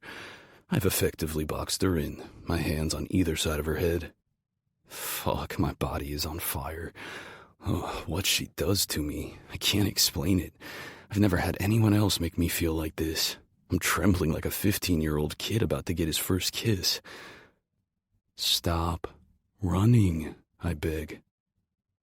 "Rachel, talk to me. What the hell is going on in your head right now? You're freaking out. I know you are, 'cause I am too, and that's okay. Let's freak out together, okay? And let's use words." "Oh, you want words. I was standing right in front of you for 5 freaking minutes, and you didn't even see me," she snaps. "Am I that forgettable to you? Ugh, God." She drags her fingers through her hair, pushing the loose strands back from her face. I want to slap her hand away for doing my job. I'm the one who brushes her hair back. I'm the one who takes care of her. That's my fucking job. And I swear to God, no one is going to do it better than me. Not even her. She's mine. "I was distracted," I say. "It's been a crazy day, and I wasn't expecting to see you here, and you look, different," I admit, scrunching up my nose. She scowls at me, those perfect lips pursed in annoyance. "Different?" I shrug. "Yeah, like your makeup is all different, and you're not wearing the nose ring, and you've got glasses on." "Oh my God," she cries, trying to shove her way out from under me. "You're worse than a Disney prince. What, the girl puts on glasses and suddenly she's unrecognizable to you?" "Hey, it was for like 5 seconds, I counter. "And I get hit in the head for a living. I was minding my own damn business, walking into work. I never in my wildest dreams expected to see you in my parking garage. So I didn't. I didn't see you, Rachel. Until I did." She shakes her head, her bottom lip quivering like she's about to cry. "What is this really about?" I murmur, inching closer. I reach out a hand and gently tip her face up to look at me. "This isn't about me not recognizing you, because I did. I do. You think I forgot about you? You think I left that hotel room and moved on?" She closes her eyes. "Please." I brush my fingers feather light down the line of her jaw. "You really think I could forget my Seattle girl? Baby, you're all I think about." "Ugh, don't," she begs. I frown, frustrated. "You left me in that bed, remember? I'm the one who should be stomping around. I wanted your name. Hell, we could be 2 months deeper into something by now instead of starting fresh." "No," she gasps, pulling away. Her arms are wrapped around her middle so tight, a pathetic excuse for armor. "Jake, we can't do this." Oh, fuck me. My name on her lips is stronger than a shot from Cupid's bow straight to my dick. "Say it again." She looks up at me. "We can't do this." "No." I shake my head. "Say my name." "Don't," she murmurs. "Please don't." "Don't what?" I reply, inching closer, my hand cupping her cheek. Oh, she smells so fucking good. She left me her perfume in Seattle, but it's nothing like smelling the combination of that scent on her skin mixed with her hair products and her detergent and just her. I want to wrap her in my arms and never let go. I want to wear her t-shirts to bed like a lovesick fool. Okay, so there's no way they'll fit me, but I could take 2 and cut them up and sew them back together. Or Caleb could do it for me. He's good with sewing machines and... Oh, shit. Caleb. Rachel. And Caleb. Rachel is the hot doctor Caleb picked up from the airport yesterday. The doctor with the kinky dildo who now shares a wall with him. The hot doctor he drove into work this morning. I was about to find him and grill him for more details because I know something else happened last night. He was being too cagey about it. Now my pulse is racing and my tongue feels too big for my mouth. Do I want to know what happened? I don't know if I can take it. We've shared the occasional bunny in college, but this is totally different. Rachel is... she's everything. Please look at me, I murmur. She glances up, her hand wrapping around my wrist as I cup her face. We can't do this, she whispers. I work for the team now. I just signed 100 pages worth of contracts. I'm your doctor. No. You're my patient. I can't cross that line. We can't. No. I growl again, pressing in with my hips. She gasps. Yeah, my girl is mad for me. I can feel it. I lower my hand from her jaw, wrapping my fingers gently around her throat, my fingertips brushing against her racing pulse. She whimpers, her neck arching. She can't help it.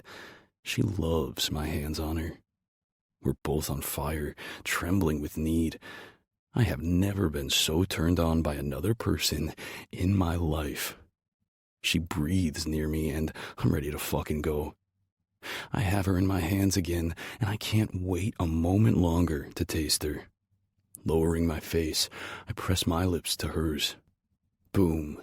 Like kerosene tossed on a bonfire, we ignite.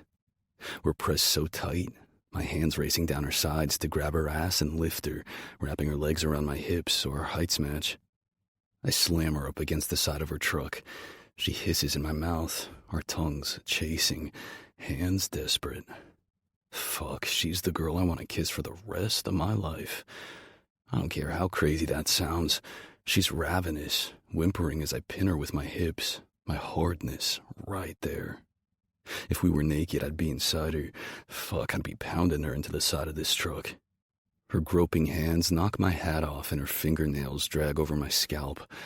It makes my whole body shudder as my dick twitches. I need to be inside her, need to bury myself in her and never resurface. But then she's gasping, her body squirming in my hold. Jake, she whines. Please. And I know what she's saying without saying it because that's just the way we are together. Please put me down. Please stop. And then my heart is breaking into pieces. I loosen my hold on her, and she slides down my body back to the floor of the garage. We're both shaking, need hammering through us. What we have is volcanic. She knows it too. I can't do this. I can't not be with her. She's in my city, on my team, in my fucking arms, and she's saying no? Don't push me away again, I plead, my heart shredding. I can't do this twice, Rachel. Don't ask me to pretend that we're nothing. I don't care about the damn contract. Her chin lifts in defiance, lips glistening with my kisses, teary eyes dark and dangerous. Well, I care. This is my life, Jake. This is my chance, she says with such determination. This fellowship, this team, it's my whole career on the line. You don't have to care about breaking the rules, but I do. She's closing off, shutting me out. God damn it, she did the same thing in Seattle. No, I growl. Rachel, please. Am I begging? Fuck, I have no pride when it comes to this girl. No chill, no game. I'm lost to her. I was from the moment she turned around on that bar stool. Don't do this. Don't push me away. But I see the resolve shining in her eyes. My contract lasts the whole season, she says, voice tight. We can be friends. We can be colleagues. But nothing more. I drop my hands away from her, our connection broken, and we both take a gasping breath. My mystery girl is putting me on ice. She wants to focus on her career, and I can respect that. I'm a career addict too. You don't get to my level of sport and not be obsessive over your job. I swallow, heart racing, out of control. 10 months, I say, my gaze locked on her. Write out your contract. I'll play nice. I lean in. But the second it's over, you're mine, Seattle. You're not leaving me again. 13. Rachel. I walk on jelly legs back inside the building, mystery boy striding silently at my side. Jake. His name is Jake Compton, and he's not a mystery. Jake Compton, starting defenseman of the Jacksonville Rays. And I didn't imagine our chemistry. Over the last 2 months, I've downplayed it in my mind. The sex wasn't that good. Our connection wasn't that deep. I was tipsy. I was lost in the moment. Now I know the truth. It was real. All of it. Our connection. Our heat. The instant passion. The way he reads me. The way I read him. What's worse? He knows it too. He knows I can't resist him. Can I really survive 10 months of this? Make a list, Rach. Make a plan. I repeat the mantra in my head. I'm through here, Jake mutters, pointing towards an open hallway that I think leads to the gym. I nod, looking at my feet. I don't know how to do this, he says. I can't. He groans, tugging on the bill of his hat. I'm a shitty liar, Rach. The guys don't even let me play poker anymore because they say it's like taking candy from a baby. I'll try, he adds. I won't say anything about us, but I'm not a good liar. Okay. I don't know what else there is to say. At the very least, Caleb is gonna see right through me, he adds. We don't have secrets, Rachel. I glance up at him. There's something in his tone. Worry, jealousy, pain. He's right. He wears every emotion on his sleeve. But why is he jealous? Just ask me, I say, desperate to relieve that look of pain. He glances up and down the empty hallway before blurting, Did you fuck Caleb? My eyes go wide. What? Last night, did you... He groans again. Fuck. I think I can take it. Just say it. Rip the Band-Aid off. Jake, no, I say, placing my hand on his arm. But then my indignation rises. Did he tell you that we did? No, he says quickly. No, he didn't tell me anything about what happened last night. But something did happen between you, he adds. Didn't it? I sigh, dropping my hand from his arm. I'll leave it to him to give you the humiliating details, but no, Jake. I did not have sex with Caleb last night. I slept on his couch with the dog. His hazel eyes go wide. Why? Despite what you may think, I don't go around having one-night stands with every handsome man I meet. I add, my temper rising. Jake's dark brows pinch together. So, you admit that he's handsome? I grit my teeth, ready to tell him off, but then I see the hint of a smirk on his face. He's in pain. He's not happy with the conditions I've set for us. But he's trying. I breathe a little sigh of relief. I don't know how to do this either, I admit. Let's just... 1 foot in front of the other, okay? He nods, his face carrying such a look of a hurt puppy that I want to wrap him in my arms. But I hold back. I have to stay strong for the both of us. It's easy for him to say he doesn't care, but he could get in trouble same as me. He signed non-fraternization contracts too. I'll see you around, Seattle girl, he murmurs, his eyes touching me in all the ways his hands can't. I don't even try to suppress my shiver of want, even as I glower at him. Seriously, Compton? He smirks. Oh, baby, just you wait. I've got the next 10 months to slow burn the fuck out of this. He brightens a little at the thought. Then he straight up laughs. Oh, shit. This is about to become my new favorite game. I raise a wary brow. What game? He grins, lowering his face closer to mine. Operation Unravel Rachel. I may not be able to touch you, but by God, I can look. He says with a wink. Then I feel like a slap to my needy pussy. Oh, fuck him. This is not happening. I'm not going to spend the next 10 months getting edged by Jake Compton. I give him my best, bitchiest look. Don't you dare do what I think you're gonna do. Too late, Seattle, he says with a laugh. I'll be seeing you around. All day. Every day. For the next 10 months. I groan, watching him walk away with a new spring in his step. I am so toast. 14. Il-Marie. She's watching me. That new doctor won't take her eyes off me. The guys have been blowing up the group chat about her all morning. One more reason why I hate group chats. They usually use it to make fantasy football trades and roast each other's golf scores. I keep leaving, but they always add me back in. Focus. I track the puck down the ice, relaxed in my stance. This is just an exhibition game.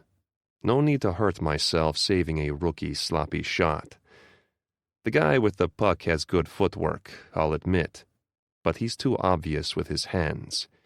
He'll go for my glove side. High or low?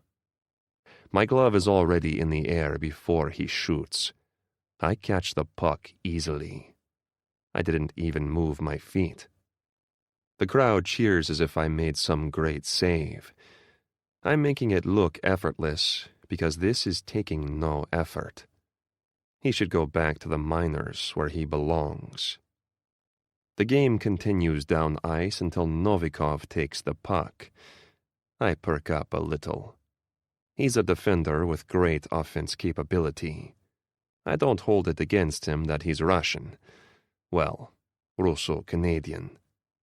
I track him as he races down the ice in a breakaway. Novikov is unpredictable. I'm curious to see what happens if I put up a real defense. I square off in my stance, my eyes locked on the puck as I instinctively measure his distance to me. He's moving fast, cutting left. He's going to pass the puck across. Inside pass to fielder. I need to drop. I sink into the butterfly, one push with my right skate, and the puck hits my pad. Blocked. Pivot. Double push to guard the other post. They're skating around for a rebound. Puck is passed to Novikov. Right leg extends as I stretch out. The puck hits my pad again, and I fish it out with my stick and pass to a defender who shoots it down the ice to a waiting winger. Saved. But it cost me. I groan, getting up as fast as I can. The push followed by a full extension stretched my groin muscle tight. Pain lances through my right hip. I shouldn't have done that. Should have just let it in. The puck is down at the other end of the ice, so I take a moment to stand, bringing my legs together. It was a mistake to dress for this game. I'll skip the next one. I'll make any excuse. The truth I've tried ignoring for weeks sinks deep into my chest. The pain is getting worse. And damn if the doctor isn't still watching me. I noticed her in the stands sitting next to Dr. Tyler. Now she's standing right at the plexiglass in my eye line, arms crossed, mouth set in a firm line. Coach Tomlin comes up to stand next to her, and I watch them shake hands. She finally looks away from me, and I realize with a pang of curiosity that I don't like it. Eric has all her attention now as he makes her laugh. What is he saying to her? Satana! I curse as I nearly take a puck to the face. It whacks off the crossbar and hits my shoulder before dropping into the net. White scores because I was too busy watching my coach flirt with the pretty doctor to guard my damn goal. Head in the game, Mars! Sully barks at me. I shake my head. What the hell just happened? Was I bewitched? Nothing breaks my concentration on the ice. Anger bubbles in my chest. I don't like that I was distracted. Focus. The buzzer echoes all around, ending the game, and I relax. Even with that last goal I let in, White still loses 3-6. Sully skates up, sliding to a stop. You all right there, big guy? Yeah, I say through the mask. Fine. He skates off, following the others off the ice. I snatch up my water bottle and turn. Voi helvete, I mutter, skating over to where Coach Tomlin waits with the doctor. Falling asleep out there, hey Mars? Calls Coach. You nearly took a facer. Game was over, I mutter. Fielder needed the goal more than I needed the save. He just chuckles, gesturing to the doctor. Mars, this is Dr. Rachel Price. I let myself look at her openly. She's standing with her arms crossed tight around her middle. She's cold. Not used to the rink, then. She has dark eyes hidden behind thick, rectangular framed glasses. Her hair is up, with a few pieces framing her face. She's beautiful. And she's still looking at me. Her gaze roves unashamedly, taking me in from my skates to my helmet. I tower over her in my full kit. We're like the kitten and the gorilla. Slowly, I take my helmet off, holding her gaze without the cage in the way. Dr. Price, this is Mars Kinnunen, Coach says. He's the best damn goalie in the league. I hand my helmet over to Coach and tuck my stick into my knee pad. Then I tug off my blocker, offering out my right hand. It's sweaty, but if the new doc has a problem with that, she's in the wrong business. She leans over the boards with a smile and takes it. Really great to meet you, Mars, she says. I want to know what she's thinking. Did she see my save? Did she see my slow recovery? Coach was distracted trying to make her laugh. I nearly missed the block because I'm too afraid to do a full right side extension. Too afraid I'll pull the groin muscle worse. I've been doing all I can to rehab it on my own. It's not my first pull, and it won't be my last. I just need some more ice, massages, and a better stretching routine. The scouts from the FIHA are coming to watch me play, so I can't be sitting the bench with a groin pull. I want to make this Olympic team more than I've ever wanted anything. It's my legacy. My grandfather played for Finland in the Oslo Olympics in 1952. Father was in Lake Placid in 1980. This is my time. Father's team placed fourth. I mean to make the podium. The Lejonat are good enough. I know who else they're scouting. They can do it. They can win. I want to be in the net when they do. You feeling ready for the start of the season? Says Dr. Price. Her voice is deeper than I expected, smooth like honey. I nod, dropping her hand as Coach slaps my shoulder pad. Mars was born ready. He's in the best shape of his life. Great, she says.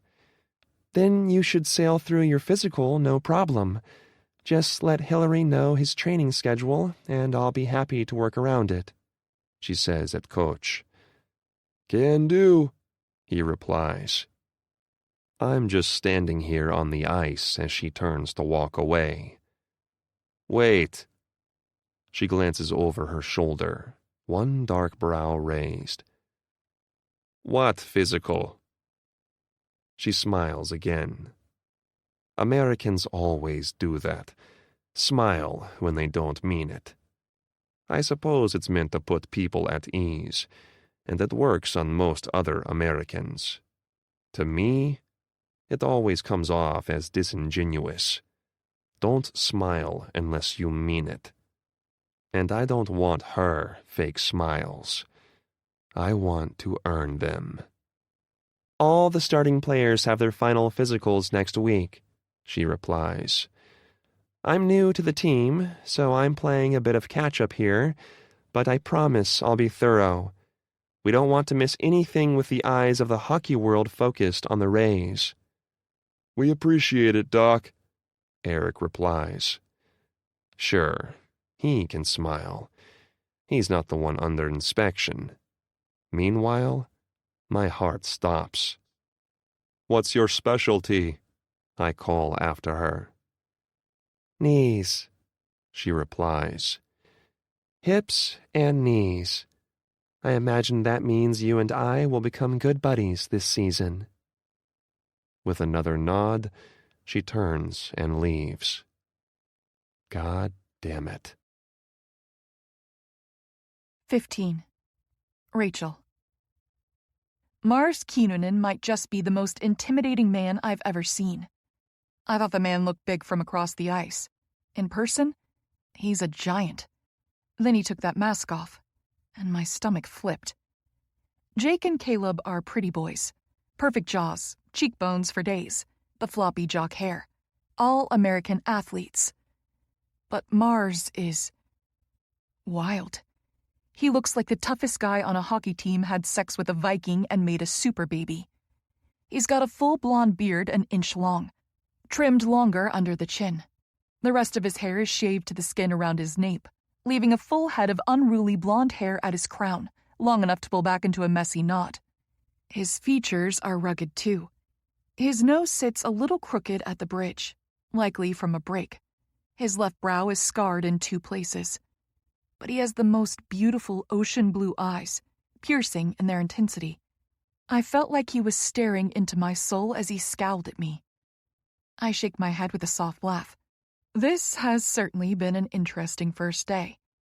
I catch up with Tyler in his office to grab my backpack, and he introduces me to Hillary, the team nurse. She's a lovely older lady with curly gray hair and kind eyes. She'll be responsible for scheduling my appointments. "We've got an office ready for you down here," she says, leading me towards the gym. "It's easiest to catch the guys during their strength and condition time, so we have a few exam rooms set up right off the floor. It's a bit like herding sheep," she adds with a chuckle. "Sometimes you just gotta stick your crook out and snag one. I found the easiest way to get them to come willingly is to catch them on the treadmill. You show me a hockey player who likes the treadmill, and I'll show you a liar." I laugh. Strong treadmill avoidance. Got it. I can already hear the clank and jangle of workout equipment over the boom of loud rock music. "They're usually good about turning it down if you can't hear yourself think," she calls over the music, pulling open a glass door. "Wow," I murmur, stepping inside. The facility is amazing. You wouldn't know it from the somewhat nondescript hallway, but the room opens into a gymnasium-like space spread over 2 levels. There's the main floor, which is all for weightlifting. Several guys are milling around, doing reps and spotting each other. Most are players, but the guys in polos must be the strength and conditioning team. A wall of glass lined with treadmills to my right lets the guys look down on the main practice rink. It's already been cleared from the exhibition game, and it looks like figure skating lessons are happening now. Upstairs is a running track. "All the therapy equipment is through there," Hillary says, pointing to a large set of open doors to the left. "We've got hot and cold tubs, massage tables and chairs, All the PT equipment you could want, space for stretching, and our corner of the world is right here. She finishes with a wave of her hand at a set of 3 doors along the wall. She opens the first door and stands back. I peek my head in. It's just a windowless broom closet with a desk and a chair. Frankly, I've worked in smaller spaces. Behind us, there's hooting and clamoring as someone cuts the music. Whoa, guys. Hey, Jacobs, is this the new doc? Hot doc spotted. New doc on the block. All the guys are shouting and laughing as they abandon their equipment. Hillary rolls her eyes at me. Ignore them. They go after new stuff like dogs with a bone. One of the guys shoots straight for me, his face a sweaty mess. He looks young, bright-eyed, and friendly. Hey, Doc, he says, holding out his hand. Ryan Langley, forward. Yes, you are, Hillary says. Get back before you soak us with your sweat. I just laugh, taking his sweaty hand and giving it a shake. Rachel Price.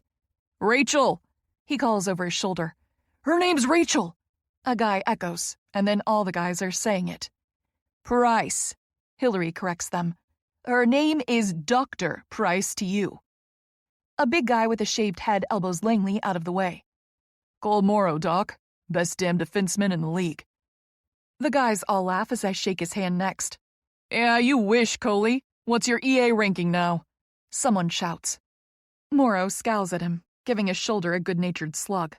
The guy laughs, and I can't help but smile to see his 2 missing front teeth. Hockey truly is a brutal sport. I'm Gerard, he says. Hey, J-Lo, get out of the way. I smirk up at him with a raised brow. J-Lo? He just shrugs. My name is Jean-Luc, and the guys are assholes. Oh, don't get salty, J-Lo. You know we love you. All right, enough, calls one of the surlier-looking strength and conditioning coaches. Leave the doc alone and get back to your reps. Now. Welcome to the team, Doc, the cute blonde says with a cocky grin. They all amble away, still laughing and shoving each other. I just smile, shaking my head. Boys may grow into men, but they never really grow up. How long will the hazing last? I say, glancing at Hillary. She purses her lips. With how pretty you are? My guess is forever. Great, I mutter. This is going to be the longest 10 months of my life. As if I needed direct confirmation of that statement, my phone pings with a message. Then another. Caleb, 2:07 p.m. I had nothing to do with this. Asshole took my phone. Unknown, 2:07 p.m. And now I have your number. Just face it, we're inevitable, Seattle. That message is followed up with a picture of Jake giving fuck me eyes. Then a second of him with Caleb in a headlock. I groan. Just slather me with butter and jam, because I am so fucking toast. 16. Rachel. So, wait. You're saying you met this guy in Seattle at Harrison's wedding? Tess is incredulous, her thick brow raised behind her glasses on the phone screen.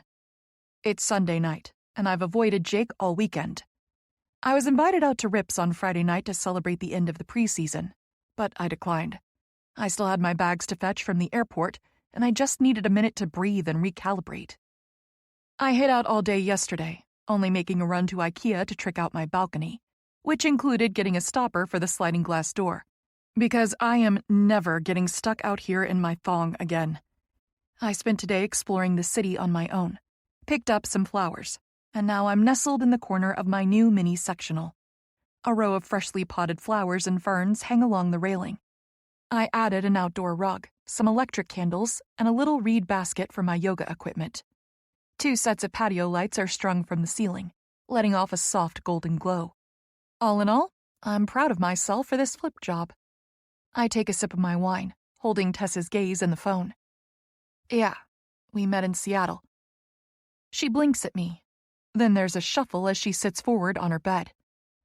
Oh, girl, wait, when you say meet, did you meet him? I nod and she shrieks through the phone. Oh, God, that is amazing. She cackles. You dirty little horn dog. You hooked up with an NHL player at your brother's wedding. Not at the wedding, I correct. And I didn't know he played for the NHL. I didn't know anything about him. We didn't do names. Tess laughs. God, you are wild, girl. It didn't feel very wild in the moment, I admit. It felt right. He felt right. It was... I struggled to find the words to explain what Seattle meant to me. Cosmic, I say. We had a cosmic connection. Have, I add softly. Tess heaves a dramatic sigh. But now you've signed on to his team, and you're twisting yourself up because you're a doctor and he's a player, and you've got to keep your horny little horn dog hands to yourself, right? Is that the problem? Of course it's the problem, I say. Tess, I can't... I groan, setting my wine glass aside with a clink. I can't start something with him again. I can't mess up this chance. The last 3 Barclay Fellows from the clinic were all offered permanent positions when their fellowships ended. This could be the start of my new career. Tess is pensive, lips pursed as she nods. Yeah, or it could be the start of the rest of your life with Magic Boy. Mystery Boy. She sighs again. Look, Rach, you know I love you. You know that, right? Yeah. Okay, well, you have this thing you do where you sabotage all your relationships. You don't give them the legs to stand before you cut them off at the knees. And now you're telling me you have a cosmic connection with Magic Boy, Mystery Boy. I correct again. Whatever. She waves her hand. We're talking about planets aligning, stars shining. And you're sitting alone on a Sunday night, talking to me? Rach, you're living in the same city as this Magic Boy and... Wait, I'm assuming the sex was good? Oh, please tell me it was good. Tell me he's got a gorgeous 9-inch member that vibrates. I all but whimper as the memories flood me, swallowing a gulp of my wine. Tess, I'm actually speechless. I have no words. She's squealing again. God, I am so jealous. I need a decent fuck like I need a good detangling spray, she says, fluffing her bouncy red curls with her fingers. Has he tried to contact you at all? Has he tried? I flip open my messaging app and click his name. A long string of messages over the past 2 days fills my phone. Most are from yesterday. Jake, 7:37 a.m. Good morning, Seattle girl. Another beautiful day in Jack's. Perfect for a walk on the beach. Wave emoji, palm tree emoji, sun emoji.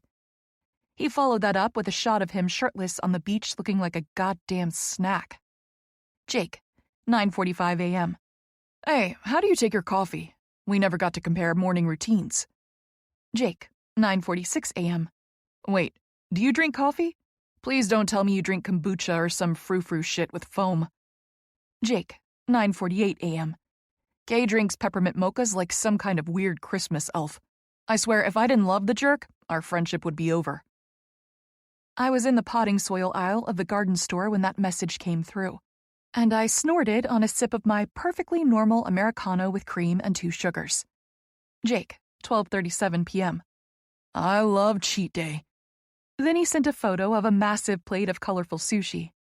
Jake, 5:50 p.m. What's your favorite color? Mine is blue heart emoji. Jake, 9:45 p.m. Night, beautiful. FYI, I go to sleep pretty early. Jake, 9:45 p.m. Unless you're in my bed, obs. The last thing he sent on Saturday was a picture of him, shirtless, in the dark, stretched out on his bed. He had a sleepy smile on his face, one hand tousling his hair. I can't stop smiling. Girl, what? Tess says with a grin. What is that face? He's been texting you, hasn't he? OMG, what is he saying? Nothing, I reply, tapping her screen to hide his messages. You little liar, she teases. You practically have hearts in your eyes. Is it dirty stuff? Text him back. No. Oh, God, please text him a dirty pic. Do it now. Tess, I cry, setting my wine aside again. Your tits, she shouts. Text him a sexy picture of your tits. You've got great boobies, girl. Share the love. Please, Rach, do it for me. What kind of example and restraint am I setting if I go from leaving him on red all weekend to texting him a shot of my boobs? Hey, Duke can play his game. she says with a shrug. He can look, but he can't touch. Drive him wild. My heart flutters at the idea. I think that would qualify as torture in like at least 30 countries. Cruel and unusual punishment. Tess just rolls her eyes. Trust me when I say that no straight man on this earth would consider it a punishment to get an unsolicited tit pic from Rachel Price. I grin, snatching up my glass of wine and taking a sip. If I'm sending one, you're sending one too. She chokes on a laugh. What, to Magic Boy? Honey, the majesty of my titties would end his sweet little life. No, I say, all but snorting on my wine. Not to him. Surely you have someone whose soul you'd like to see ascend to a higher plane of existence? She smirks. There might be someone. I'm grinning now, too. This is the world's most terrible idea. But I'm 2 glasses of Chardonnay in, and he's been blowing up my phone all weekend. 2 can play his game. I'm doing it. Tess hoots with delight. Yes, get it, girl. Make him sweat. And call me tomorrow. She hangs up before I can reply. As soon as she's gone, my confidence falters. Rachel Price does not send nude pictures of herself to men. I'm suddenly nervous. Snatching up my wine and my phone, I go inside. I really shouldn't do this. I don't want to lead him on. But you really want an orgasm. I shiver at the thought, my mouth quirking into a smile. Yeah, just picturing Jake's face when his phone dings is enough to have me hot. And there's literally no way he won't respond. If I'm not careful, I might have him breaking the laws of traffic, racing over here to handle business in person. Would that be so bad? I groan, setting down my glass of wine. I strip off my ratty ferryman's sweatshirt, tossing it to the bottom of the bed. Now I'm standing in just my silky pajama shorts. No way am I sending a picture of my coochie. I'm not even going to let him see my full tits. I crawl onto the bed, sitting back against the pillows. I cross my right arm over the girls, squeezing them together a bit and giving them a lift. The lighting is good, just a soft glow from my side lamp. And if I angle the shot right, I get just my neck and chest. Everything is covered and the angle ends at my hips. Before I lose my nerve, I take the photo. This is crazy, but I have a plan. I send the picture and wait. 17. Jake. After a long day of practice, it feels good to unwind with the guys. A few of us are out exploring a new bar tonight, eating our weight in chicken wings and salad. The food is crap, and the music is too loud, but we've got a great view of the ocean. Caleb sits next to me, reading out the stats from the other NHL team's exhibition games. Morrow and Novi sit across from us, elbows bumping at this narrow table. "Oi, boys," says Novi with a laugh. "Look who we have here." Caleb and I glance over our shoulders. Apparently that asshole thinks he's too good to sit with us, Novi says with a huff. That's when I see him. Mars Keenanen is a giant. He's sitting by himself at the bar, glancing down at his phone while he eats his dinner. If he's noticed us sitting 15 feet away, he's not letting on. "He hates me," Novi adds, snatching up his beer and taking a swig. "He likes you fine, Nov," says Caleb, turning back around. "No, he's Finnish," Novi counters. "When we first met, he tried to speak to me in Russian, and I just stared at him. The only Russian I know are my grandpa's curse words. He rolled his eyes and walked off." "Nah, he's okay," says Morrow. "Great player. Goalies are always weird, eh?" "Have you tried talking to him?" Caleb asks me. I shrug too. There hasn't been a ton of opportunity. The goalies always have slightly different schedules. They've got their own coaches, their own practice times. I mean, I've seen him around, and we talk on the ice when we have to, but I couldn't tell you a single thing about him outside his stats. Caleb gives me a hard shove. "What the hell?" I growl, as the other guys laugh. "Go talk to him. Go say hi." "You go talk to him," I huff. I talk to him all the time, Caleb replies. He's a cool guy. Yeah, he's quiet, but try looking like that and see how easy it is to have people approach you first. I glance back over towards the giant fin. Caleb is right. Even in this crowded bar, there's an aura around him. The guy gives off serious don't fuck with me energy. I once saw footage of him in a fight on the ice. He knocked the guy out with one punch. Do it, Novi jeers. Yeah, tell him to get over here, Morrow adds. We can pull up a chair. I groan as Caleb gives me another shove. He's right. It's the polite thing to do. I wander towards the bar. Hey, man, I call out, patting his shoulder. Mars stiffens under my hand.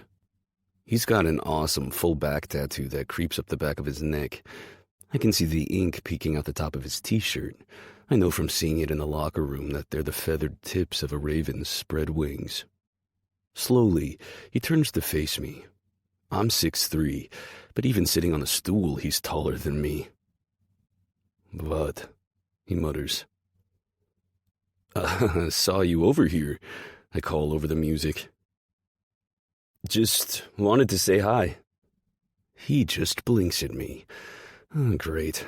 This is already going so awesome. So how do you like the food? He glances down at his half-eaten salmon and baked potato.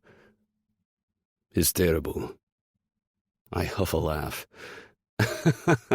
Yeah, wings are pretty bad too. He waits for me to keep speaking. My courage is starting to falter.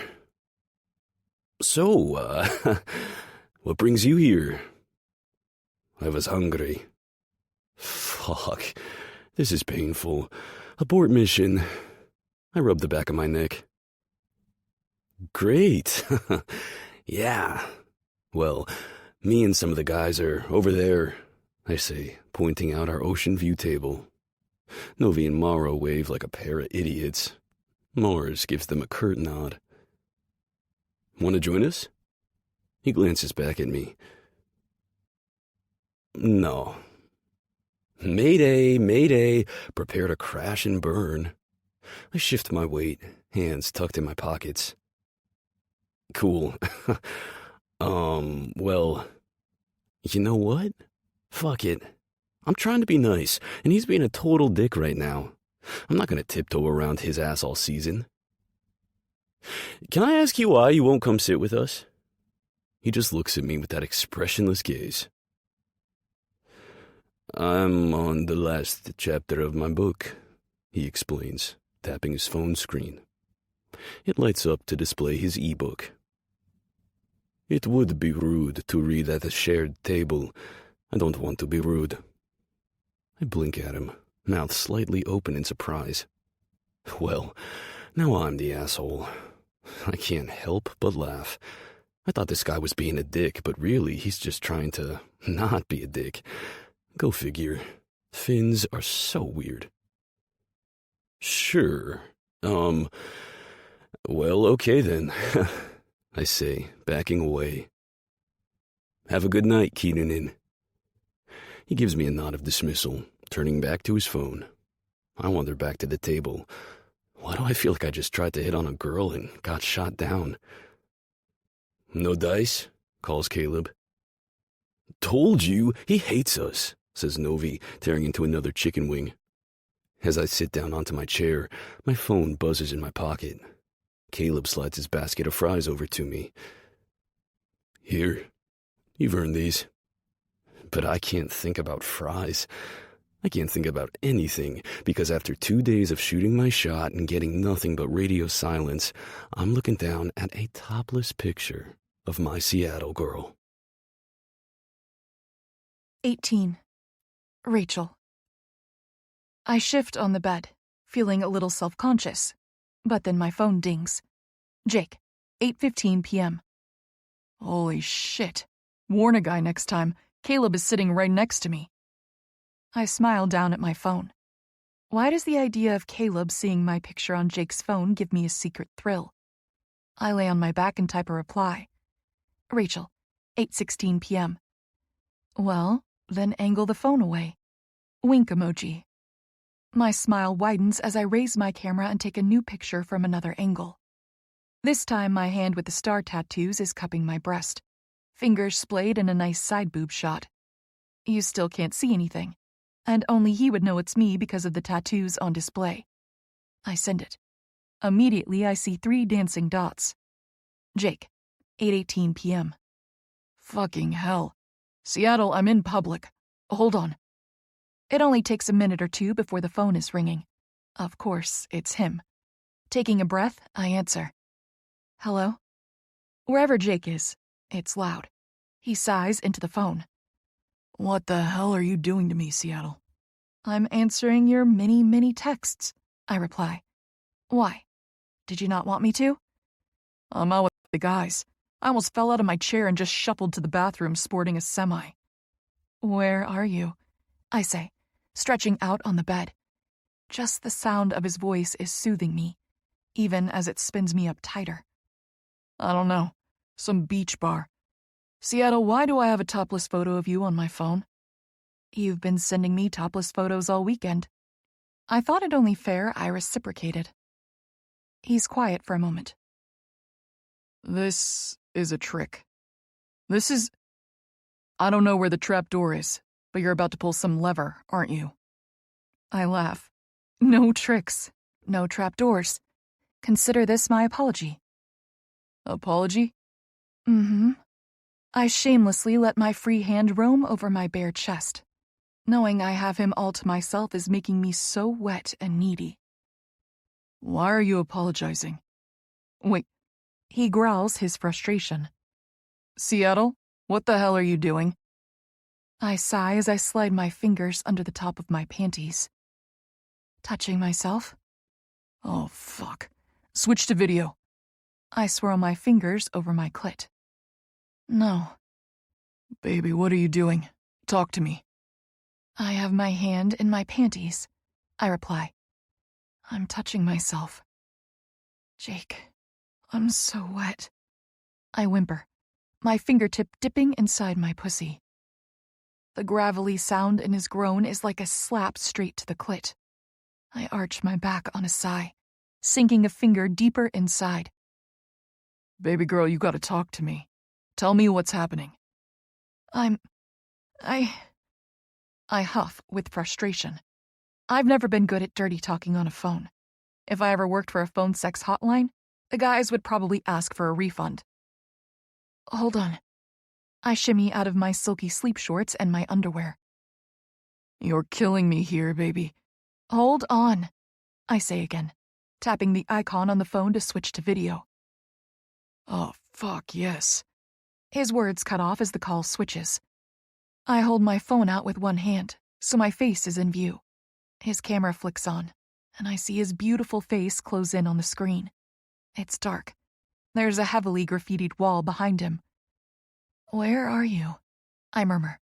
Fuck if I know. He replies. Some bathroom in a shitty beach bar. I've locked the door, but I can't camp out in here. Now, you called me for a reason.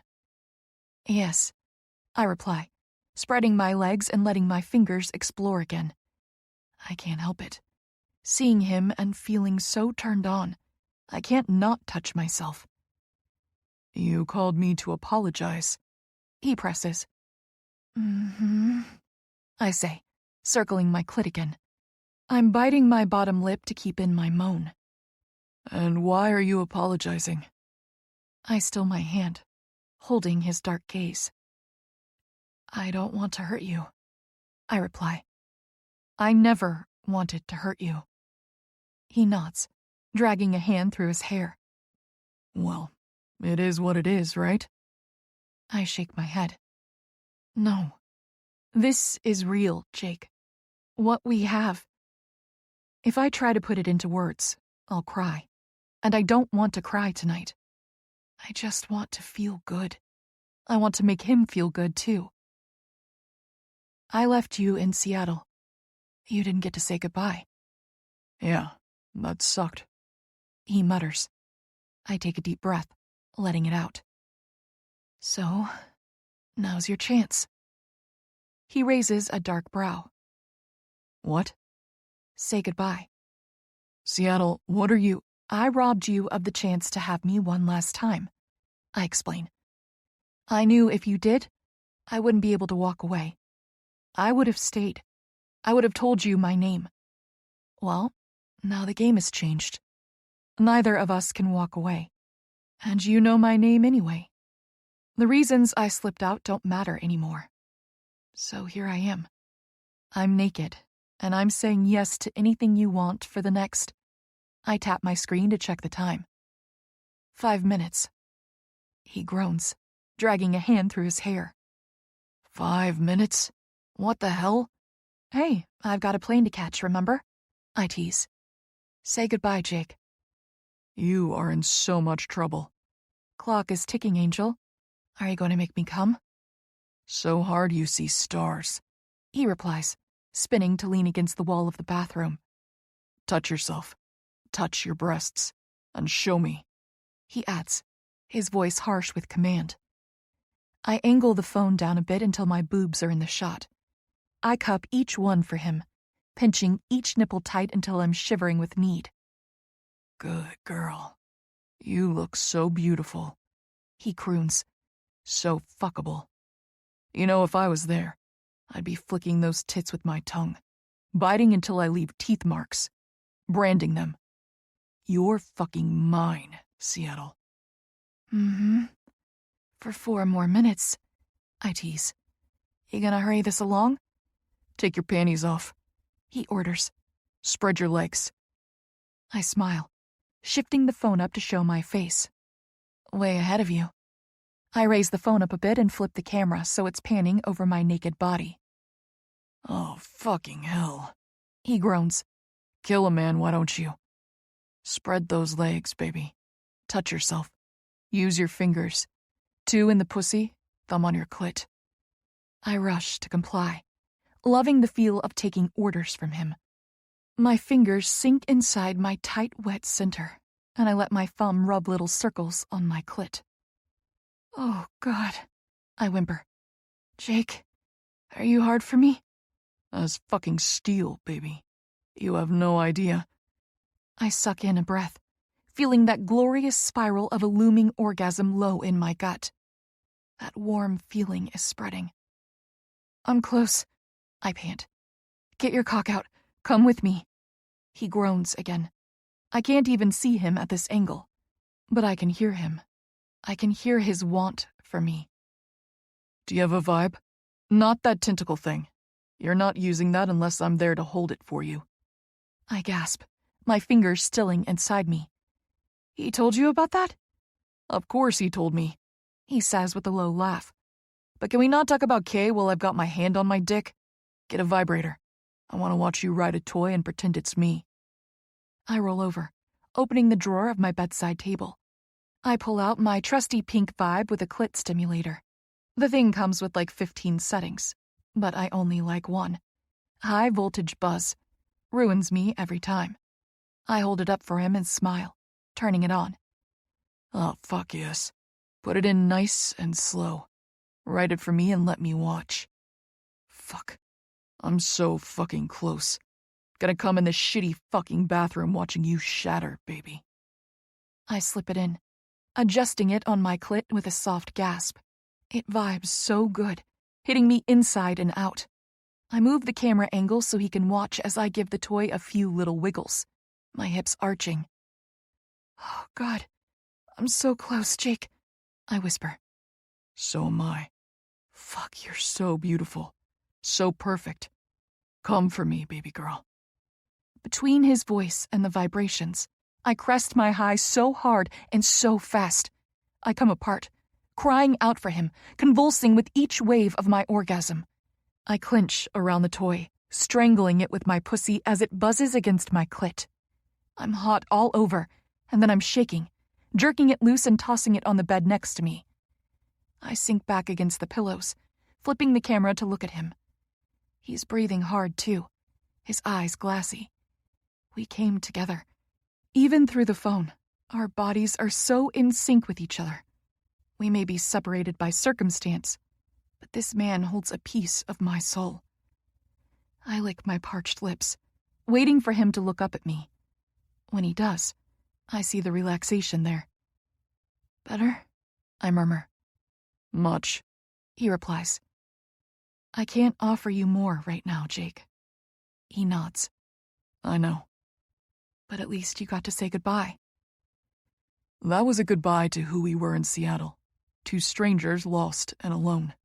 He looks straight at me, his eyes burning with intensity. But we're not strangers anymore. My name is Jake Compton, and I'm the starting defenseman for the Jacksonville Rays. I like sushi and the color blue, and I drink my coffee black. I have a twin sister, and I hate all flavors of sparkling water. And I'm not going anywhere, Rachel. Jake. You give me a chance, and I'll be so damn good to you. I'll treat you so right, baby. You're it for me. I sit up, eyes wide. Jake, what? He chuckles. Easy. I'm not out here about to propose. I'm not that crazy. I'm just saying I'm in. You want a friend? You got one. A boyfriend? Great. A fuck buddy? I'm there. You just name the time and the place. Because we are not strangers, Rachel, and I refuse to act like it. I'm not going to tiptoe around my life pretending you're not in it when you are. And if you don't like it, then, well, that's just too damn bad. You made a choice for both of us in Seattle. Now I'm making this choice. I smile, settling back against the pillows. Relax, Jake. I like it too. We're friends. He raises a dark brow. With benefits? I purse my lips. Friends. Right. Friends working on the conditions of their friendship, to include a provision about benefits. I laugh, rolling my eyes. You better get back to your table. I guarantee you they left without me. I bet they think I ducked out to avoid paying the bill. Just then I hear a thundering pound at the door. Jake! Geez, man, you die in there? Hold on! Jake bellows. I snort. Good night, Jake. Night, Seattle. See you tomorrow, bright and early. I raise a brow. Bright and early? He flashes me a devilish grin. Didn't you check your schedule? You're doing physicals tomorrow. Yeah. Well, I'm your first patient. I groan. Better get in that beauty sleep, Seattle girl. I can be quite a handful in the morning. And I'm nothing compared to the rest of the guys. Oh, God. They're going to start hazing me tomorrow, aren't they? He laughs. You know it.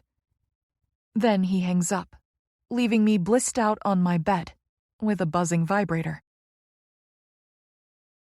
19. Caleb. Come on, man, poop already, I mutter. Sai is taking his sweet fucking time this morning. Usually we try to get over to the beach and do a sunrise walk, or he roams around while I surf. But I've got an earlier start than usual today. This dog needs to hurry up and make so I can bring him back upstairs. I check my phone, tapping the message thread for Jake. Last night was weird. He disappeared into the bathroom for like 20 minutes. When he came out, he looked all flushed and glassy-eyed. If I didn't know any better, I'd swear to God he was hooking up in there. But I was right there when the door opened and he came out alone. I asked him about it on the drive home and he got all cagey, changing the subject. Something is up. I hate thinking he's hiding something from me. That's not how we are together. Or at least it wasn't, but he's been weird for a few months now. I blame his Seattle girl. Jake went out to Seattle to meet up with Amy before training camp. He was so excited about it too.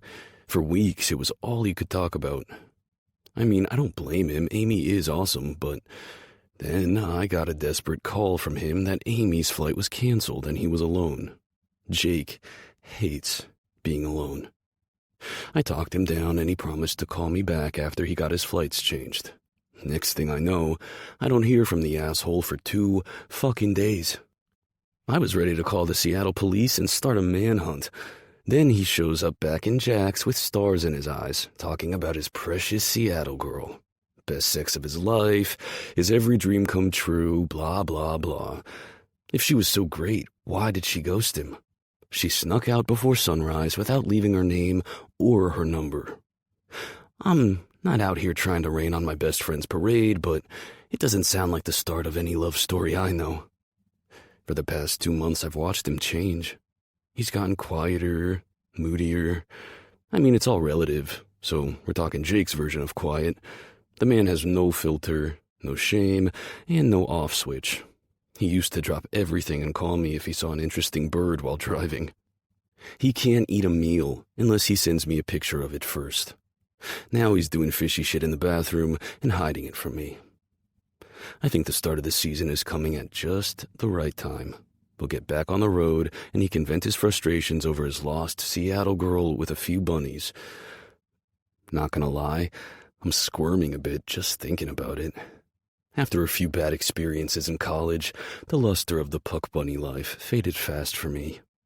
It took losing everything with my knee injury to face the truth I hid from everyone, including myself. I'm queer. Growing up in men's locker rooms, I found ways to dissociate with that part of myself. If you tried telling 20-year-old me that he liked sex with men, he would have laughed in your face. When the burden of being an NHL star was suddenly yanked from my shoulders, I took my first unrestricted queer breath. I was free to explore what I'd kept buried all those years. A few drunken hookups in the back of bars revealed the surprising truth. Turns out I really liked the feel of a dick in my mouth. Not that I indulge very often. In fact, I haven't gotten laid in like a year. I'm over the emptiness of bar hookups. I can take care of the urge with my hand. What I crave is something deeper. I want connection and intimacy. Someone who challenges me. Someone who just gets me. If I can't have that, I think I'd rather be alone. I give Si's leash a little tug, turning to head back towards the apartment buildings. As I turn, I spot Rachel hopping down the stairs, phone in one hand, travel coffee mug in the other. Her dark hair is twisted up in a knot. She doesn't notice me or Si as she heads over to her truck. I watch her slide to halt in front of the driver's side door. She just stands there, looking at the handle.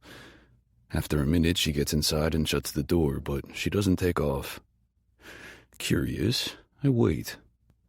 She turns the truck on and it roars to life. She all but jumps in her seat at the sound, and I smirk. What is this girl doing driving so much truck? She just sits there, both hands clutching to the top of the wheel, engine running. God damn it. I wander over, giving Si's leash another soft tug. He trots along happily. I step up to her window and tap. She jumps, one hand flying to her chest as she rolls down the window. Oh my God, you scared me half to death. Don't you know you're not supposed to sneak up on a woman in a parking lot? I was right here the whole time, I reply with a shrug. You just weren't paying attention to your surroundings. Still, she mutters, her hand going back on the wheel. So, what are you doing in there, Hurricane? She narrows her dark eyes at me. If I tell you, you'll just mock me. I raise both hands, one wrist wrapped around Si's leash. I wouldn't dream of it. She sighs. Fine. I'm hyping myself up. I raise a brow. What? I may be a little bit nervous about driving this truck, she admits. I'm just not used to it yet, she adds quickly. Why did you pick something so big if... I didn't, she huffs. It was the only option, apparently.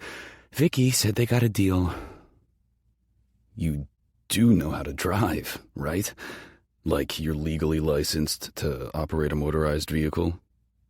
Yes, Caleb, she says with a roll of her eyes. I'm a grown woman, a full medical doctor, and I have a driver's license, okay? She goes silent, both hands still clutching the wheel. You just what? Fine. I'm just not a very confident driver, okay? I hate driving, and I'm not good at it. Some people are good drivers, and I'm not. The gene totally skipped me, she adds under her breath with a sniff. Oh shit, is she about to fucking cry again? I'm sure you're fine, I say, shifting on my feet. I should walk away now. She's clearly got this under control. Nothing to see here, folks. She laughs, but it sounds weird. It's too high and squeaky. Oh, yeah, I'm great. Super safe and reliable. I only failed my driver's test 3 times. You... 3 times? How is that even possible? Hey, I aced my MCAT, thank you very much, she snaps. Driving is hard for some people, and I never had to learn growing up. Where the hell did you live that you didn't need to drive? I always had a driver, she says with a shrug. I put the pieces together and grin. Oh, shit. Hurricane, are you a silver spoon girl? She glances sharply over at me before dropping her gaze back to the wheel. More like a multi-platinum. Rachel. I'm fine, Caleb. I'm a big girl with a big freaking truck. I just maybe wait a few minutes before following me on the road, she adds. You know, for your own safety. Making the decision I should have made 3 minutes ago, I shrug. Why don't I just drive you to work? Her gaze darts back over to me. No. Why not? We're going to the same place. It's better this way. More eco-friendly. I don't need to be driven around like some spoiled little rich girl. And I don't want to upset Vicky either, she adds. The team is paying for me to have a truck as part of my fellowship. I can't just not drive it. I'm fine, really, she says again. I shake my head with a laugh, patting my pockets.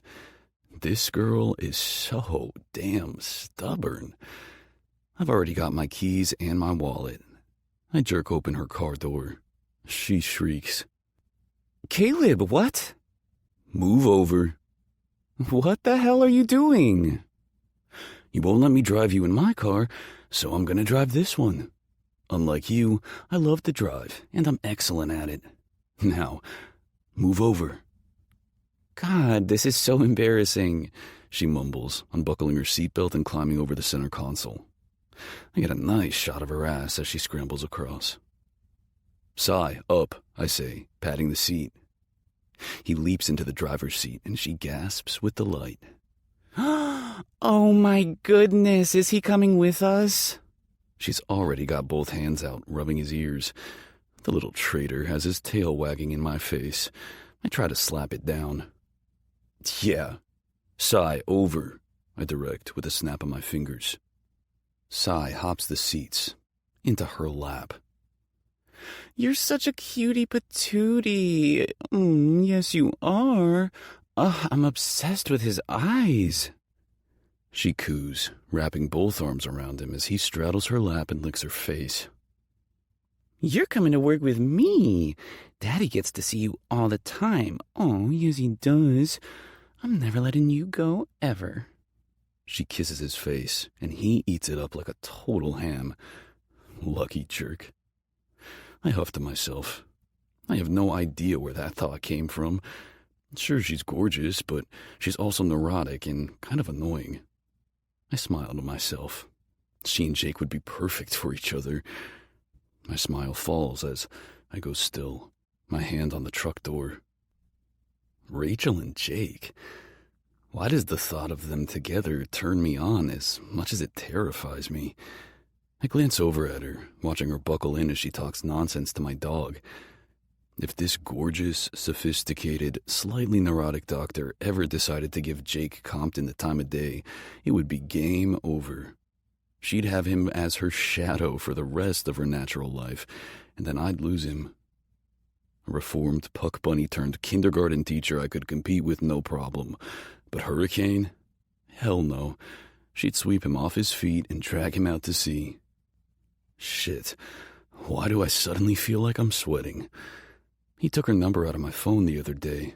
Said he wanted it to haze her. He and Novi have taken it upon themselves to haze all the new staff, so I didn't think much about it in the moment. Now I'm thinking I was a fucking idiot. But her quiet confession from our first night together still simmers in the back of my mind. I held her on the balcony, her bare skin like heated silk under my fingertips. I miss him, she said, tears in her eyes. She's already got a guy she's totally hung up on. For the moment, at least, Jake is safe. 20. Rachel. Caleb and I part ways at the coffee cart in the lobby. After swearing on his life to let me and Cy have another sleepover soon, he and the dog wander off toward the locker rooms. I find my way to the gym, only taking a wrong turn once. Am I embarrassed about what happened? I mean, yeah. At this point, I'm just keeping a mental list. If there's an embarrassing moment to be had, odds are Caleb Sanford is going to find a way to witness it. I really hope the cosmic wheel finds a way to balance this relationship soon. I'd love to feel like I was the one helping him for once. I step into the gym to find the weightlifting floor packed and the music pumping. There has to be 20 guys in here already. Several of them wave and call out hellos to me as I weave between the equipment.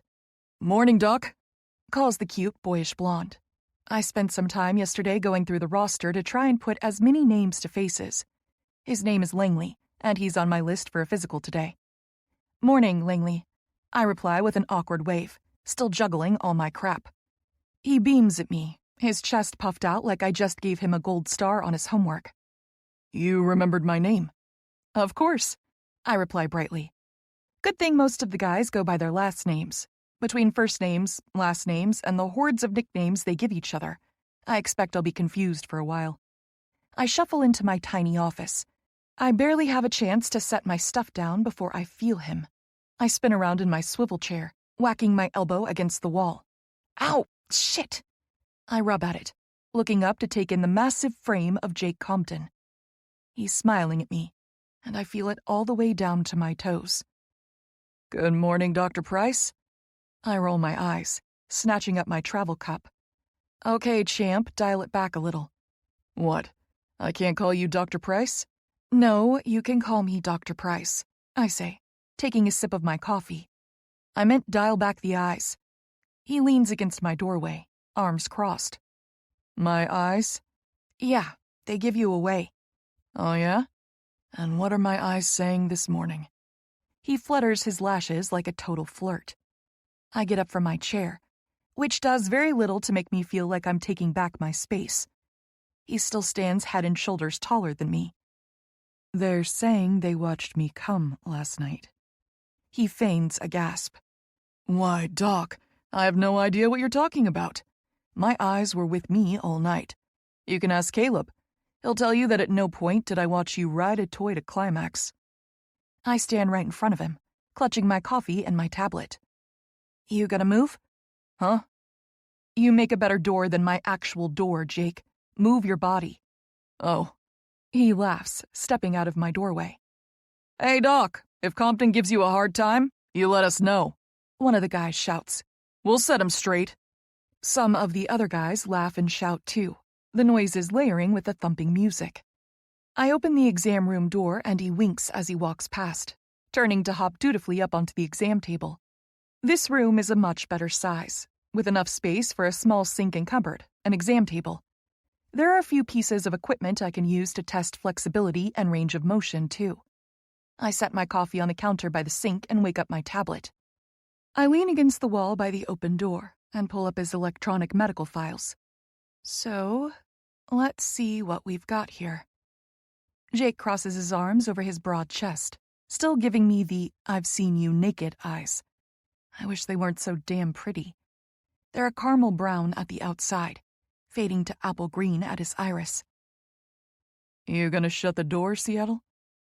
I glance up over the tablet. My gaze darts to the open door. I don't think we need the door shut for this exam. It's not like I'll have you taking off any clothing. This is more of a formality. I'm just gonna poke and prod at your knees a bit. Yeah, well, I'm a pretty shy guy, He says with a shrug, and that sultry grin.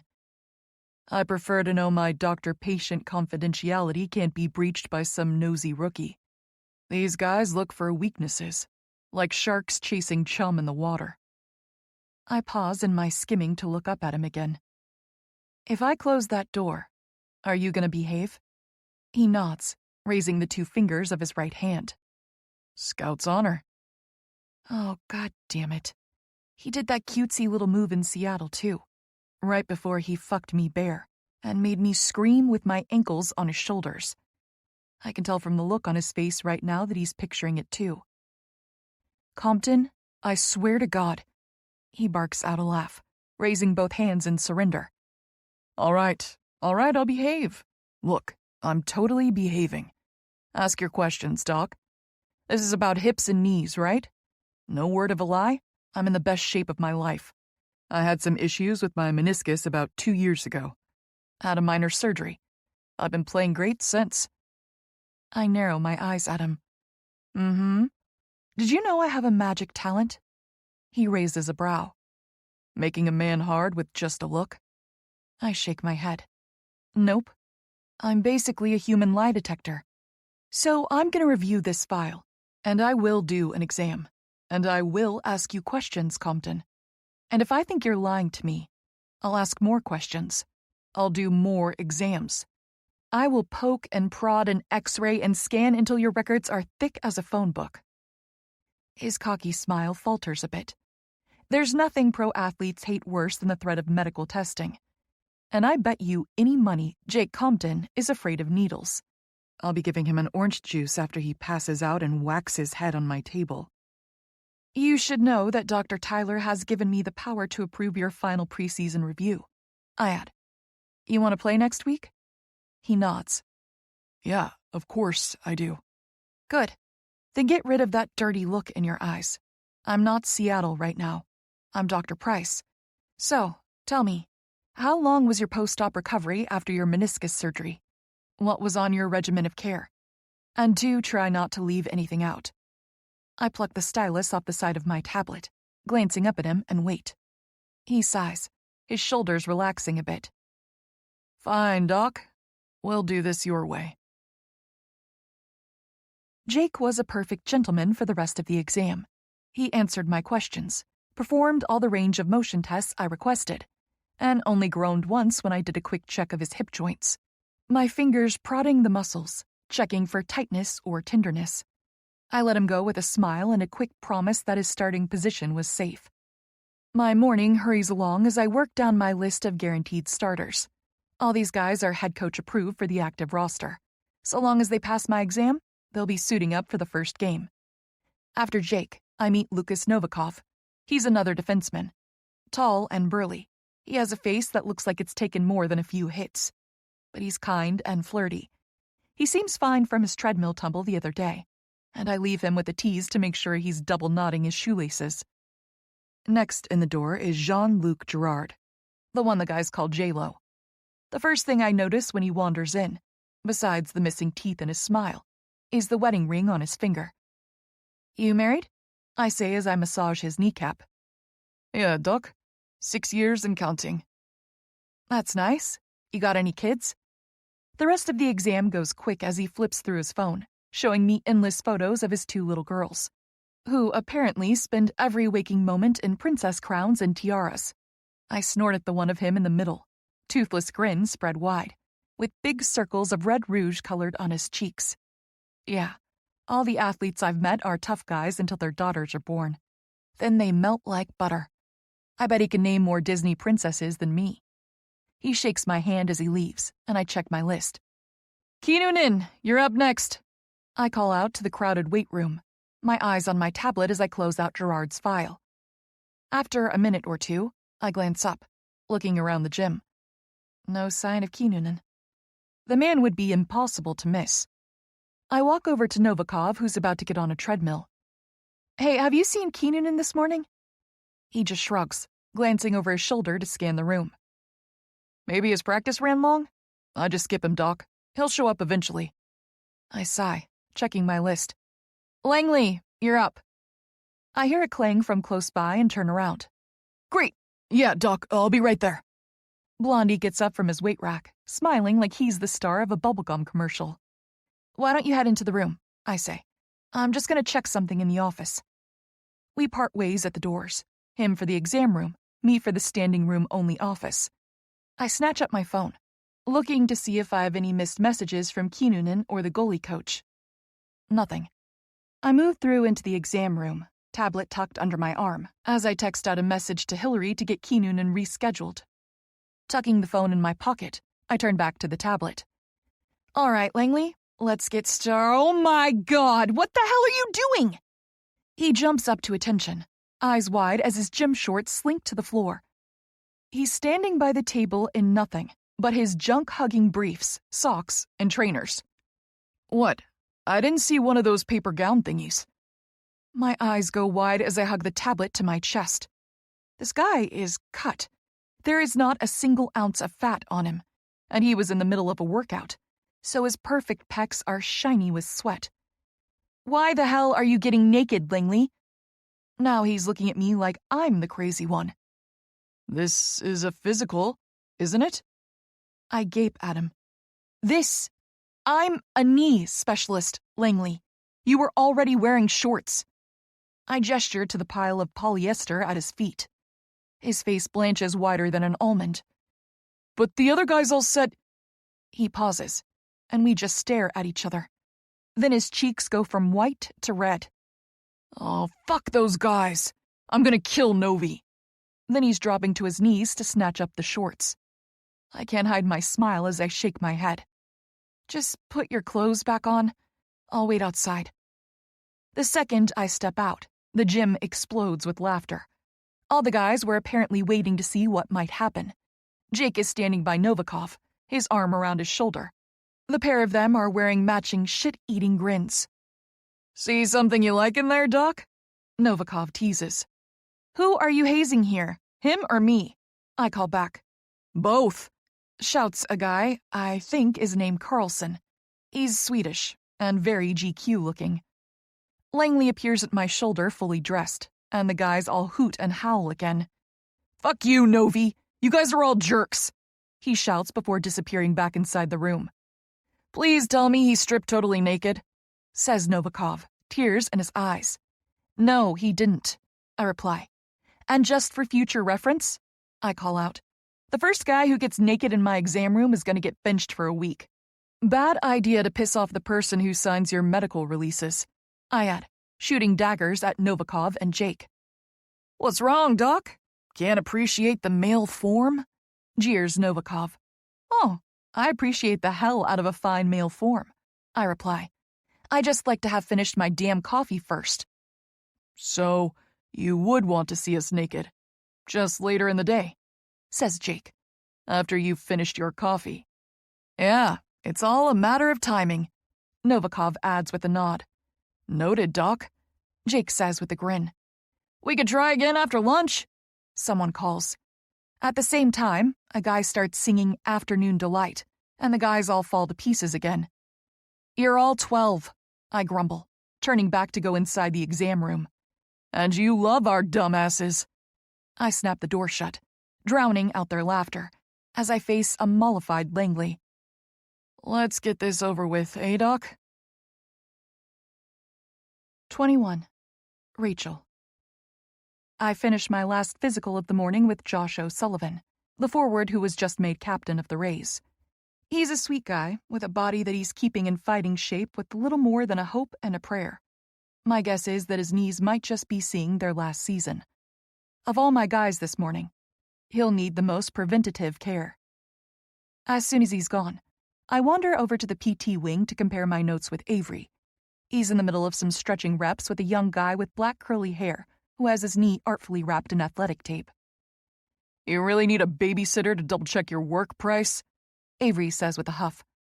Are you that incompetent that you can't do a few basic range of motion tests? The athlete he's working on goes still, trying hard to pretend he's not listening. I don't know Avery well enough yet to tell if he's just having a bad day, or if he actually is the world's biggest fucking asshole. I wasn't asking you to babysit me, I reply, keeping my tone professional. I was just hoping to confer with a colleague.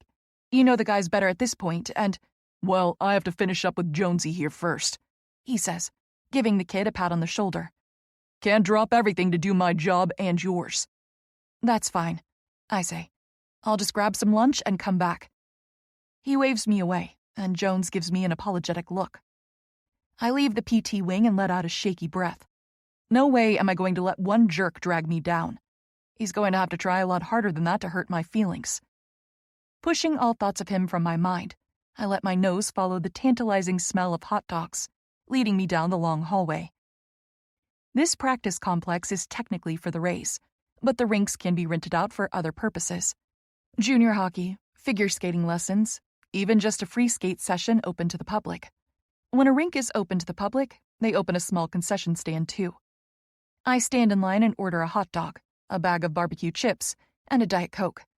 Taking my lunch with me, I wander between the rinks until I find some of the guys doing drills. I sit on the bench, quietly eating my lunch, watching as they skate lightning fast through some cones, moving the puck down the ice towards the goal. The swish of their skates and the click of the puck against their sticks is almost hypnotic. These men are sharks on the ice. They each take a shot on the goal boxed in with a fake goalie. It's like one of those skee-ball games with holes cut out for the 5 pockets. Each puck sails through a hole, hitting the back of the net flawlessly. Your footwork is sloppy, Walsh, and choke up on your stick. You're not playing mini-golf. I glance sharply to the left to see Caleb standing at the boards. He's got his arms crossed, his full tattoo sleeve on display. I was studying it in the truck on the drive-in. It's a mess of individual tats that have been woven together, with a consistent pattern of ocean waves and geometric honeycombing to make a sleeve effect. The guy he was shouting at skates up to the boards, sliding to a stop. What am I doing wrong, boss? I pop a chip into my mouth and crunch it, watching as Caleb tears into him about his form and puck handling. Do another rep, he says, and try not to suck this time. The guy nods, as if Caleb is a coach and not an equipment manager, skating off into the middle of the rink to flick a fresh puck off the pile. I watch as he does a circle to pick up some speed. Then he's flying between the cones, his blade slicing left and right as he works the puck. He blasts out the end of the cones and takes a shot on goal, aiming for the 5-hole. The puck whacks the board instead, ricocheting away. You're trying too hard to control the puck, Caleb shouts. It's all in your stick, Walsh. Get out of your own head. One of the other guys is taking a breather against the boards, water bottle in hand. Can you believe this joker gets to start next week? He says, squirting some of the water on his head until it's running down his neck into his pads. Caleb just shakes his head. He thinks his flashy footwork is going to compensate for sloppy stick handling. My bet is they bench him after game 2. He says this loud enough for Walsh to hear as he skates up to the boards. The poor guy looks crestfallen. He does know he's an NHL player, right? Maybe with all this criticism he's forgotten. I scowl at Caleb. Geez, Sanford, I call, drawing their attention. Who died and made you head coach? If it's so easy, you put on some skates and show 'em how it's done. The second the words are out of my mouth, I know I've said something wrong. Caleb's glare turns murderous. At the same time, the two guys share a nervous look. I glance between them, confused. What? See you boys around. Caleb mutters at the other two, turning on his heel and stomping away. I watch him go, feeling suddenly guilty. Yeesh, Walsh mutters. That was harsh, Doc. Yeah, going in for the kill, says the guy with dark hair. Clearly, I just stepped in something, I say, slipping off the bench and walking over to the boards. Sandy'll be all right, says dark-haired guy. He skates off, ready to do another drill. I look to Walsh. Will he? He shrugs. Yeah, probably. But maybe you should Google him. And cut him some slack. He adds as he sets his water bottle aside. It can't be easy for him. With that, he skates off, leaving me with my head spinning. The second I get back to my office, I shut the door and whip out my phone. I Google Caleb Sanford hockey. And after the most cursory of glances down the search result page, I'm ready to crawl inside a hole. He was a player, a forward, just like Walsh. The articles are a mix of his college stats and interviews, glowing reviews of his speed and scoring ability. I read the press release announcing him as the number 3 draft pick for the NHL. He signed with the Pittsburgh Penguins before he was even out of college. But then there's the articles. And videos. They're almost too awful to watch. He was taken out Game 1 of his first season in the NHL. A brutal hit from behind smashed him into the boards. The defenseman was twice his size. He went down, and he didn't get back up again. Writhing in pain, his mouth open on a scream you can't hear, as the camera feed cuts away. One article has me frozen, eyes glued to the phone.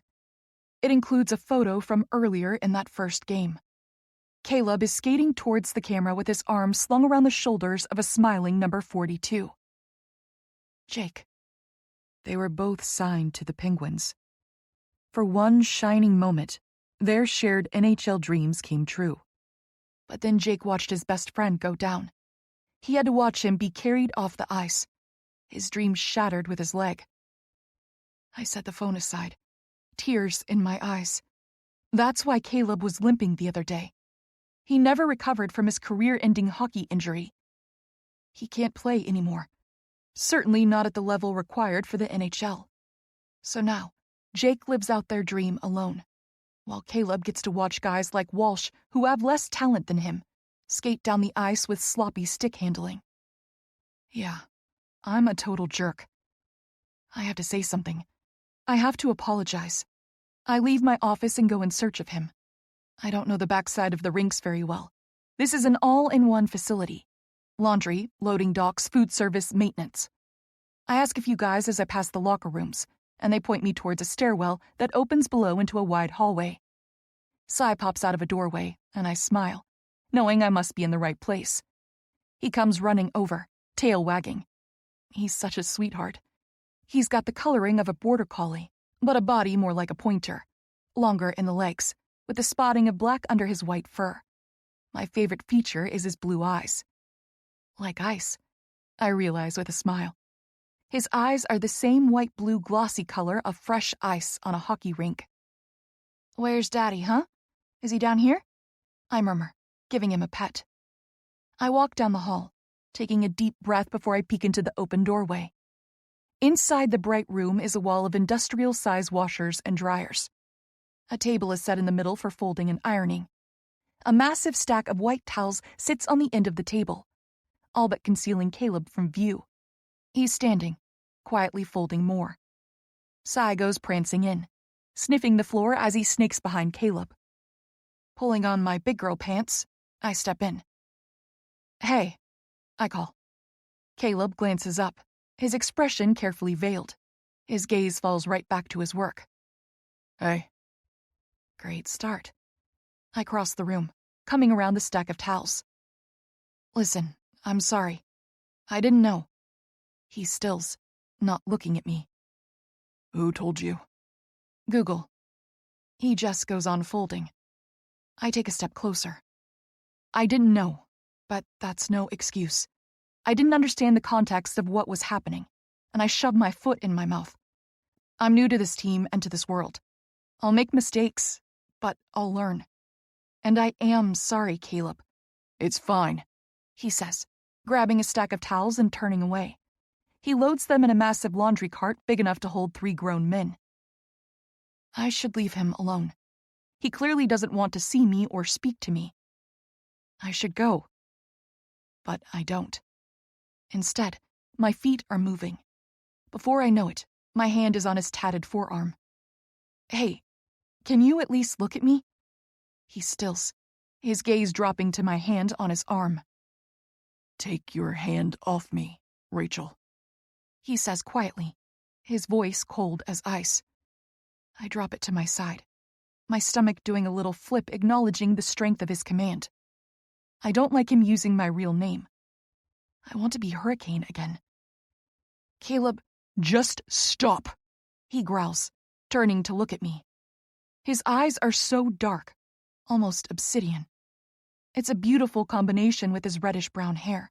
Mix in his cheekbones, his pouty lips, and the fuck all the way off energy oozing from his pores, and I'm ready to fight a whimper as he leans in. You see what you're doing here? You're making it worse. Just go. He turns away from me, stalking off back over to the table to snatch up more towels. I spin around, heart racing, following right on his heels. How am I making things worse by apologizing? He turns again, his shoulder almost knocking into me. His hand goes under my chin, tipping my face up sharply. Our chests are almost touching as he glares down at me. See that look in your eyes right now? That pitying look? Poor Caleb can't play anymore. I'll go pat him on the hand and make him feel better. I hate that fucking look. I didn't... You think you know what happened? He growls, leaning closer. You think you have any idea what I've lost, or how I've picked up the pieces? You don't know anything, Doc. You don't know me. He's right. Of course he's right. We've known each other all of a week. I don't know him.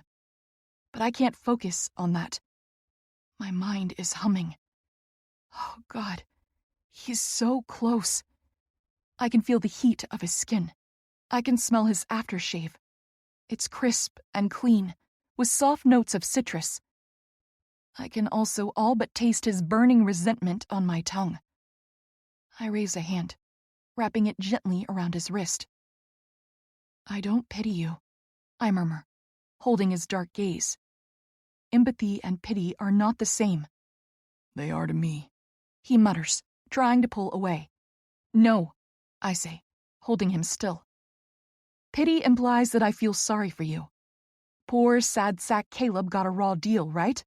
Well, we both know that's bullshit. He glances sharply up at me, his dark brows narrowing. You knew what you were doing, I explain. You were at the very top of your game in a dangerous sport. You were a forward, a damn good one from your records, which made you a target. But you knew the risks. My fingertips brush the inside of his wrist. Why would I pity you for doing your job and taking the hit you always knew might come? He softens slightly.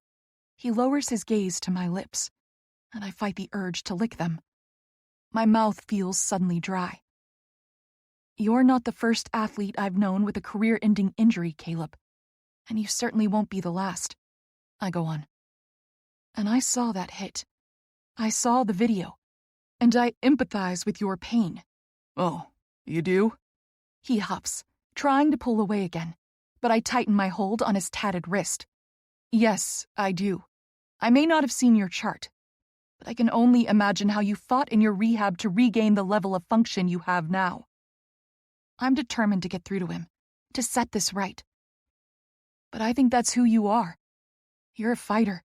You're fighting me now, I add, gesturing to the way he's pulling back. So no, Caleb, I don't pity you. I would never pity you. I admire strength and determination. I admire resiliency, which means I admire you. With that, I drop my hand away. His gaze lifts again, and those dark eyes pierce me, holding me captive. Something is shifting between us. I'm sure he must feel it too. The darkness in his eyes changes from vehemence to something warmer. I can hardly believe when he adjusts his hand under my chin. Suddenly, his thumb is brushing gently over my lips. Oh, God, he's going to kiss me. The thought ricochets inside my head as my lips part. He dares to give my bottom lip the slightest tug, wetting the tip of his thumb against my teeth. My breath catches, and I'm leaning in. He's so close. I want him to do it. I want to know what his lips feel like against mine. I want to chase each kiss. I want... Thank you, he murmurs. Then he's dropping his hand away from me and stepping back. I'm left standing there, swaying slightly with my lips parted, heart racing, wholly unkissed. He's already turned away, reaching for another towel to fold. Oh, and hey, He reaches in his pocket and tosses something at me. I catch it on reflex, clutching my key fob to my chest. I'm getting a ride with Jake. Think you can drive home in one piece? I nod, slipping the key into my pocket. I don't know what the hell just happened here. His signals are all over the place. They have been since we met. He's burning hot, then he's ice cold. He's grumpy, he's funny, he's sexy, he's sad. It's like he's a walking mood ring. I turn around and stomp out. Sai follows me at a jog until I reach the stairs. These boys are going to be the death of me. I've already got one hockey player in my bed.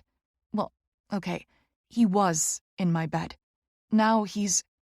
God, I don't even know what to call my not a relationship with Jake. He's still texting me.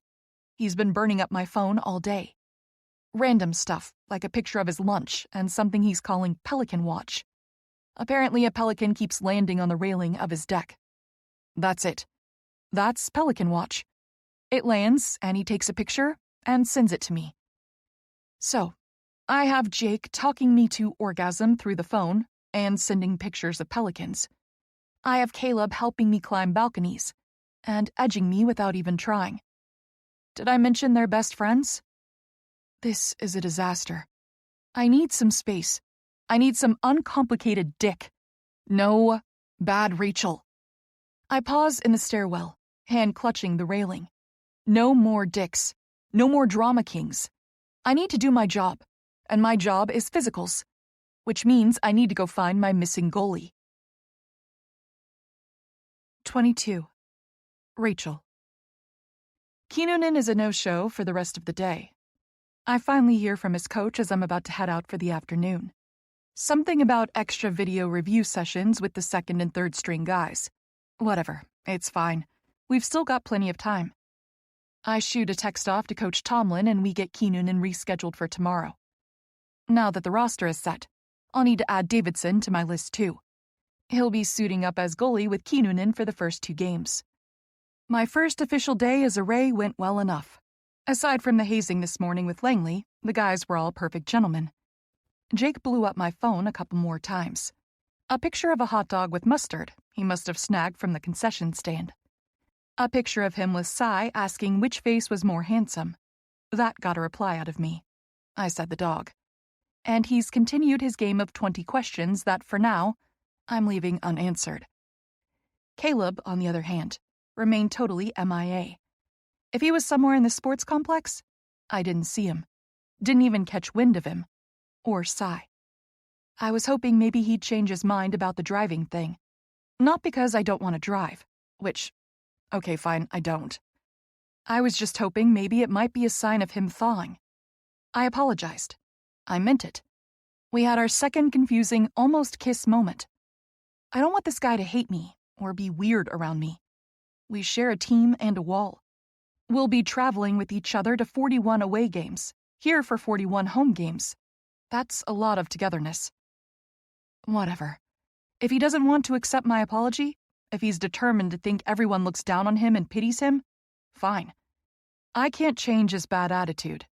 I huff, slinging my backpack over my shoulder as I walk out to the parking garage. Maybe I'll go to the beach tonight. I've been in Jacksonville for almost a week, and I haven't even seen the ocean.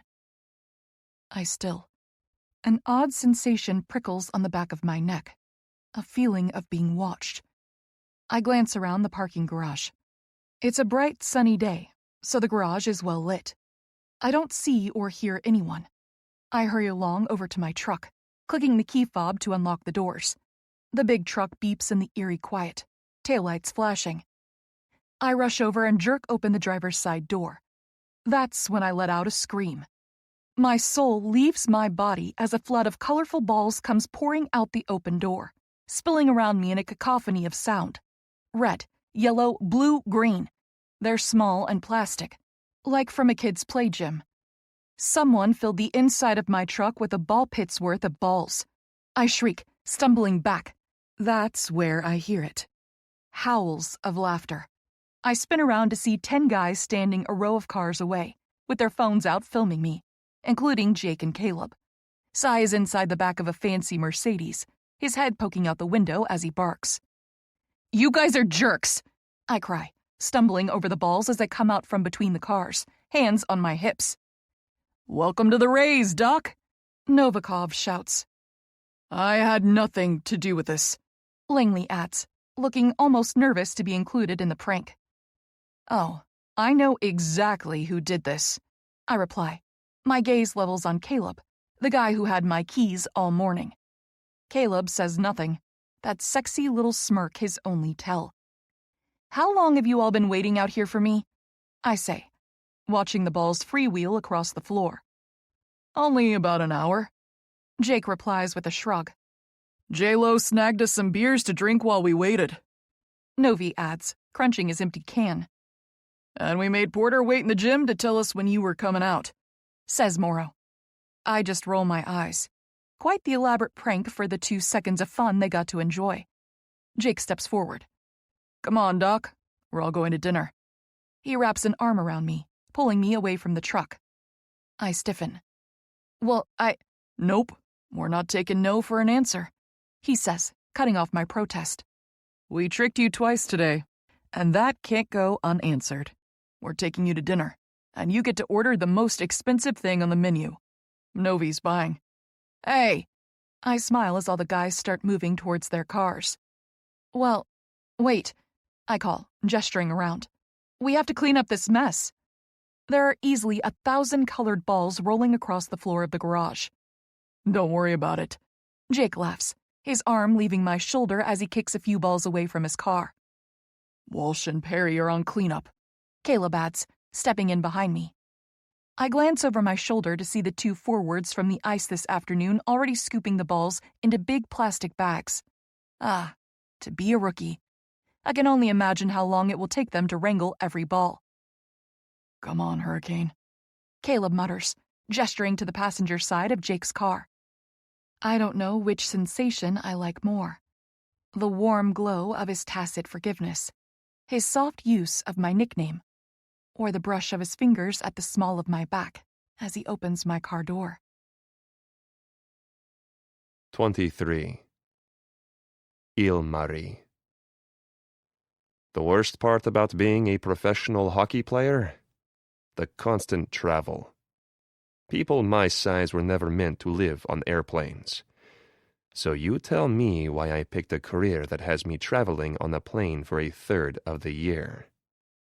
I move down the aisle, checking the seat numbers as I go. There are no assigned seats, but we all have our routines. Some might even call them superstitions. I'm a goalie. Of course, I have them. One of my habits is that I like to sit on the right side, window seat, row 20. Don't ask me why, but this is flight 1. I have to stake my claim, so the guys know not to take my seat. My eyes narrow, and I feel a growl rise in my throat. Someone is already sitting in my seat. It's none other than the new doctor. Of course, she's traveling with us. We always have our own medical staff at away games. Did she know this was my seat? How would she know? I've avoided her all week. She's been hounding me to complete my physical. She wants to check my range of motion, put me through stretches and balance tests. I heard from the other guys that she's thorough. Just my damn luck that the team hires an eager new doctor that specializes in hips and knees when I'm doing everything in my power to keep this pain from getting worse. As soon as she starts jabbing her fingers at my joints, she'll figure me out. She hasn't noticed me yet.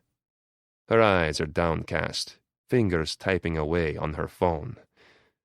I have 2 options: give up my seat or draw her attention by asking her to move. I glance around. There are some empty seats further back. Or I could sit on the opposite side of the aisle, but Compton is already seated there with the equipment manager. I'd have to make them both move. God damn it. My palms are itching just thinking about sitting in a seat other than the window of row 20. Sucking in the breath, I clear my throat. She glances up, her face flashing with a flurry of emotions before she settles firmly on annoyance. Well, look at you.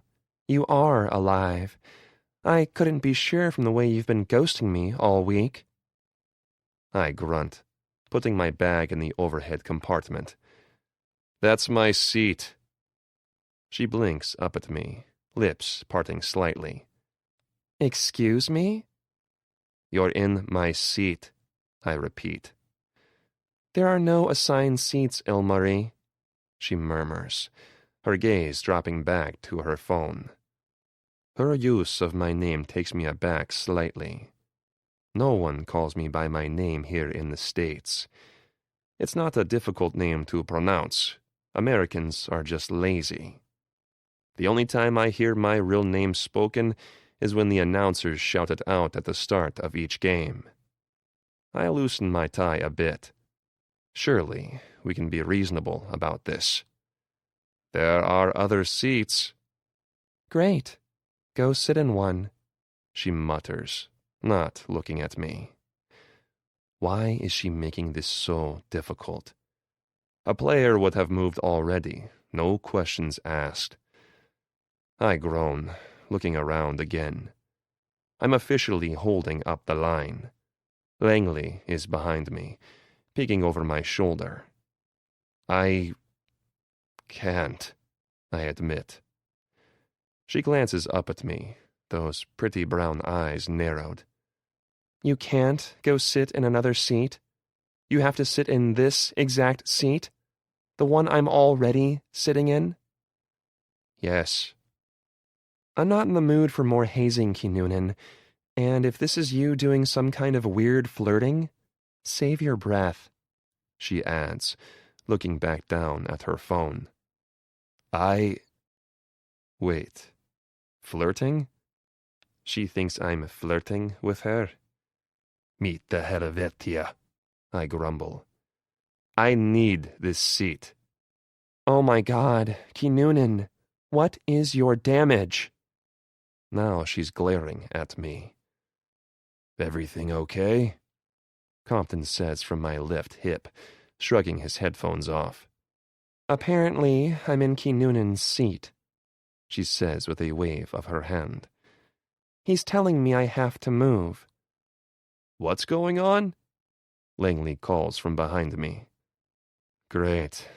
Let's all have a conversation about this. Compton glances up at me. You need that seat, man? I give him a curt nod. To my surprise, he leans around me. Sorry, Doc. Goalie says move, you move. Her eyes go wide, lips parted in surprise. What? Compton shrugs. Hey, I don't make the rules, but I sure as hell follow them. Rule number 1 in hockey, never touch the goalie.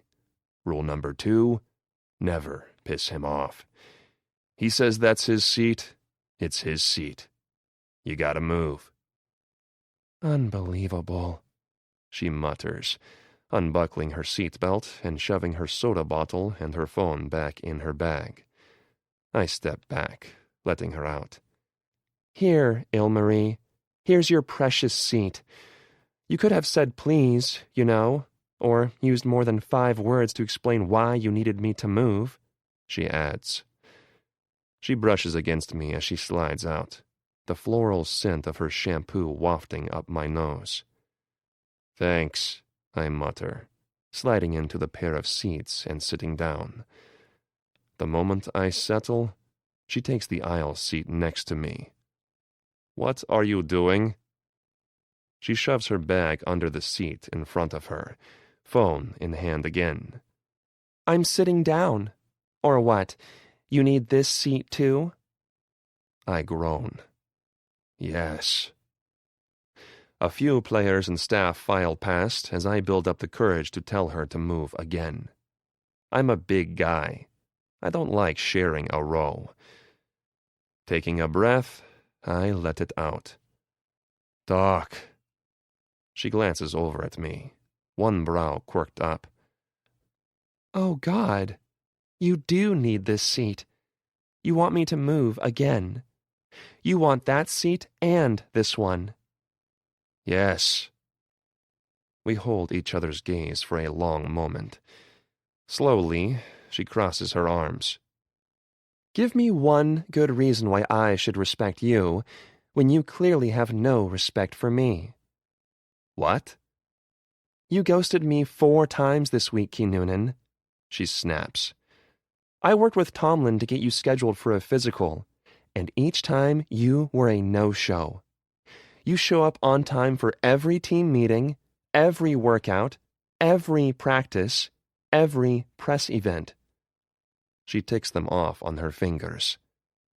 Notice a pattern yet? You respect everybody else's time on this team except mine, and I can't help but wonder why that might be.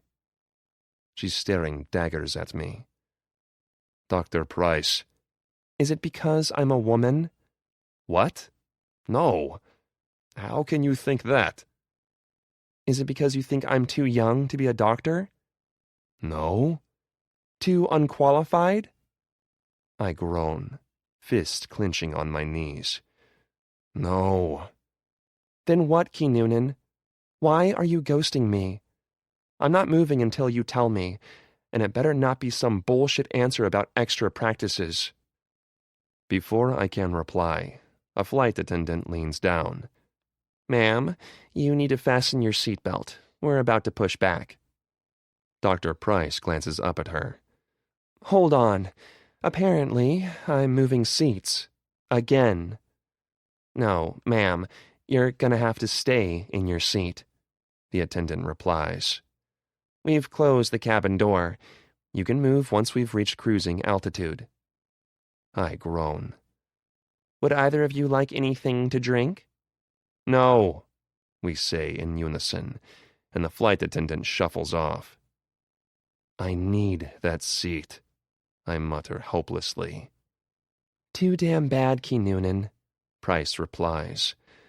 I'm the barnacle on your butt for the rest of this flight, and until you give me what I want and do your physical, I'm going to be sitting in this seat for every flight from now until the Rays win the Stanley Cup.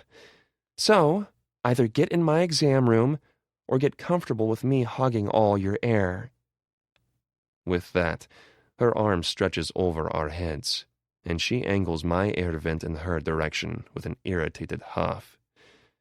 As the plane begins to roll back, I consider my options. Let this doctor examine me, and most likely bench me for half the season, or let her sit next to me, shattering the comfort of my long-established routines and throwing off all my concentration with that wonderful way she smells. Fuck. 24. Rachel. A shutout. The Jacksonville Rays beat the Carolina Hurricanes 4-0 in their first game of the season. The guys were on fire tonight. Even as the away team, the mood in the arena was electric, with all the fans excited to see a new NHL team hit the ice. Sure, they booed each time the Rays scored, but Kinnunen made a few truly spectacular saves that had the Carolina fans screaming in their seats with frustration and awe. And I had a front row seat for it all. Well, technically I was standing behind the front row. I tried to make myself small as possible, wedged in the corner of the players' bench, watching as the guys passed the puck and slammed the other team into the boards. Not gonna lie, it did unholy things to my lady parts to watch Jake Compton on the ice. He was laughing and joking all through the warm-ups, flashing me those hazel fuck-me eyes. But the moment that warm-up jersey came off and he skated out under the music and the lights, it's like he became a different person. He wasn't my fun-loving mystery boy. He was number 42, Jake Compton, and he was lethal. When I wasn't watching the guys on the ice, my gaze kept trailing to the other end of the players' bench, where Caleb was hard at work. He and Jerry were on a constant rotation, passing out sticks, changing blades, handing over water bottles and towels. It made me feel guilty for my role, which was to stand in the corner, taking up as little space as possible, and just praying I wouldn't be needed. Seconds before the final buzzer, the Rays erupt with cheers, the puck sliding forgotten along the ice. The Carolina fans clap for us and our first ever team victory in the NHL. The bench clears out as the guys book it back to the locker room. We've got a tight schedule, and they all know their roles. Most of the team will hurry up and shower, shedding their uniforms quick so the EMs can finish packing everything. The guys in need of medical treatment or therapies will get it, while at least a couple guys have to go with the coaches to the press briefing. Well, Seattle girl, Jake said with a wide grin, his face wet with sweat. How'd you like your first NHL game? You were amazing, Jake. Really incredible, I say, smiling up at him. He leans in, his body twice as large as usual in his full kit. Fuck. God, I want to kiss you so bad right now. I lean away with a laugh. Fat chance, 42. You smell like a half-dead badger. You looked gorgeous tonight, baby. Uh-huh. I'm trying to stop my stupid stomach from fluttering. What's it gonna take to get you to wear my jersey to a game? He asks, eyes scanning my Rays polo. Of course, you'll have to keep your little charge paddles handy, 'cause seeing a big 42 across your back might just kill me dead. Okay, he's not allowed to be so good at flirting. I couldn't keep my eyes off you. You're gonna have to wear a paper bag on your head so you don't distract me at the next game. I roll my eyes. You seem pretty dialed in to me. I'm an excellent multitasker, he replies. How about we continue this conversation over a drink later? Maybe you sit on my lap naked and tell me more about how amazing I looked out there tonight. I give him a shove. Go, 42. Shower, before you attract vultures. I'm not giving up on us, Seattle. We're inevitable. Yeah. Change before you make Caleb mad. That has his smile falling. Oh, shit. Yeah, and I'm up for press tonight. See you on the bus. He hurries into the locker room, and I move down the hall to the room set aside for PT. It's got a nice setup inside with a hot and cold tank, massage tables, stretching equipment, exercise bikes. Walsh and Carlson come through showered and powder fresh. They both head straight to the massage tables for leg massages. A few more guys filter in and hop on the bikes and start pumping their legs, breaking down their lactic acid buildup. One or two just want a space to do some stretching. Then Keenan comes through, talking low with Coach Tomlin. He looks so different out of his kit. He's still a bear of a man, but he looks more approachable now, more human. The only time I saw him today was on the plane. And goodness gracious, but does that man look fine in a suit. I mean, all the boys look great.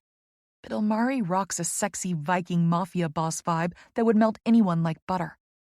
Too bad he has to be such a dick all the time. Now he's wearing the Rays warm-up gear of shorts, tech shirt, and trainers. His hair is still wet from his shower, tied up in a top knot. Setting my annoyance aside, I call out, "Hey, Keenan, great game." "That last save twerked his left knee," says Tomlin. My eyes narrow immediately to his legs. His quads muscles are thick and well-defined, wrapping around the top of his knees. I've already read his files thoroughly. Like most of these guys, his knees have taken a beating in his career. Several pulls in his hamstrings and ligaments. I wouldn't be surprised if he has issues with his meniscus. You can't do the constant range of motion a goalie does and not shred your meniscus bare. What's the problem? I dropped down too fast, Keenan explains. My angle was off, and my knee twisted. Let's take a look. He hops on the table, and I get to work, starting with the visual exam. No defined redness or swelling in either knee. I palpate his right knee first, looking for any tenderness or excessive heat. Does this hurt? I murmur, dropping to one knee as I glance up at him. No. I switch to the other knee and don't see or feel any difference. I do a few standard range of motion tests on both knees, and he doesn't seem to be in any pain. On a scale of 1 to 10, how bad was your pain out on the ice? 6. I glance up again. And now? 3. I raise a brow. And what's your resting level of pain in these knees?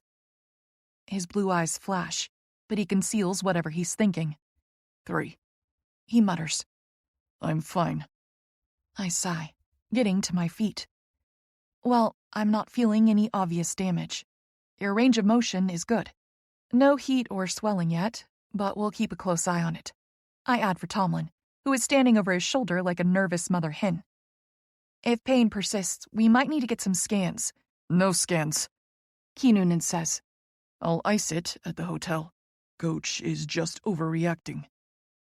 We all just want you healthy and as pain-free as possible, I reply. I don't know if you know this, but you're kind of a big deal. His face twitches into something that could almost be an emotion before he's walking off. The press is chomping to hear a word from him about his shutout game. It's nearly 11 by the time we get to the airport, and I'll settle onto the flight. I wouldn't call my knee check a proper physical, but it was better than nothing. And I'm feeling generous, so I leave Ilmari to his precious seats in row 20, finding a seat a bit farther back next to Morrow, who is already dozing against the window. I've got my head down, phone in hand, texting Tess photos from the game. What are you doing? I glance up sharply to see Kinnunen looking like a Viking billionaire, staring down at me. What? You have to sit with me. I swear to God, the only reason I believe he said those words out loud is because I watched his lips move. Ilmari, what the— Come, he mutters, turning away. No thanks, I call after him. He turns, glaring at me. This is your fault.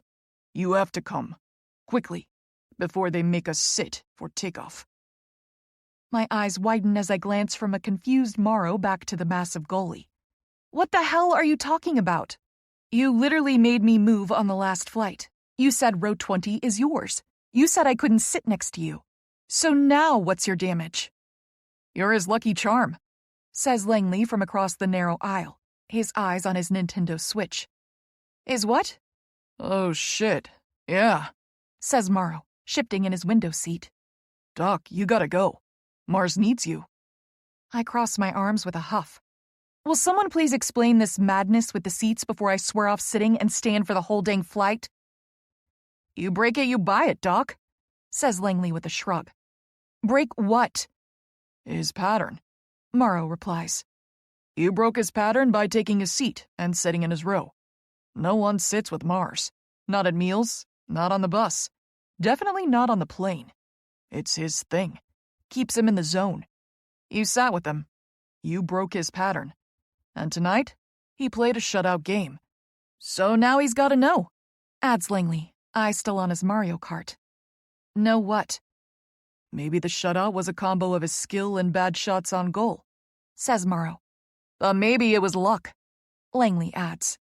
Maybe it was you breaking his pattern. I finally catch up with a tired groan. Oh, God. So this is like a can't wash my socks thing? I glance up at Ilmari, who is still just standing there, a frown on his handsome face. Pretty much, Morrow replies. Mars needs to know if you're lucky. You gotta go sit with him. Whoa, wait, I say, holding up a hand. What happens if we win tomorrow? I look back up at Kinnunen. What if it's not a shutout? What if we lose? Then you're gonna blame me, won't you? It'll be all my fault. You're rotten, not a good luck charm, right? Pretty much, says Langley. You're tough, Doc.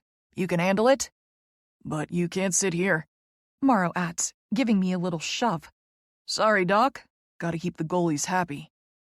Muttering to myself, I snatch up my stuff again, rising out of my seat. I shuffle my way down the aisle towards Kinnunen. Say, when I jump from this plane for you, will my backpack have a parachute? Just want to know my chances of survival. He doesn't reply, but I swear I see the faintest flicker of movement at the corner of his mouth as he turns away. I think that was Ilmari's version of laughing. I follow him down the aisle and we settle into row 20.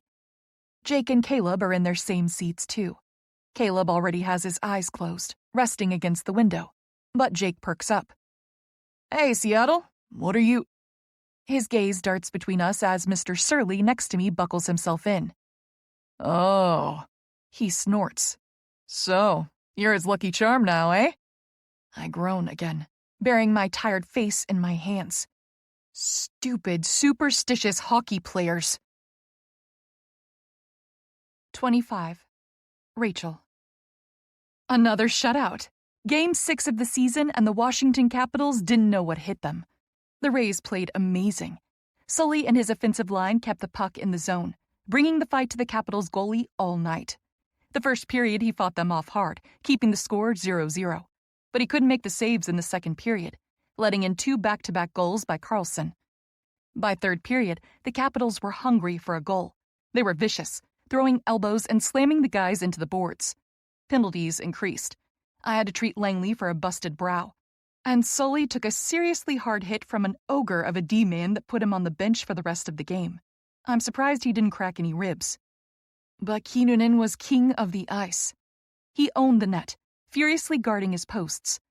I watched in awe as Jake and the other defensemen came to his aid again and again, working the puck out of the corners and shooting it down the ice.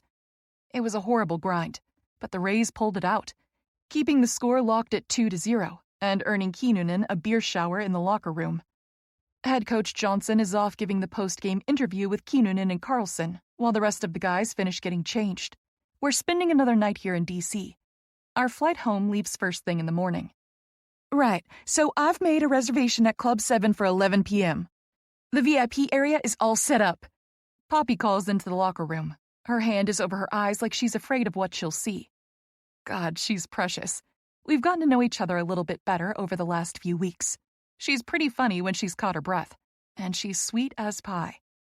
You only need to stay for an hour, but I want a good showing of guys there, she calls, her other hand on her hip. She's all business in a sleek suit coat and pencil skirt with 3-inch heels. First round of drinks is on the house, and don't forget to snap those pics. I watch her do her thing with my arms crossed as I lean against the wall in the outer hallway. As soon as Sully gets showered and changed, I need to check him. And Langley will probably need a butterfly bandage over that nasty cut on his brow. Are you going out with the team tonight? Poppy says, spinning around. Her shadow, Clarabelle, is at her shoulder, eyes on her phone, thumbs flying as she taps away. Clarabelle is the new social media manager for the Rays. She's got a hot goth girl vibe going, so at odds with the preppy, all-American look of an NHL team. Her hair is dyed inky black, violet at the tips. She wears thick black eye makeup, and her bottom lip is double pierced. To see her in a Rays polo shirt tucked into her khakis is a bit jarring. Oh, please say you'll go, says Poppy, grabbing my arm. Clarabelle's underage, so she can't get in. I told you, it's not a problem. Clarabelle mutters, eyes still on her phone. We are not breaking any laws, Miss Naughty. Poppy counters with a glare. And I don't want Sanford to be the only other sensible adult there. Please, Rachel, she begs. Please come with me. Please, please. All right, fine, I say with a laugh, shoving her hand away. Hey, Doc, calls Langley, coming out of the changing room in his sweats. He points to a shiny red cut. Yeah, coming, I say with a wave. Be ready at 10:30 p.m. in the lobby. Poppy shouts at my back. And look unobtainable. We've got a brand to build. I smile to myself. I may or may not have packed a special outfit for this trip. You know, just in case I needed it. 26. Jake. Holy fucking shit. I'm standing in the lobby of the hotel with some of the guys when the elevator doors open and out walks my Seattle girl. She's wearing the outfit. The outfit. The one that's been haunting my dreams for almost 3 fucking months. It's a sexy black jumpsuit with a low-cut V in the front and absolutely no back. She wore it the night we met. This girl, I swear to God, for weeks I've been out here playing checkers with my stupid photos of tacos and my endless questions, just trying to get something out of her. Anything. She leaves me on red 90% of the time. I'd say it doesn't hurt, but that's a lie. I'm shredded by this distance. I'm not sleeping well, not eating. I'm distracted on and off the ice. Caleb has totally noticed. He keeps asking me what's wrong, and I hate lying to him. But here comes my girl floating out of the elevator, and with a flick of her hair, I know she's playing chess. She wants me to keep chasing her, That's the only reason she's wearing this outfit. It's not for her. It's definitely not for some random guy she might meet at the club tonight. God, the thought alone has me seeing red. No. It's all for me. Fuck, she's so gorgeous. Her dark hair is down and curled, sort of golden at the tips. She's wearing a mix of gold jewelry, including her little septum ring. I haven't seen her wear it since she arrived in Jack's. I missed you, beautiful, I want to say to that twisted ring of metal. I've never really liked face piercings, but on her, I'm ready to drop to my knees.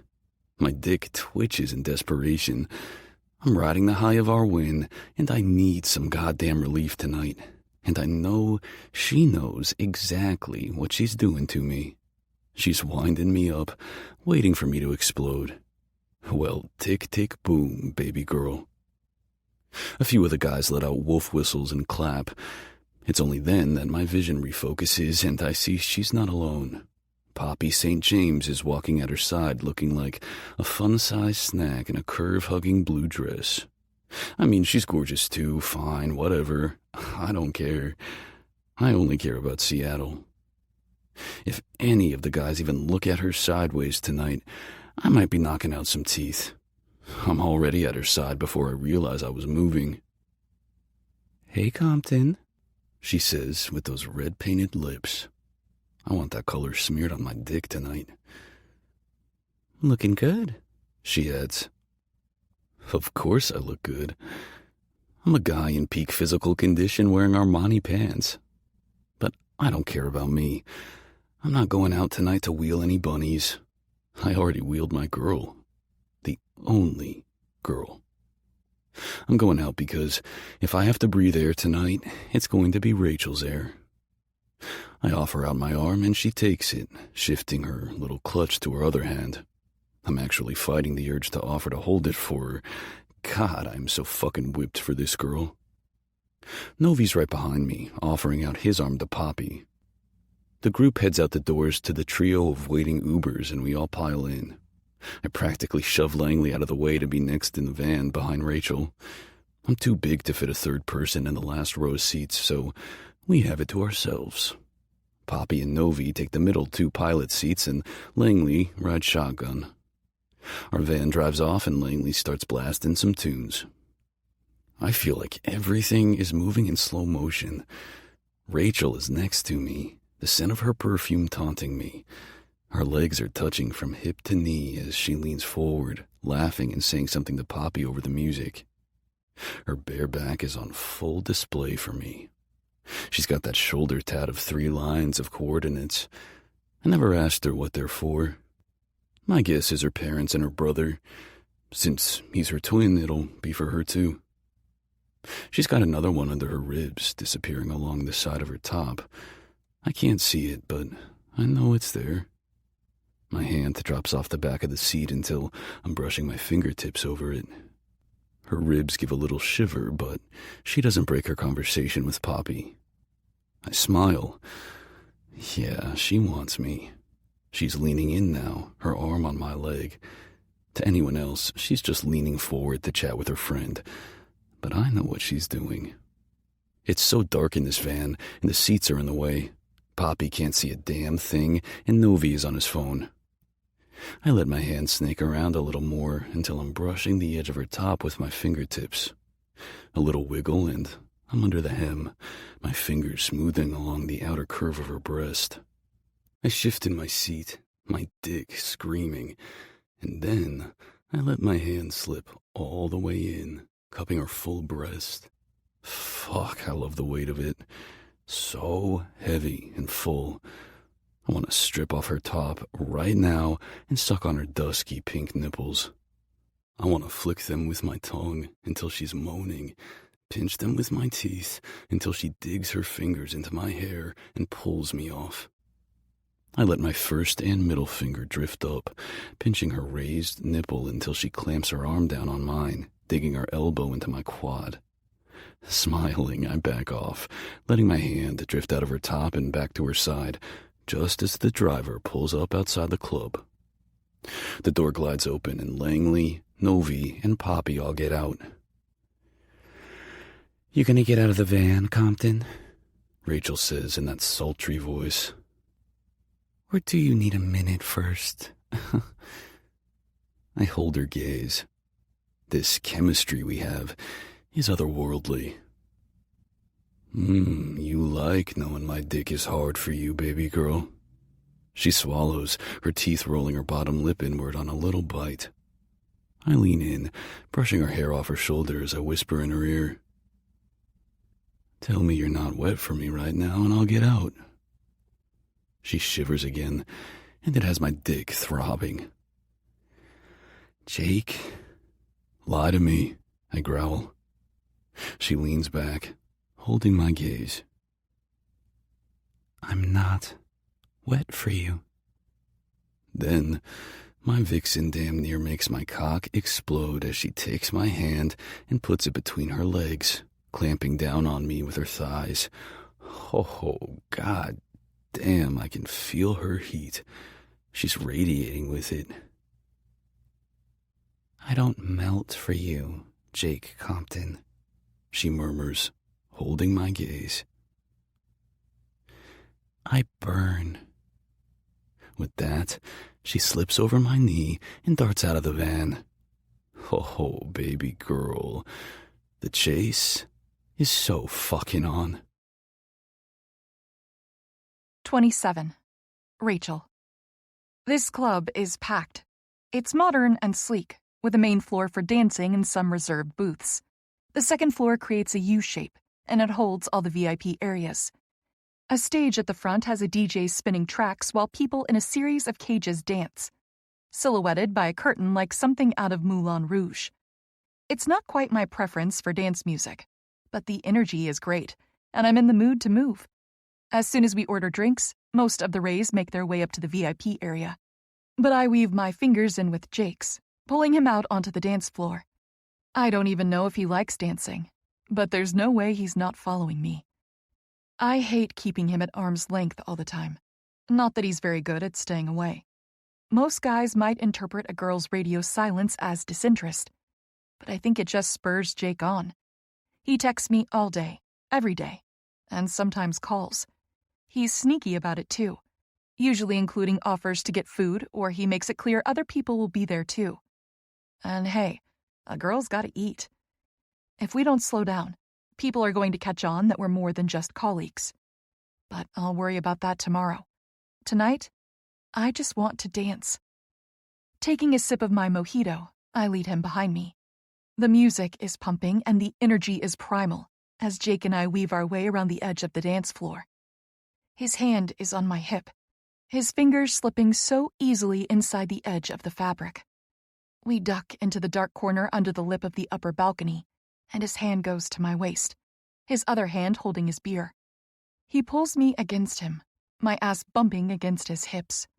He's still rock hard, his cock angled up, tucked into the belt of his slim-fit charcoal dress pants. He looks like a dream in a short-sleeved white button-up undone at the neck. The shirt fits his muscles just right, giving him shapely biceps I want to lick. Pull it together, girl. He keeps his hand on my hip as we start to sway with the press of the other human bodies. I keep my ass tucked against his hardness as we dance, my arm lifting up to wrap around his neck. He trails his fingers up and down my bare side, rocking into me with the beat. We're practically fucking with our clothes on. I totally lied in the van. If he put his hand inside my panties, he'd feel how wet I am for him. I'm fighting the urge to drag him to the bathroom. I want him on his knees. I want him drowning in my pussy, and I want to scream his name as I come apart. It wouldn't even be a question. If I ask, he's saying yes. Hell, he'd probably toss me over his shoulder like a caveman and use his defense skills to body check people out of his way. I smile, picturing it. God, what I wouldn't give to have him toss me around a bit in his uniform. I've never gotten a full show of the guys getting all their gear on. I'm curious to know how all the pieces work. How they all come off. Yo, Compton! I gasp, pulled from my dirty thoughts as Langley elbows his way toward us. Jake is on edge, his arm still at my waist. What? Aspen alert. Langley calls, pointing up to the far side of the balcony. Jake goes from turned on to pissed off in the blink of an eye. What? He barks, spinning around. His eyes narrow as he peers over the purple and blue strobing lights of the dance floor. I turn too. What's happening? Oh, fuck no. This is not fucking happening. She clocked him, man. Went right for him, says Langley. She had to know he was here. Total bunny move. What are we talking about? I shout, still trying to see through the flashing lights. Succubus sighting, Langley yells in my ear. 2:00, adds Jake. Ray's VIP. The blonde talking to Caleb. And then I see her. Tall and leggy in a black sparkly bodycon dress.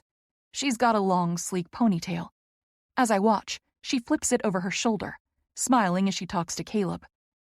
I cringe inside as my first emotion is jealousy. Here I am, practically riding Jake's cock through my clothes, and I'm feeling territorial that another woman would dare talk to Caleb? Who is she? I ask. Caleb's toxic ex, Jake replies. Come on, I gotta go save his ass. He weaves our fingers together and pulls me off the dance floor. We follow Langley along the edge of the main floor, heading for the stairs. The bouncer checks our stamps and lets us pass. It's quieter on the stairs, so I say, "What's going on?" The busted bunny talking to Caleb is Aspen Albright, Jake replies. They dated for over a year in college. She was his girlfriend when we both graduated and moved to Pittsburgh to start training with the Penguins. He broke his knee game 1, and she didn't even wait 2 weeks before she was riding another player's dick. She's a total bunny, man, says Langley. They only see green. She dumped him? I ask. Yeah, while he was still in the fucking hospital. Jake replies. We round the top of the stairs, and I can see the Ray's VIP area better. Caleb is no longer standing. He's sitting in a club chair, a glass of what looks like a vodka tonic in his hands. But I've learned in the last few weeks that he doesn't drink. Bunny Barbie is standing in front of him, talking with her hands, laughing and smiling like a beauty queen. I've met enough groupies and celebrity chasers to know exactly what she's doing. She doesn't want Caleb. She's just using him. She's standing above him to keep herself on display. Who she's really performing for is the table behind him, the table of Rays. I see Morrow and Novi and Carlson. Even J-Lo and Sully are there. Both guys are happily married, but I'm sure she's not picky. How the hell did she even get up here? Jake growls. He's surging forward, ready to go drop her over the side of the balcony. I grab his arm. Hey, wait. My mind is spinning out an idea, and I slowly smile. He turns around, glaring at me. What? Let me deal with her, I say. For a month, I've been waiting for the chance to right the epically unbalanced cosmic scales between Caleb and me. This seems like the perfect opportunity. Low-hanging fruit, really. I can banish groupies in my sleep. What are you gonna do? Jake says with a raised brow. I take a sip of my mojito. Just a simple bunny extraction. I hold out my mojito. Langley, hold my drink. Oh, shit, he says, taking the mojito with a wide, boyish grin. No way am I missing this. Jake's eyes flash with such a look of hunger that I swear I'm probably pregnant now. Yeah, I thought he'd like me sticking up for his best friend. Watch and learn, boys, I say, sauntering off. Don't hurt him, Doc, Langley calls after me. As I approach, Bunny Barbie leans down and brushes her hand over Caleb's shoulder. I watch him flinch, his face a tight grimace. He's so uncomfortable it makes my heart hurt. He clearly just wants her to leave him alone. Enter Rachel. 28. Caleb. Aspen fucking Albright. As if this night can't get any goddamn worse. I didn't even want to come out tonight. I'm exhausted, and I hate big crowds. Jake made me come, and then the asshole abandoned me the second Hurricane came waltzing out of that elevator. Fuck, that outfit she's wearing? Oh, should be illegal. I mean, I guess it covers everything. It's more fabric than most of the bunny's entire wardrobes, and yet it leaves nothing to the imagination. Her body is dynamite. I'm not surprised Jake was all but tripping over himself to get to be the one to take her arm. They've got great chemistry, and they're not even trying to hide it. They're like a pair of magnets. He moves when she moves. I'm happy for him. If chasing Rachel means he'll move on from his Seattle girl, I don't want him hung up waiting for a ghost. And yet, I can't help the feeling of jealousy growing in the pit of my stomach. He could have picked anyone. Why did it have to be Hurricane? I watched them down on the dance floor, all but fuck with their clothes on. They're hypnotic. I can't look away. I don't know what the fuck is happening to me. Rachel Price is so far out of my league. Girls like her don't fall for sulking, washed-up former pro athletes with bad knees and a drinking problem. No, she falls for guys like Jake, all-American hockey stars at the top of their game, rolling in the money and the accolades. Power couple. That's the term, right? I've drained my glass of club soda twice, praying it might miraculously turn to vodka, and then Aspen flounces up. I can't believe I wasted a year of my life on her. Jake tried to warn me, but I was a stupid kid. I was so busy with hockey and going to class that I missed all the signs. Or I just chose not to see them. We never had much in common, honestly. She was extroverted and fun and so damn sexy. Not to mention she sucked my cock like a Hoover vacuum. What else could a 19-year-old kid want? "What are you doing here, Aspen?" I mutter, pulling my gaze away from Rachel and Jake. My hard-on is shriveling up like a worm on a hot sidewalk now that Aspen's blocking my view. I can't believe you're here, Kay. You work with the Rays now? How are you? She's talking so damn loud. Tired. You're such an old grandpa, Kay, she teases. Hey, you want to dance? I'm good, I say, swirling the ice in my drink. I hate that she's using my nickname. We're not dating anymore. We're not even friends. We're nothing.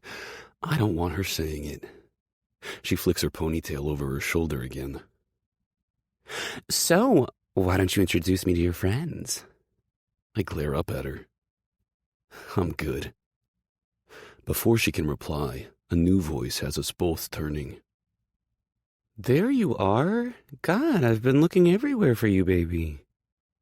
My eyes go wide as Hurricane comes striding up, that low cut in her top showing off a dainty little sternum tattoo. I don't even register her words before she's swooping forward, all but knocking over Aspen as she sinks down onto my lap. Her arm goes around my shoulders, and then she leans in, kissing my temple with those fire engine red lips. Behind us, the guys hoot and holler. Yeah, Sandy. Get a room. Kiss her good, Sanford. My arm wraps around her waist on instinct, holding her in place on my lap. I'm faintly aware that this outfit has no back. We're skin on skin, my fingers brushing her lower ribs. She laughs. Oops, sorry, babe. She dips her thumb in my club soda and rubs my temple, wiping away the mark of her lipstick. Holy fuck. Who are you? We both glance up to see Aspen standing there, one hand on her hip. Hurricane shifts, her half-exposed boob all but in my face. The softly floral scent of her perfume is warm against her skin, and she's holding me so close. Shit, I'm gonna get hard if she keeps this up. I'm sorry? Rachel says, one dark brow raised. No, she's not. She's a fucking hellcat. I glance over in the direction she came from to see Jake and Langley standing there, Langley holding a beer and a cocktail. He's grinning like an idiot. But Jake's look is shuttered, impossible to read. I said, who are you? Aspen repeats, her smile fading. I'm Rachel, Hurricane replies, holding out a hand. Caleb's girl. Who the fuck are you?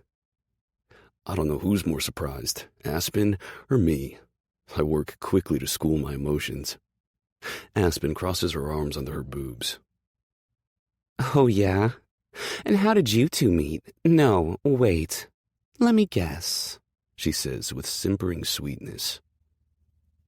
You were his nurse. Or maybe his physical therapist?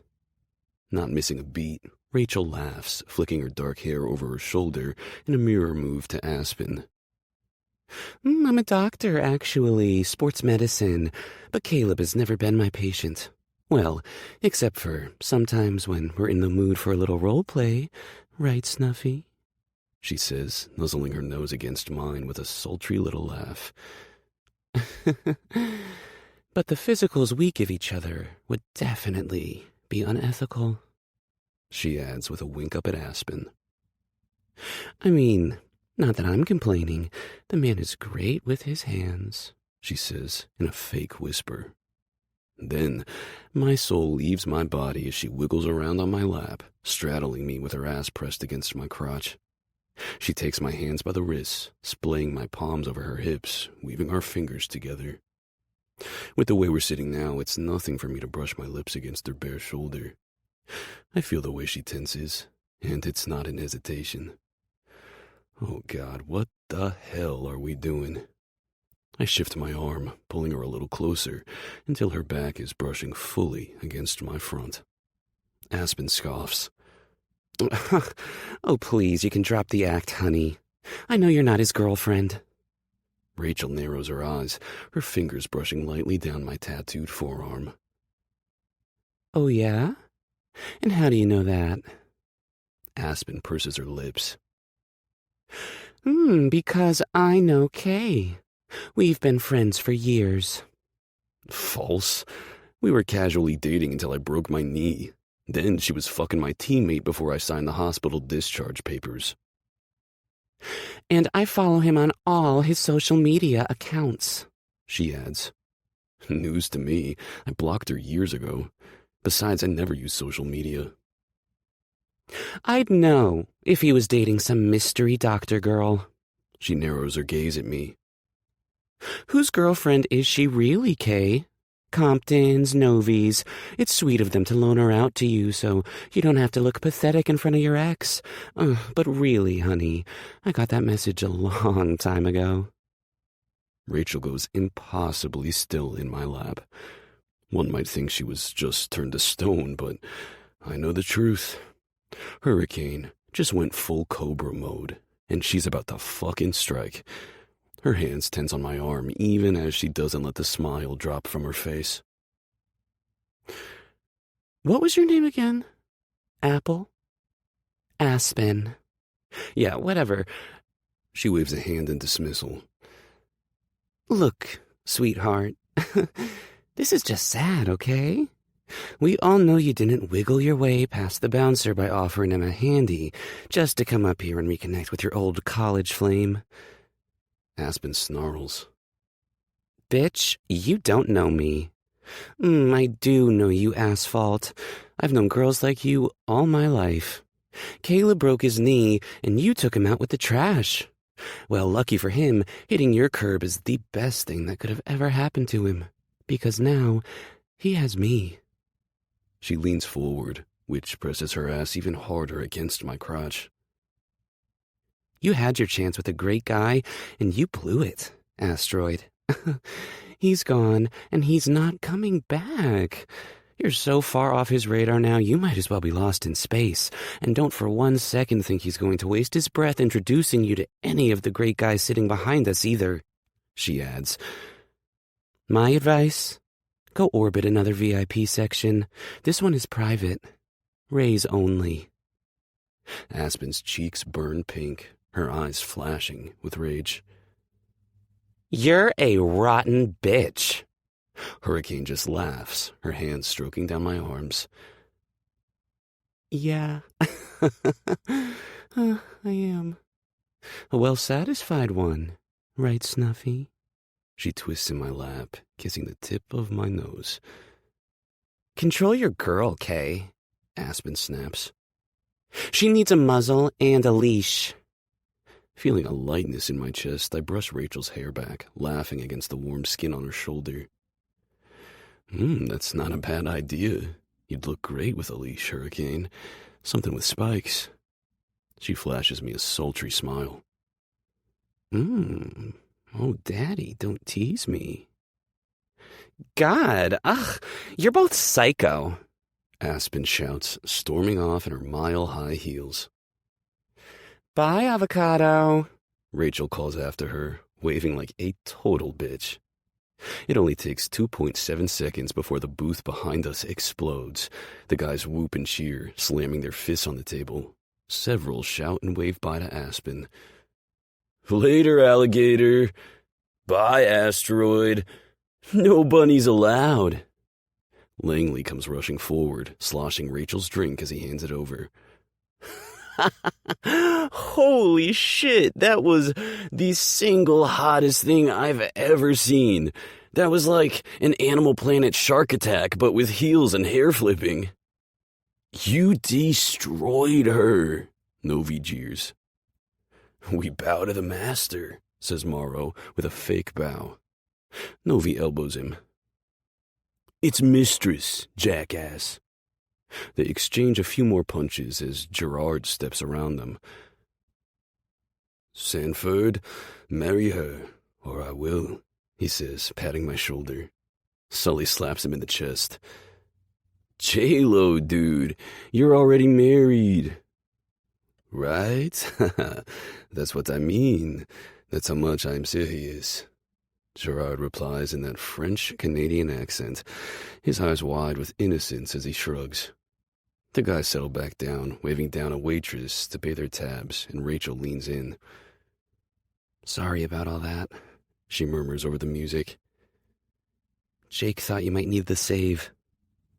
I glance sharply to my left to see Jake still standing there leaning on the edge of the low wall that boxes in our VIP section. He's got his arms crossed and he's just watching us. She's still on my lap.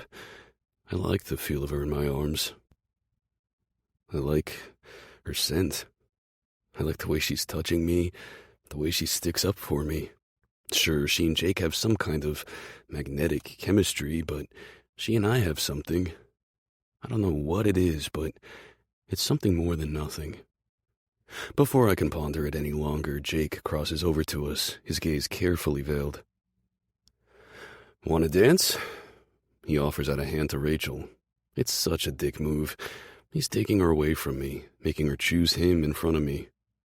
I knew they were flirting, but this feels different. This is territorial. Man, he has it bad. The idiot has fallen for the team doctor, and it's barely been a month. What the hell is he doing? First his Seattle girl, now Hurricane. She glances back at me, hesitation in her eyes. There's a question there, too. I sit perfectly still, offering nothing. Your move, Hurricane. The devastation is coming either way. She takes his hand, letting him pull her up off my lap, and I exhale. Fair enough. He's the better choice. Hell, I'd choose him too. Hotshot NHL star, rich, handsome, shining in his golden spotlight. I'm just the guy with a limp who changes his blades. But then she surprises the hell out of me as she immediately turns, offering out her other hand. Come on, Snuffy, she says with a smile. Come dance with us. My eyes flash to Jake. He's just as surprised as I am. He glares down at me, his emotions roiling. He's always been so easy to read. He wears everything right there on his damn sleeve. Frustration, hunger, jealousy, need. I see it all. Slowly, his shoulders relax and he huffs a laugh. Snuffy. That's the kind of shit that sticks. Rachel laughs too. Snatching my hand off my knee, she gives it a pull, bringing me to my feet. One hand on Jake's shoulder, her other linked with mine. Rachel calls out to Novi. Hey, keep an eye on Poppy. Switch her to Shirley Temples at midnight. Novi nods, his eagle eyes already on the PR manager cutting loose down on the dance floor. Jake leads the way towards the stairs and Rachel brings me along behind them. My heart is racing. I have no idea what the fuck I'm doing. I don't dance. I especially don't dance with Jake fucking Compton. I may be queer, but I'm more of a blowjobs in the bathroom queer. Secretly pines after his best friend, but will never admit it queer. But Hurricane has me by the hand, and there's no way in hell I'm letting go. Bust a move, Sanford, Morrow calls after us. Have fun, Snuffy, Langley adds. The other guys all laugh, and that's fine. I'll give them tonight to laugh it up. But I swear to fuck, the first guy to call me Snuffy tomorrow is gonna get his bag conveniently lost on every flight for the rest of the season. 29. Rachel. What the heck am I doing? I've got my hand on Jake's shoulder as he leads us to the stairs, and I'm pulling Caleb along behind us. Am I seriously about to be the ham in a hockey player's sandwich? They both look so gorgeous tonight. Caleb may not play anymore, but damn is he still fit. Jake is like my angel in charcoal and white, while Caleb is my devil, rocking all black in a fitted polo and cuffed dress pants. Jake turns the corner, grabbing my hand off his shoulder and pulling me forward into the dark stairwell. He doesn't get 4 steps down before he's turning. I hardly have time to catch myself before he's cupping my face and kissing me senseless. 2 steps separate us, so I'm practically level with his face. My hands go to his shoulders, and I hold tight as he spins me, coming up a step to press me against the wall. I sigh into his fevered kisses, chasing him with abandon, as his hands slide up my jaw and into my hair. His hips press in, and then I feel him. All of him. His need, his hunger, the power he's keeping in check. He wants to unleash himself on me. I've been teasing him all night. For weeks, this has been building. This is Jake at the edge of his limit. I break our kiss, sucking in air. The side of his face glows purple-pink in the flashing lights from the dance floor below, reflecting along the line of his jaw. His lips are wet with my kisses. His gaze darts to the right, and I turn too. Caleb is there, mere inches away. He watched us kiss. His expression is impossible to read. My body is buzzing like I'm drunk, but I've only had half a mojito. It's them. Their strength. Their presence. They consume me. Even when Caleb is being a grumpy asshole, I'm pulled to him. At the practice rink, I'm always looking for him, waiting for him to give me his cool guy nod of acceptance. He's flawless in his work, organized and efficient. You wouldn't think there'd be a lot of grace in sharpening blades and handling broken sticks. But everything about Caleb is graceful. I want to ruffle his feathers. I want to shake him up. I want to be his hurricane. Grabbing him by the front of his polo, I pull him down a step. At the same time, I step up. He's not going to make the first move. It has to be me. Whatever this energy is between us, between the 3 of us, I'm letting it sweep me under. Our lips collide, and his mouth opens on a soft groan. The music pulses as we stand in the dark, pouring our pent-up need into each other. His tatted arm goes around my waist as he cups my face, bending me back with the force of his eager kiss. Jake's kisses are like molten lava, melting me from the inside out.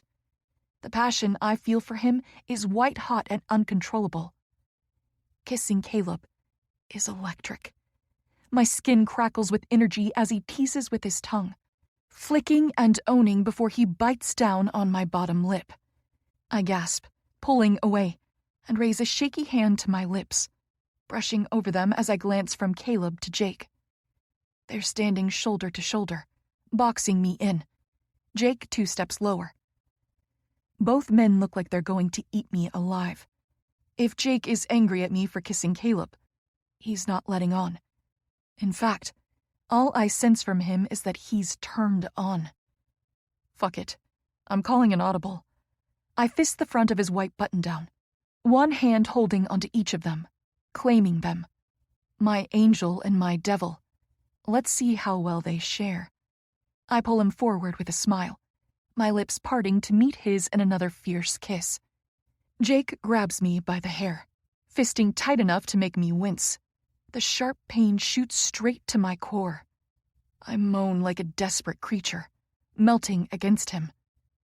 But then I give my devil a little tug. Is he willing to play? We haven't talked about this. He can always walk away. Boom. Fireworks go off inside my chest as he presses in, flicking my hair off my shoulder and sinking his mouth onto my neck. I arch into him, lifting up on my toes as they both crowd me. The heat of Caleb's mouth on my pulse point zaps straight to my clit, and now I'm humming with need. I want this.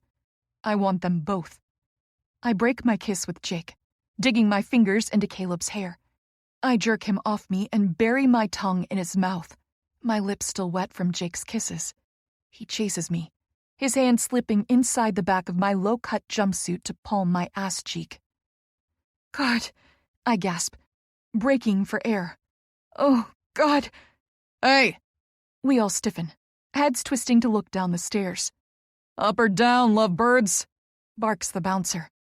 He's standing at the bottom, guarding the velvet rope keeping the stairs private. Oh, God. It wouldn't have taken much for someone to stand at that rope and look up. Then they would have seen us. At least it's dark. But phone cameras have flashes. Jake is already in protector mode, moving down a step to block me from the bouncer's view. Fuck. Caleb mutters. Jake grabs my hand. Come on. He leads me down behind him, the fingers of my other hand entwined with Caleb's. We slip past the bouncer and hit the dance floor. The bass of the music hammers through me, rattling my bones as the strobe lights go off. Blasts of pink, blue, and green blind me. The boys box me in, sticking tight to my front and back, as Jake leads the way across the floor. His size means I can hide myself close at his back and move through the crowd, keeping my head down. If anyone snaps a picture now, they'll just get the curtain of my dark hair. Jake pulls us down a dark hallway that leads to the bathrooms. Several women mill along the wall, waiting to get inside. I turn my face away from them, stumbling in the dark in my heels. He grabs the handle of a door marked Employees Only and jerks it open, swinging the door inward to reveal a crowded storage room. Stacked chairs, a shelf of cleaning supplies, cases of beer and liquor piled in tipsy towers to the ceiling. In. He growls. I've barely stepped in before I reach the shelf and turn around, just as he closes the door. The effect is instant, dulling the music to a muted roar rather than a full sensory assault. He leans against it, turning the lock with a click. Caleb stands between us, his dark eyes molten with hunger. What is this? Says Jake. I don't know, I admit, heart still racing from the thrill of being in their arms. God, these men just have to breathe in my general direction, and apparently that's enough to make me forget everything. Our positions, our signed contracts, my career aspirations, their reputations. Someone could have snapped a picture of Jake and I dancing earlier. Sure, we can shrug that off. Poppy will spin it easy. 2 colleagues cutting loose, having fun, celebrating a win. But the 3 of us tongue-fucking in a stairwell? Rachel, what do you want to have happen here? Jake presses. Do you want me? His words cut through the swirling torrent of my thoughts. Every part of me softens at the look in his eyes. Oh, my sweet mystery boy, always doubting himself. Jake, yes, I say, crossing over to him. I cup his face, tipping up on my toes to kiss him once, twice. I want you, I murmur against his lips. I want you. You know I do. He holds me by the elbows. But you want him too, don't you? He doesn't sound angry or hurt. He just needs to know. Oh God, is this possible? Have they done this before? Jake didn't strike me as the sharing type. Caleb is the wild card, always so difficult to read. He stands there in his all black, those dark eyes burning like coals, as he waits for me to decide his fate. What we have is new, and certainly much different from my connection with Jake. I turn in Jake's arms, leveling my gaze at his best friend. This is the kind of moment where the best approach is the most direct. Heart in my throat, I part my lips and say those 4 little words. Do you want me? 30. Rachel. Caleb holds my gaze, not looking at his best friend. Yes. Jake's hands brush down my sides and around to frame my hips. He tucks me in against him and leans down, kissing my shoulder. Tell us what you want, baby. What happens next? My eyes are still on Caleb. He's watching us together, watching Jake's hands roam. His hunger is making me desperate. A glimmer of awareness prickles in the back of my mind. I want you both, I admit. I want you at the same time. You know I'm clean, Jake says, his hand slipping inside the stretchy fabric of my halter top to cup my breast. He weighs it in his hand, kissing my neck and flicking my nipple until I'm arching against him. He pauses, his hand on my tit, and looks over my shoulder at his best friend. Okay? You clean? Caleb gives us a curt nod. You broken over there? Jake teases. Caleb shakes his head. No. Jake huffs a laugh. Well, I'm not leaving this room until she comes. So get over here and help me, or get out. As if to prove his willingness to share, he tugs on the fabric of my halter top, stretching it wide enough to expose my bare tits to his best friend. Shit, Caleb mutters. He crosses the few feet of space separating us and smashes his mouth against mine, pressing me against Jake, who is already up against the door. I sigh into Caleb's kiss, arching my back into the cup of his hands on my breasts. Jake works his fingers under my hair at my nape, fumbling with the halter top.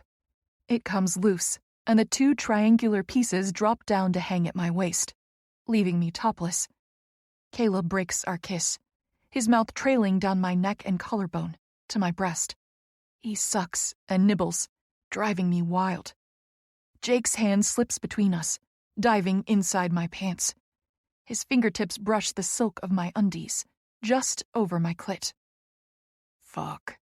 You're such a little liar. He growls in my ear. You're soaked, baby girl. Tell us what you want. Unless Kay is a kinky freak, I doubt we have lube. No lube, Caleb mutters. He cups my cheek, glancing from me to Jake over my shoulder. But you might want to see what I'm working with before you invite me to play. He admits. I still, my back pressed against Jake. What? In answer, Caleb unbuckles his belt and unzips his fly. Taking my hand, he slips me right inside, letting me feel his hard cock. Oh my fucking God, I say on a breath, my smile spreading. Holy shit, Caleb. I stroke him from root to tip, and he groans, one hand going to my shoulder. My hand is wrapped around his dick. His pierced dick. 4 times pierced. I brush my thumb over 4 stiff metal rods with barbells at either end. What is it? Jake says, clearly concerned. You have an accident or something, man? I snort, my smile spreading. Oh no, I reply. He's just fine. My eyes lock on Caleb as I give him another stroke, running my thumb over his tip. He twitches in my hand. I want him in my mouth. He'll have to try a lot harder than this to scare off a hurricane. Well, I'm scared, says Jake. Caleb's smile mirrors mine as he leans in. Why don't you take it out? Show Jake. I've never been with a man with a pierced cock before. My pussy is already clenching with nervous excitement. I drop my hands to his hips and shimmy his pants down a few inches, exposing his gorgeous dick. The piercings are perfectly aligned. Jake shifts to my side. What are you... Oh. Fuck! He gasps, his hand going to his mouth like a Southern Baptist church lady. When the fuck did you do that? How did you do that? Why did you do that? His gaze darts up to Caleb's face. You want to get into all that now? Or you want to fuck our girl before the staff kick us out of here? Caleb deadpans back. Well, both, Jake admits. I mean, does it help? I snort again. Help what? His balance? I doubt it. Jake rolls his eyes at me. I meant, like, with sex. Does it make the sex crazy good or something? I can practically see his competitiveness bubbling right beneath the surface. He doesn't want to be bested by Caleb and his pierced wondercock. I turn around, wrapping my hands around his neck. You think you can't make me feel good, Angel? You worried I'll fake my orgasm? Chant your name while I'm dreaming of his ribbed dick? Behind me, Caleb laughs, his hands brushing over my bare shoulders. Jake scowls at us both. No. But his eyes give him away. Yes. I purse my lips, trying hard not to smile. Tell you what, Angel, I say, flashing Caleb a heated look over my shoulder. Caleb is going to stand back with his fancy dick in his hand and watch us. Show him how good you make me feel. I run my hands down his chest to the top of his pants. He doesn't touch me until you've had your fill. Behind me, Caleb is practically growling, stepping closer. Now it's Jake smiling. Oh, baby, you have no idea what you just started. I glance between them. What? Kay likes to watch. He replies. He likes to boss me around. Or at least he did in college. We haven't fooled around with a girl in a long time. I turn in Jake's arms, fisting Caleb's polo shirt and pulling him closer. That sense in the back of my mind flickers like the flame of a little candle. Is that right, handsome? You want to watch him take me? Want to watch him fuck my mouth? Yes. I smile, pushing his shoulders until he steps back. I'll let you boss me around. I'm already wet just thinking about you bossing him. But I'm bossy too. I add, pushing him again until his back hits the supply shelf with a rattle. I drop my hands to his belt and jerk it loose. He grunts, his hard dick still sticking out the top of his pants. What do you want, Hurricane? I want you aching for me, I reply, grabbing both his wrists. Done. But I shake my head with a tisk. You don't know the meaning of the word. Not yet. With that, I slap his belt around his wrists and raise them up over his head. He lets me, relaxing his arms to rest atop his head. He's so tall, I can't reach much higher. Oh shit, baby girl, what are you doing? Jake says from behind me. He can look, but he can't touch, I reply, arching up on my toes to tie him loosely to the supply shelf. Caleb smiles at me like the snake to the rabbit, and I fight a hungry shiver. This man has layers. A little light bondage is only the beginning, I can tell. It would take nothing for him to tug his hands free, but I know he won't. He can boss us around, I say, running my hands down his chest. Until his hands come down, we do whatever he says. My rules stated, I give his tip a little rub with my thumb, making him twitch. Do you consent, Caleb? He nods. I glance to Jake, one brow raised in question. You kidding me? Fuck yes. I'm dying over here. His eyes heat as he looks to Caleb, too, waiting for his first direction. He's my good little hockey player, used to taking orders from coach. And he clearly loves a game.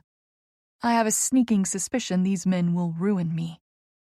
Caleb's standing there, tied to the shelf with his own belt, pants open and down around his hips, dick out and hard. The lights flicker over our head. This is rough and dirty, and I can hardly wait to see what he does. Those dark eyes smolder. Kiss her. Those perfect lips. Her tits. Make her moan. My core clinches with excitement as Jake wraps me in his arms, doing as he's told. The thrill of his submission to Caleb has me ready to come, and no one has even started touching my clit. Jake pours himself into me, leaving nothing unsaid with his hands, his eager lips. God, he's such a good kisser. How did I go without this for months? How did I walk away from him in Seattle? Touch her clit. Caleb orders. Feel how wet she is. With an eager groan, Jake slips his hand back inside the front of my pants, never breaking our kiss. His large fingers part my pussy lips, and then he's sliding through my wetness, so slick and warm, so ready for him. We both groan with longing as he drags that middle finger over my clit, circling it with his fingertip. Is she wet? Asks Caleb. So fucking wet. Jake replies, breaking our kiss with a panting breath. He leans back to watch me as he sinks a finger inside me. Show me. Caleb growls. I whine with loss as Jake pulls out. He flashes his glistening fingers in Caleb's face. Taste. Jake doesn't hesitate to suck his wet fingers into his mouth, letting out a satisfied groan. Good boy. Oh my God. I shiver as Jake shivers. We're both so turned on by this. We might orgasm without any stimulation. Face me, Hurricane. Caleb directs. Hands on me. Look at me while he fucks you with his fingers. Jake, don't stop until she comes. Jake turns me, and I all but stumble forward, my hands going to Caleb's chest. Jake is right there, bracing me with his body as he slips one hand back inside my pants, fingering me until I'm a trembling mess. His other hand tweaks my nipples, teasing me. He kisses me, my neck, my shoulder, my earlobe. All the while he grinds with his hips, letting me know how hard he is for me. And Caleb watches, that dark gaze so hot and heavy, as he breathes through parted lips. I hold his gaze as I come with a long moan. Jake's fingers in my cunt, and his thumb on my clit, his hot breath against my ear. What a good fucking girl. You're squeezing me so tight. Fuck. Get inside her. Caleb growls, his arm flexing, testing the hold of the belt. I need to watch you fuck her. Hurricane, don't you dare look away. I smile. He's losing his cool. I swear I'll break this man. Jake is behind me, working his pants and then mine, dropping my jumpsuit to my ankles. I'm standing between them, still riding the high from my orgasm, and nothing but my thong and high heels. Jake smooths his hands over my ass, his fingers curling under the string of my thong. He gives an almighty jerk, tearing them clean off me. Reaching around, he stuffs them in Caleb's pocket. Spread for me, baby, he murmurs. I shuffle my feet wider as he puts pressure on my back, bending me forward a bit. The angle brings me that much closer to Caleb's face. You're so beautiful, Jake says, reaching between my legs to sink his fingers into me. I know what he's doing. He's using my wetness to lube his cock. I'm so ready to go again. I want this man inside me. I want Caleb to watch. God, you make me wild, baby. He pants. Stop talking and do it. Caleb growls, his eyes still on me. You want me to stop talking too? I tease. Why don't you put my mouth to work? Don't mouth off, and you'll get exactly what you want. He replies, his eyes molten. Hold still. Jake pants. Fuck, baby. He's got his hand and his dick between my legs, his tip rubbing at my entrance. Before I spread a bit more, and he's able to notch in. I gasp, sinking down on his tip. Oh, right there. Fuck. Hold still. Jake slips his hand out, bending his knees, and then he's lifting up and in at once, impaling me on his cock. The fullness slams through me, lifting me up on my toes. I cry out, biting my lip to swallow the sound, my nails digging into Caleb's shoulders. Behind me, Jake shudders, both hands on my hips as he starts moving, rocking into me.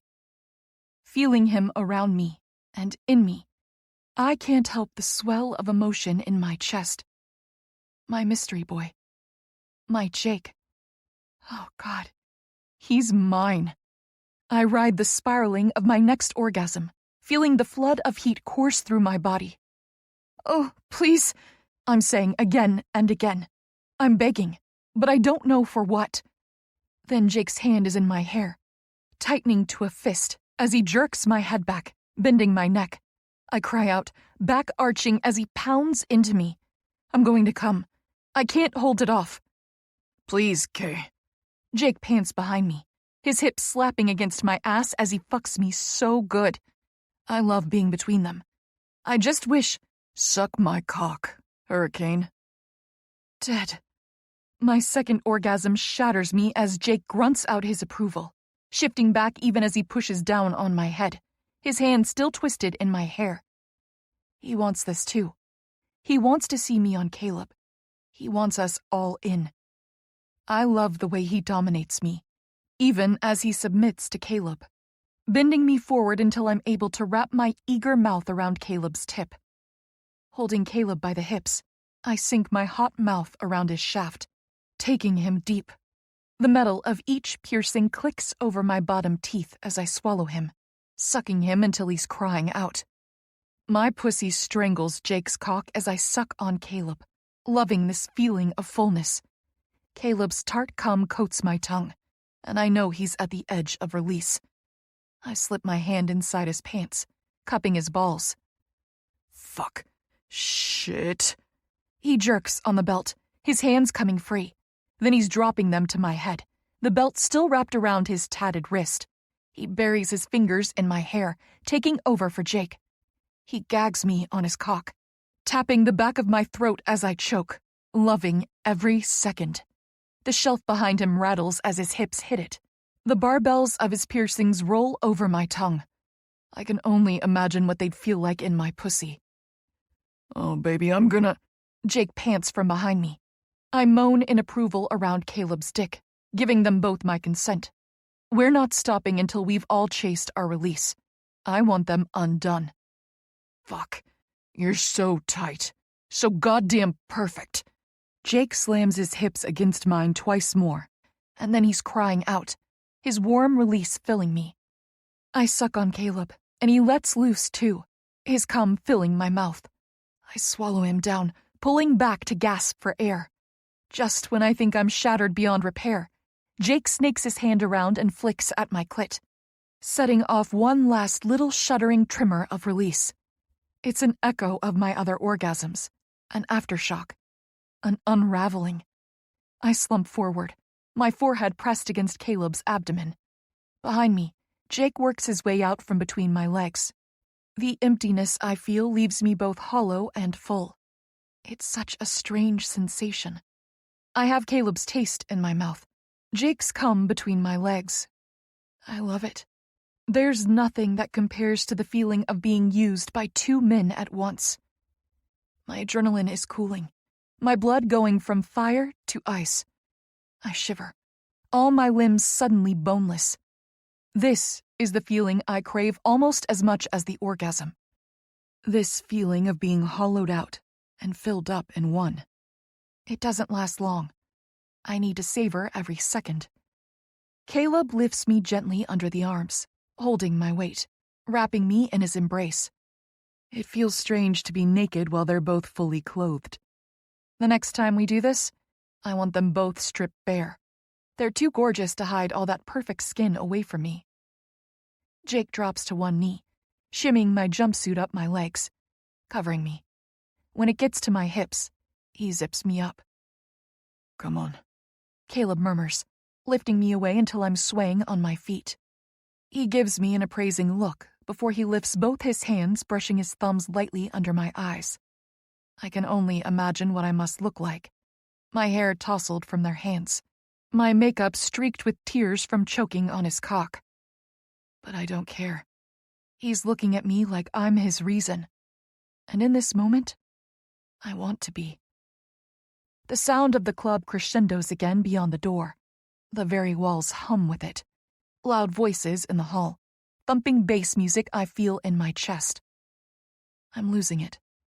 That feeling of emptiness. Behind me, Jake carefully flips the pieces of my halter top up, moving my hair so he can hook the straps. My clothes feel like armor. They also represent reality setting in. I'm alone with one of my players and the equipment manager in the storage room of a busy club. We just fucked. All three of us. Together. My resolve to keep Jake at bay lasted all of a month. Oh God, this is hopeless. I can't deny them. Can't escape. Come on, beautiful. Caleb murmurs, tucking his belt back through its loops. We'll take you back to the hotel. Jake adds. Glancing between them, the resounding truth sets in. I want Jake Compton, and I want Caleb Sanford. Separately. Together. I want them both. I'll be counting down the hours until this can happen again. 31. Jake. We barely make it half a mile in the Uber before I'm crawling out of my skin with the need to say something. Our driver's upbeat Korean pop music is pulsing in the speakers, the surprisingly fitting soundtrack to my chaotic thoughts. Every moment of the last 2 hours flashes in my mind like one of those old-school slide projector things. The images are spinning. Spinning. What does this mean? I blurt out. Next to me, Rachel goes stiff, and I hear Caleb's muttered, "Fuck's sake." What? Do they actually expect me to have a threesome in a mop closet and have no comment? Have they even met me? Get over yourself, Kay. We had sex, and I want to talk about it. Maybe wait until we're in private, asshole, Caleb mutters. I won't say anything, our driver calls from the front seat in a sing-song voice. Yeah, see? Melanie won't say anything, I say with a wave of my hand. Rachel's gaze flashes from me to the driver, her mouth opening in horror. You know her? What? No, her name is right fucking there. I point to the hot pink laminated sign she's taped up on her dash that says, Hi, I'm Melanie, in 5 languages. Rachel groans, and now I'm officially starting to panic. She regrets it. She's pulling back again. God, I can't win with this girl. It's always 1 step forward and 5 steps back. I mean, sure, Caleb is a bit of a surprise. He's been such a surly asshole since his accident that I was starting to wonder if he'd just sworn off romance altogether. I'm not surprised that he's interested in her because she's totally his type. And I'm not surprised at all that she's interested in him because, again, he's kind of totally her type. And that's when my heart drops out of my chest. Jake Compton, you're a fucking idiot. I'm gonna remember this moment forever, sitting in the back of an Uber with my best friend and the love of my fucking life while So Hot by the Wonder Girls plays on the radio. This is the moment I realized. It's me. I'm the problem. They don't want to talk about the possibility of more because they both want less. One person less. Heart in fucking pieces, I glance over at them. I didn't even notice that Caleb took her hand. Their fingers are entwined atop his knee. Yeah, all right, I say.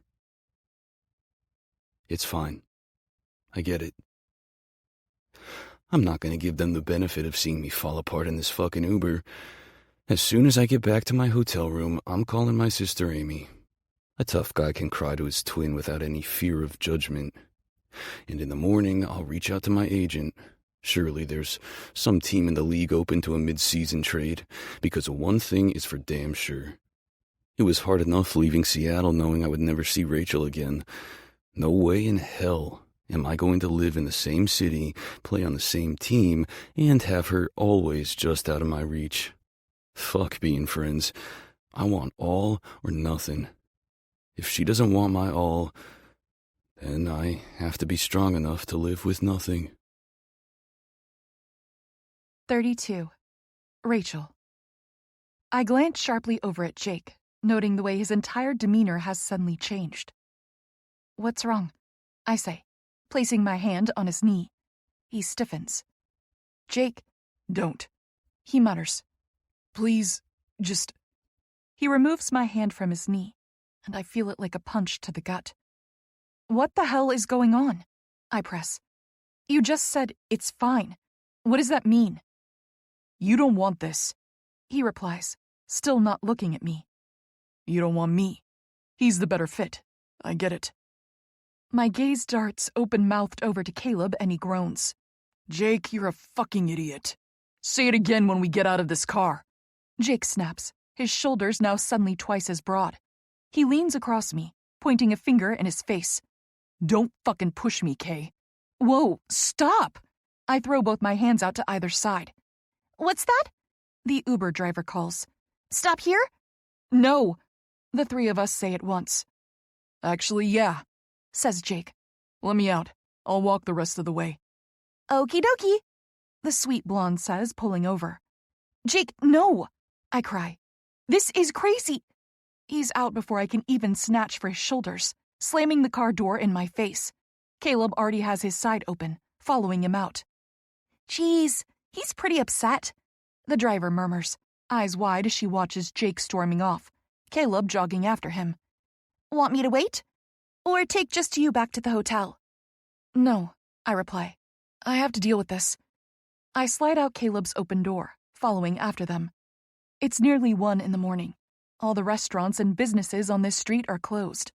A few have glowing signs: Chinese takeout, a laundromat, a dive bar. Rock music filters out an open door as I rush past, chasing after my hockey players. My heels click on the sidewalk. God, my feet are killing me. I'm within an inch of flinging these heels off and running barefoot. You've got it totally backwards, man. Caleb calls after Jake. Don't tell me what I see with my own fucking eyes. Caleb catches up, grabbing Jake by the shoulders. Don't do this. Don't close off. You want to talk, so let's talk. I don't want to talk. Jake growls. I can't do this here. Not now. I catch up, panting. "Jake, talk to me before I scream. What the hell was that back there?" I gesture to where our Uber is still parked down the street. 1 minute we're all blissed out from a 3-way orgasm and now you're running like a ghost is chasing you. Make it make sense. He holds my gaze, those gorgeous hazel eyes full of so much pain. Rachel, I can't do this anymore. My breath catches as Caleb's dark brows narrow in confusion. Do what? He says, glancing between us. Jake looks to me, waiting for my permission. Even now, he's willing to keep us a secret. Or maybe this is a test. He wants to know what our secret is worth to me. Am I willing to tell Caleb the truth? The pain on his face has me stepping forward, grabbing his hand. I know this has been hard for you. It's been hard for me, too. I never expected this. Neither of us did. Expected what? Caleb says, his obsidian gaze darting between us. How long has this been going on between you two? Almost 4 months, I reply, my eyes still locked on Jake. I wait for Caleb to catch up. There's no way Jake didn't tell him about me. I'm waiting all of 5 seconds before Caleb is cursing under his breath. Oh, fucking hell. He mutters. He glares at Jake. You kidding me right now, asshole? She's your Seattle girl? Slowly, Jake nods, his eyes still on me. Oh, fuck, Caleb says again, dragging his hands through his tousled hair. Why didn't either of you say anything? She told me not to, Jake replies, his tone flat. Caleb punches his arm. Yeah, well, I'm your best fucking friend. And I'm pretty sure secrets go out the window when you invite me to face-fuck your dream girl in a closet. She didn't want anyone to know, says Jake, glaring in my direction. Why the hell not? Jake shrugs. You'd have to ask her. Rachel gets to call all the shots, apparently. But my guess is that she's ashamed of me. His words knock out all my air. I gasp, hand to my chest. Jake, what the fuck? Are you serious right now? You tell me if you're serious before I cry right here in front of Mr. Chin's. A half-lit dumpling sign flickers behind his head as he crosses his arms. Tell me I'm wrong. You're wrong, You said we can't be together because of the contracts you signed. he says, leveling a finger in my face.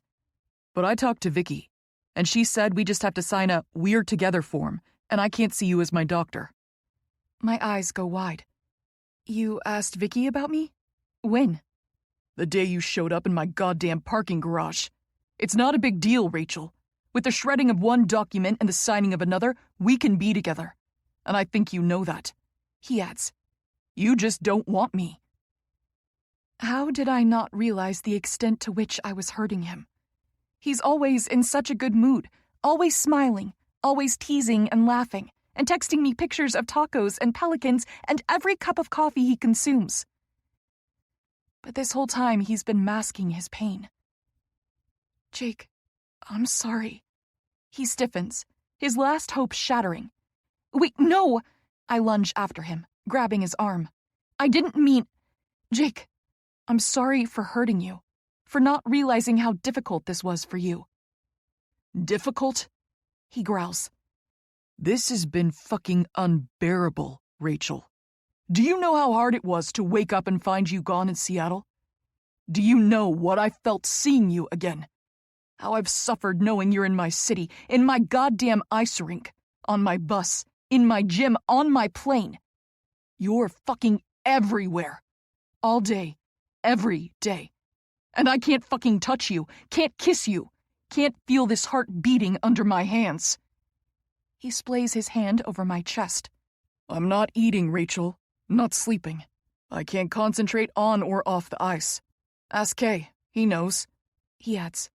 He's been bugging me for weeks wanting to know what's wrong. You're what's wrong. I raise a hand, wrapping it around his wrist. Jake. I'm in love with you, Rachel. And you can say that's crazy, but I'm not some love-strict fool that falls for any girl at the first flick of her lashes. You turned around on that bar stool in Seattle, and I just knew. You're the one.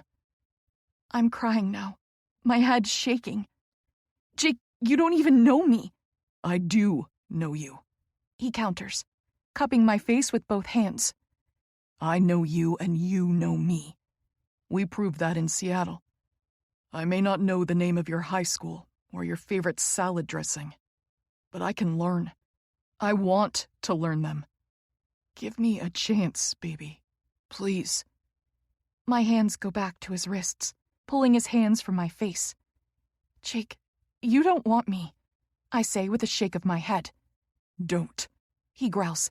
Don't push me away again. I can't let you be with me, I say.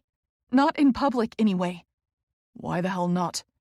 Not in public, Caleb adds, arms crossed as he glares at me. What are you, Hurricane? A fucking geisha? I fight back the tears that want so desperately to keep falling. I can't be with you in public because it would ruin your life, I admit at last. I would ruin your life. The way I've already ruined mine. 33. Caleb. My mind is racing. An hour ago, I had this girl on my lap, dazzling me with her show of friendship. 30 minutes later, I was fucking her hot mouth, coming down her throat while I watched Jake pound into her from behind. They were both goddamn perfection. I wanted to ride back to the hotel and go for round 2. I wanted this gorgeous girl riding my cock, slamming those curvy hips down. Fuck, concentrate. Now, I'm standing on some random street corner, connecting the dots I should have seen a month ago. Rachel Price is Jake's Seattle girl. Rach, what do you mean your life is ruined? Jake says. You're a hotshot doctor. Your career is on the rise. I'm flying just under the radar, always only one more indiscretion away from total ruination, she replies. I can't put that on you, Jake. I can't drag you down with me. Drag me down? He glances sharply to me. I don't understand. Movement in the alley a few storefronts down has me on edge. We should get off the street, I mutter. We move down the sidewalk a few more blocks, ducking into a narrow 24-hour diner that is all but empty except for a small group of frat guys slamming pancakes at the counter. Sit anywhere, Hans, the waitress calls. Be there in a sec. Jake leads the way to the booth in the corner by the window. Rachel sits down first. Jake surprises me when he sits across from her. I slide in next to him. The waitress bustles over, clutching a pair of coffee pots. Calf or decaf, honeys? We all order decaf, and she fills our plain white mugs to the brim. Y'all eating anything tonight? Just the coffee, I say. As soon as the waitress leaves, I lean across Jake, snatching up the dish of creamers. All right, Hurricane, spill. She takes a creamer too, adding it to her coffee and stirring it with a spoon. Neither of you have Googled me, have you? We glance at each other. I sure as hell haven't. Googling a person you like feels like such a puck bunny thing to do. No, I reply for both of us. She holds her mug with both hands. I can't believe I did that tonight. Anyone could have snapped a picture of us kissing in that stairwell or coming out of the closet. It was reckless, and I'm never reckless. But you both just, oh God, you make me so crazy, she says, taking a sip of her coffee. Why are you so worried about some pictures? Jake presses. She sets her cup down on the seafoam green Formica tabletop. Because it wouldn't be my first indiscretion, she admits softly. And the press is ruthless. They would have splashed it everywhere. They would have said the most awful things. She catches her words, snatching up her coffee again. Jake and I share a wary glance. The press, he says. I raise a brow at her. Are you some secret princess or something? She shrugs and gives a little laugh. Sort of, in a way, I guess. For fuck's sake, drop the veil already, I growl. She drums her fingers on her mug. Do either of you know the name Halston Price? My mind buzzes. Halston Price, Jake repeats. Wait. Oh shit. Wait. He gasps, leaning forward, elbows on the rickety table. Halston Price, as in Hal Price? Like Hal Price, lead singer of the Ferrymen? Rachel nods, taking another sip of her coffee. Oh my God, Jake cries. Easy, I mutter, glancing over towards the counter. The frat boys are looking our way. What? He says with a laugh. I'm sorry, but this is crazy. The Ferrymen are one of my all-time favorite bands. He turns to Rachel, grinning. I saw them in concert in Amsterdam with Amy. Hal Price is a fucking legend. He's rock royalty. Yep, that's Daddy. Jake laughs again. Oh, God, she calls Hal Price Daddy. I'm dead. He snatches up his mug with both hands, taking a big gulp. Now, it all makes sense.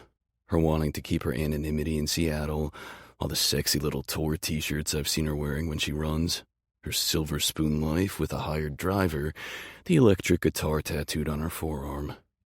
I bet you anything the signature is Hal's. My eyes narrow on her. So, Daddy Hal is a rock god and you've lived in his spotlight all your life. Is that your deep, dark damage, Hurricane? She nods, her expression solemn.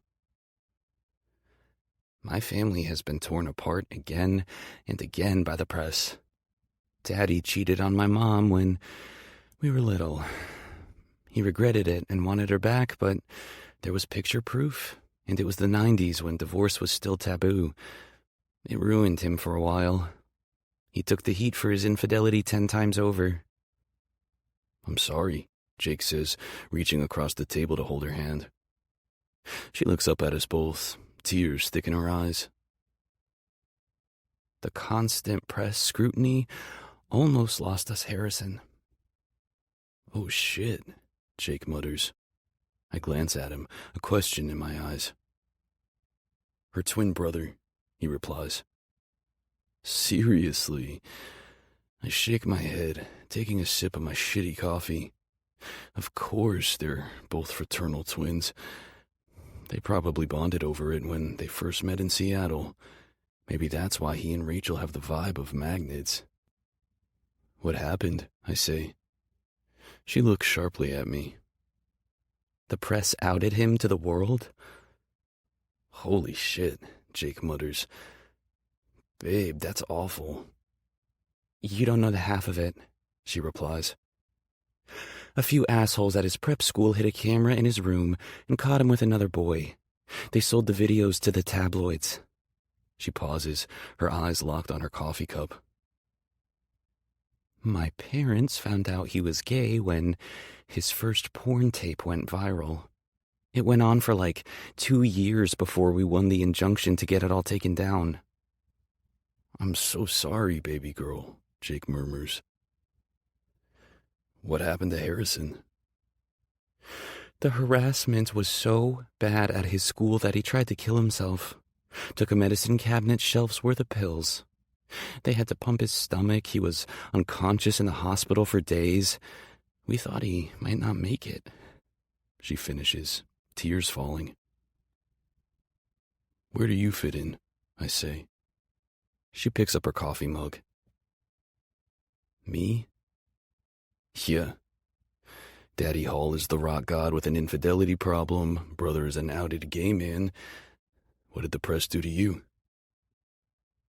They hounded me worse than Harrison. Girls always get it worse, she adds. And I was a bit of a seeker in my youth. I was in a lot of denial about how the fame affected me, so I acted out. I made a lot of bad choices, and the press was there for every one of them. Just Google me and you'll see. We're not going to Google you, I say gently. Rachel, we all have a past, Jake adds. I don't care if you were some spoiled rock star princess getting high and screwing douchey boys in your daddy's tour vans. More like getting high, screwing boys, and wrecking a $3 million yacht off the Amalfi Coast. Or getting drunk and puking all over myself at the White House Easter egg hunt. I was 11 for that one, she adds. Shit, when I was 11, I was already living to play hockey. I wasted 3 years trying to make it as a model when it made me miserable every second. Starving myself, losing sleep, losing friends. That led to rebelling and getting myself engaged to a fashion photographer 20 years my senior. Daddy had to fly to Paris and physically drag me home. She sets her empty cup down, sliding it away. But it all worked out in the end. He put me in rehab and I finally snapped out of it. One of the other women was an alcoholic heart surgeon. We bonded and she told me I'd make a great doctor.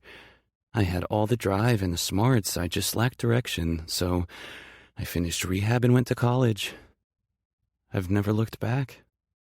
I graduated with my degree in kinesiology, secured a great residency, won the Barclay Fellowship. I've been Dr. Rachel Price for 3 years, and the press didn't report on any of it.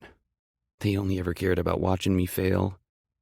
That's what they want from me and from all celebrities' kids. They want the train wreck, the drunken mess, the pill-popping anorexic model. I won't give them what they want anymore. So they leave me alone. Jake and I are silent. I have no idea what to say. She's certainly lived a different life than a pair of hockey boys. Do you think being with me will bring you bad press? Jake says with a raised brow. She shakes her head. No, Angel. I think being with me would bring you bad press, she corrects. Especially if we get caught doing what we were doing tonight, she adds. And fuck it if I don't know she's right. We were so damn reckless. We could have cost Jake everything. But Jake is shaking his head. No, we could make it work. She leans over the table on her elbows, eyes narrowed. You think they shredded Harrison over being gay? What would they do to this?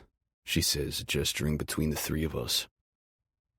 You really think your NHL fans would accept you being with a rock star's train wreck of a daughter who likes getting face-fucked by your friend while you watch? Because I'm here to tell you that they would bury you alive, Jake. The sports press is just as brutal as the celebrity press. It's not their business who I spend my free time with, Jake growls. Poppy would disagree, she counters. Call your agent, I'm sure they would too. As she speaks, she tugs her phone out of her pocket, tapping the screen a couple times. Then she sets it down on the table.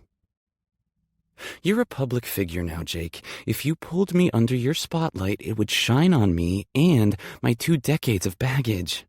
You think it would play well for us that barely a month into my new job, I'm already fucking my patient and his equipment manager? 4 months, Jake growls. And we met when I wasn't your patient. You mean when we hooked up in a hotel bar? We knew each other for all of 5 minutes before we were tongue-fucking in an elevator. You want to tell the press that story? Would that help our image, do you think? It wasn't like that, and you know it, he snaps. Oh, and you think the press cares about the correct story? You think they'll want to fact-check the details with us before they print their salacious gossip? Then we get out in front of it, he counters, getting more agitated. We tell the story our way. Control the narrative. No such thing. They will twist every single word to paint the story how they want to see it. And when it comes to Rachel Price in the press, the only story is mayhem. I don't care about the fucking press, Jake barks, slamming his fist on the table and rattling all our cups and silverware. The guys over at the counter all turn to face us, brows raised in curiosity. Keep your shit together, I mutter at Jake. He huffs, shaking his head. Hurricane taps her phone and holds it up, showing us the screen. 53 seconds, she murmurs, the stopwatch app flashing the numbers in bright red. It took me 53 seconds to unravel you, Jake. I'm not unraveled, I'm just pissed. Yeah, and I get it, she says. Look, I've been dealing with this bullshit all my life. For 27 years, it has been the Price family against the world. We finally learned the best way to survive the press is to just keep our heads down. We keep each other's secrets. No drama. No sharing the spotlight with other celebrities or public figures, she adds gently. Him. She means Jake. No sharing a spotlight with an NHL star if it could bring him negative press. He groans, sitting back and crossing his arms tight over his chest. Please believe me that I'm trying to protect you, Jake. I don't want to hurt you, and I don't want to be the reason you get hurt. She's right, buddy, I add. The press would have a field day if any pictures of us at the club leaked. We gotta be more careful. You could lose your starting position. Hell, you could lose your contract. Careers have tanked for less. So where does that leave me then? He asks, his gaze locked on her. Is this over, Rachel? I tell you I love you in front of a Mr. Chen's takeout, my cum's still sticky between your legs, and you're gonna sit here and tell me that it's over? I can just take my love and choke on it, I guess. An idea simmers in my mind, and because apparently I have no filter when it comes to these two, the words come tumbling out of my mouth. I think you should move in together.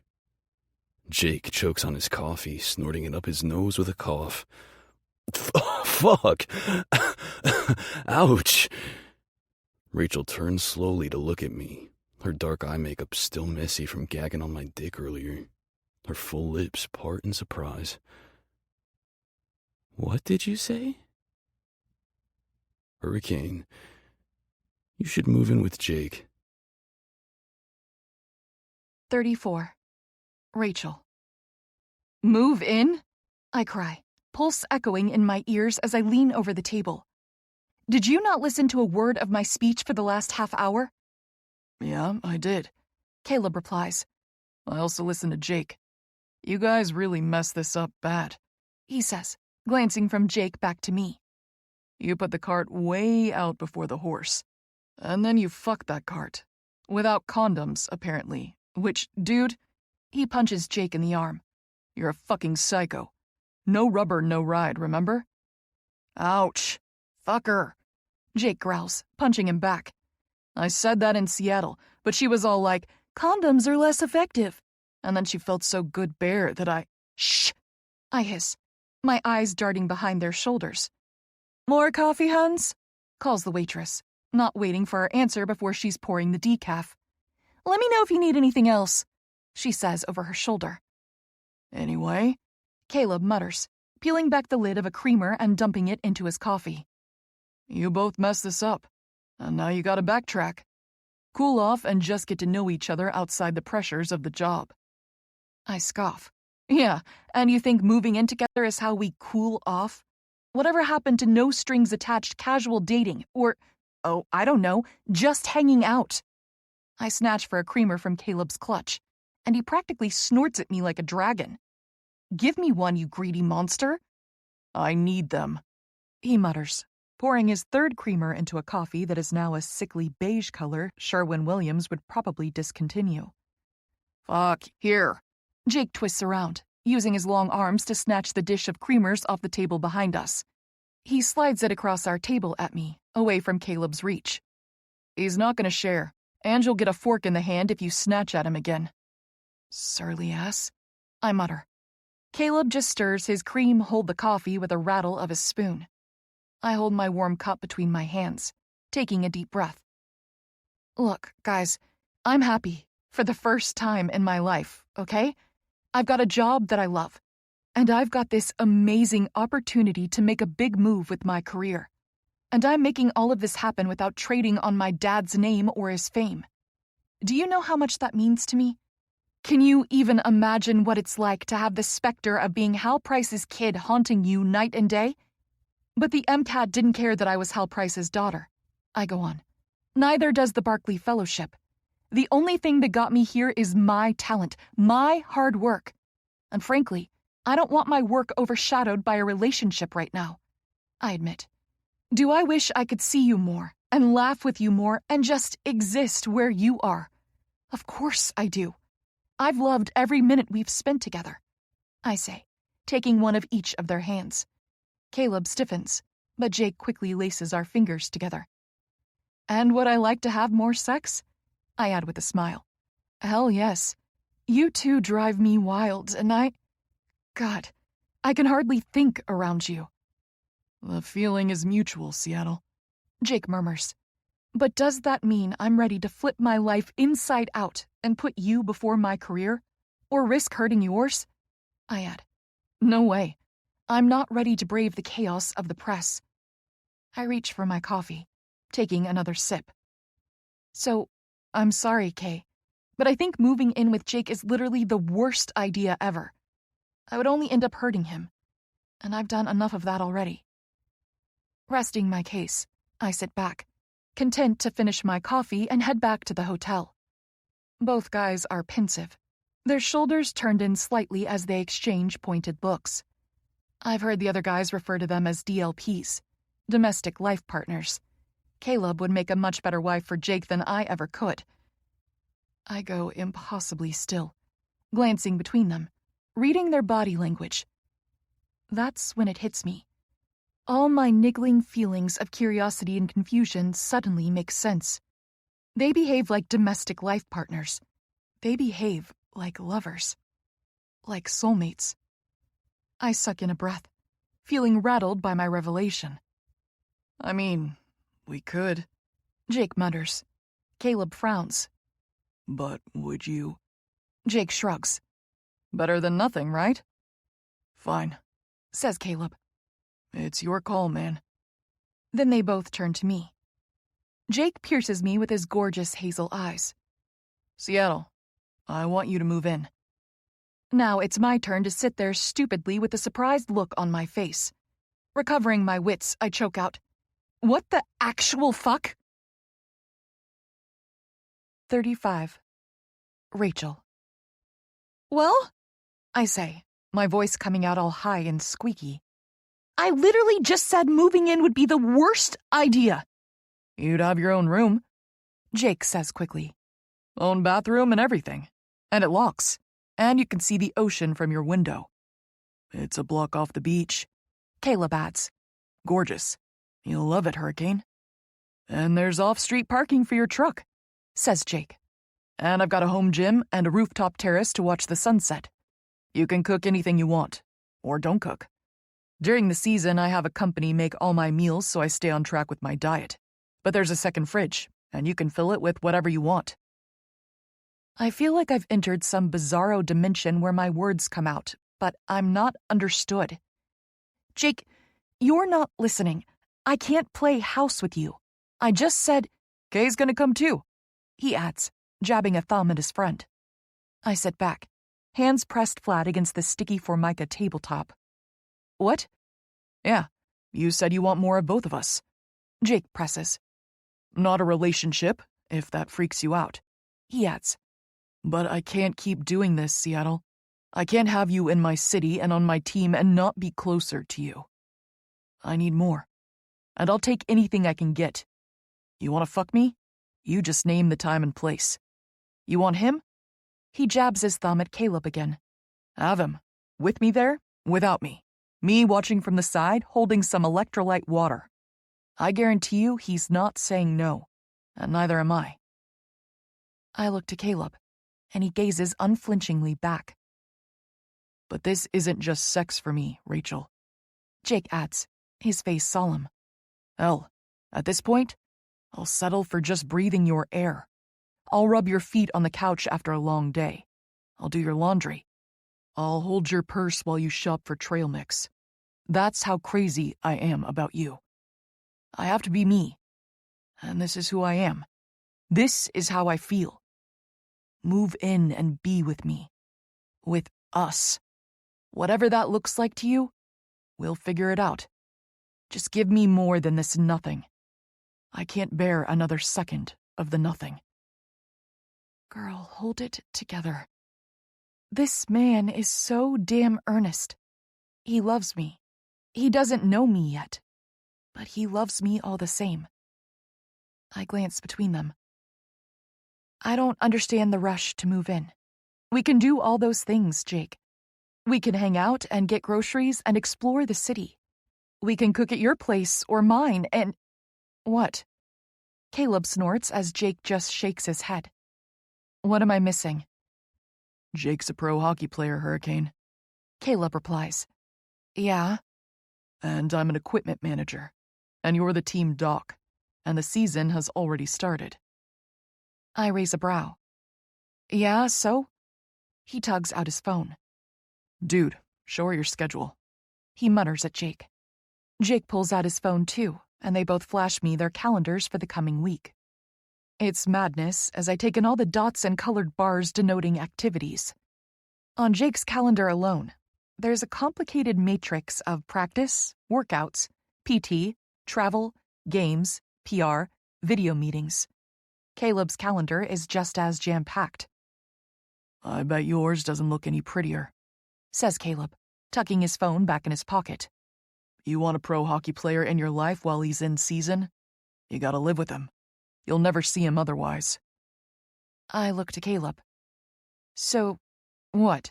You're gonna move in with Jake too? He shrugs. We've lived together before. It's not a big deal. I narrow my eyes at him. Yeah, domestic life partners, right? God, the nickname haunts us. Jake mutters, still messing with his phone. But Caleb holds my gaze. Something like that? He says softly. And what's your endgame here, Snuffy? You're just gonna move into Jake's house with your cute dog and your surfboard and... what? Rub our feet and buy us trail mix? Hey, don't knock it, Seattle, says Jake. Kay gives excellent foot rubs. Better than me, actually.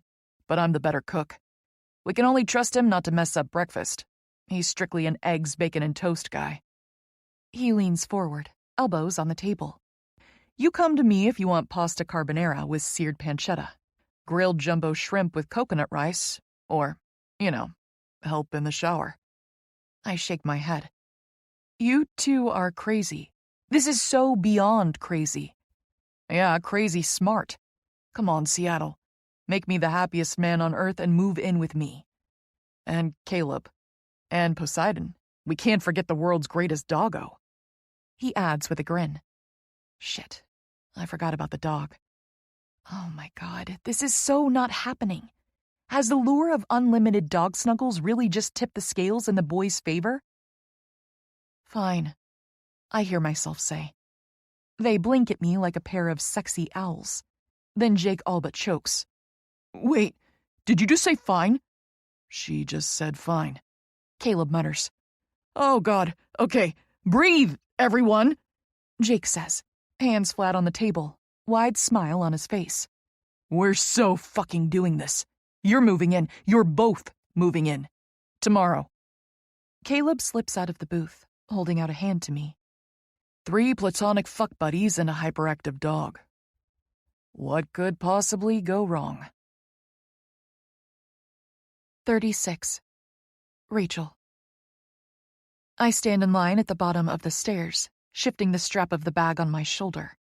It's barely 7 in the morning, and the whole team is shuffling around the tarmac waiting to board the plane. My phone buzzes in my hand. Jake, 7:04 a.m. Hey, roomie? Wave emoji. What time should I come by to help get you packed up? Jake, 7:04 a.m. The coffee on this plane sucks, BTW. Jake, 7:04 a.m. Just FYI, I'm trying to do my part to conserve water, so we'll need to assign shower buddies. I can't help but smile as I shoot back a reply. Rachel, 7:05 a.m. I call dibs on Poseidon. You and Mr. Peppermint Mocha have fun. Shower emoji, eggplant emoji, soap emoji. I glance over to see Caleb hard at work with the other equipment guys, getting the bags loaded. He's focused on the job, not looking my way. I can't help but take in the sharp lines of his back as his muscles stretch under his raised tech shirt. Hello? Earth to dock. Langley laughs, giving me a gentle nudge. I jolt, nearly dropping my phone. Line's moving, Doc. I hurry forward, mentally kicking myself. Why do I have zero chill when it comes to that damn equipment manager?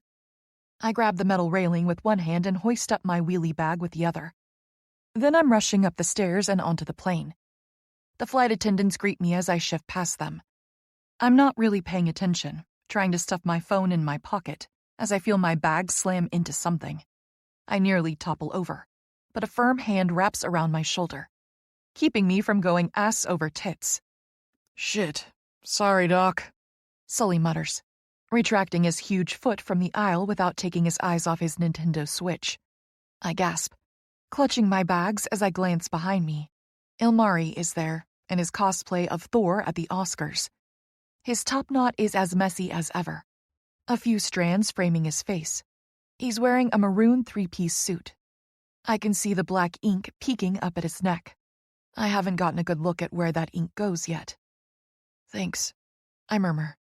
His gaze trails down the length of his arm to his hand, and he raises a brow, as if he's surprised to see it there. He lets me loose.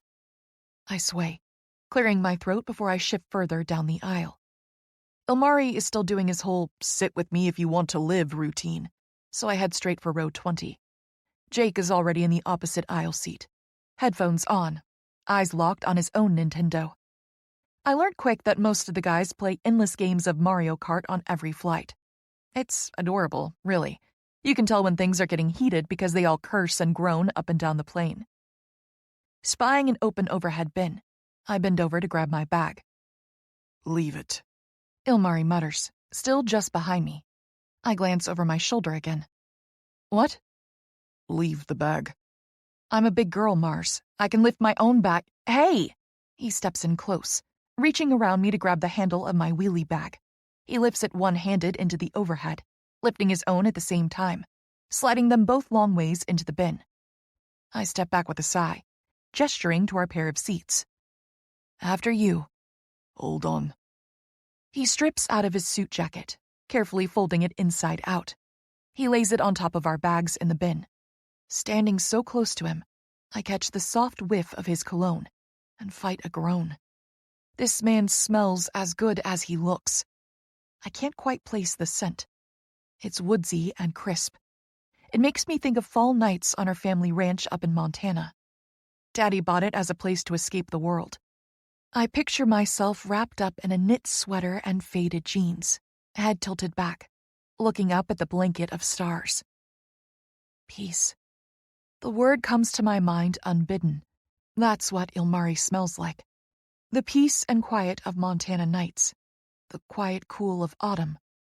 Excuse me, He mutters, shifting into the seat. I blink, sucking in a breath.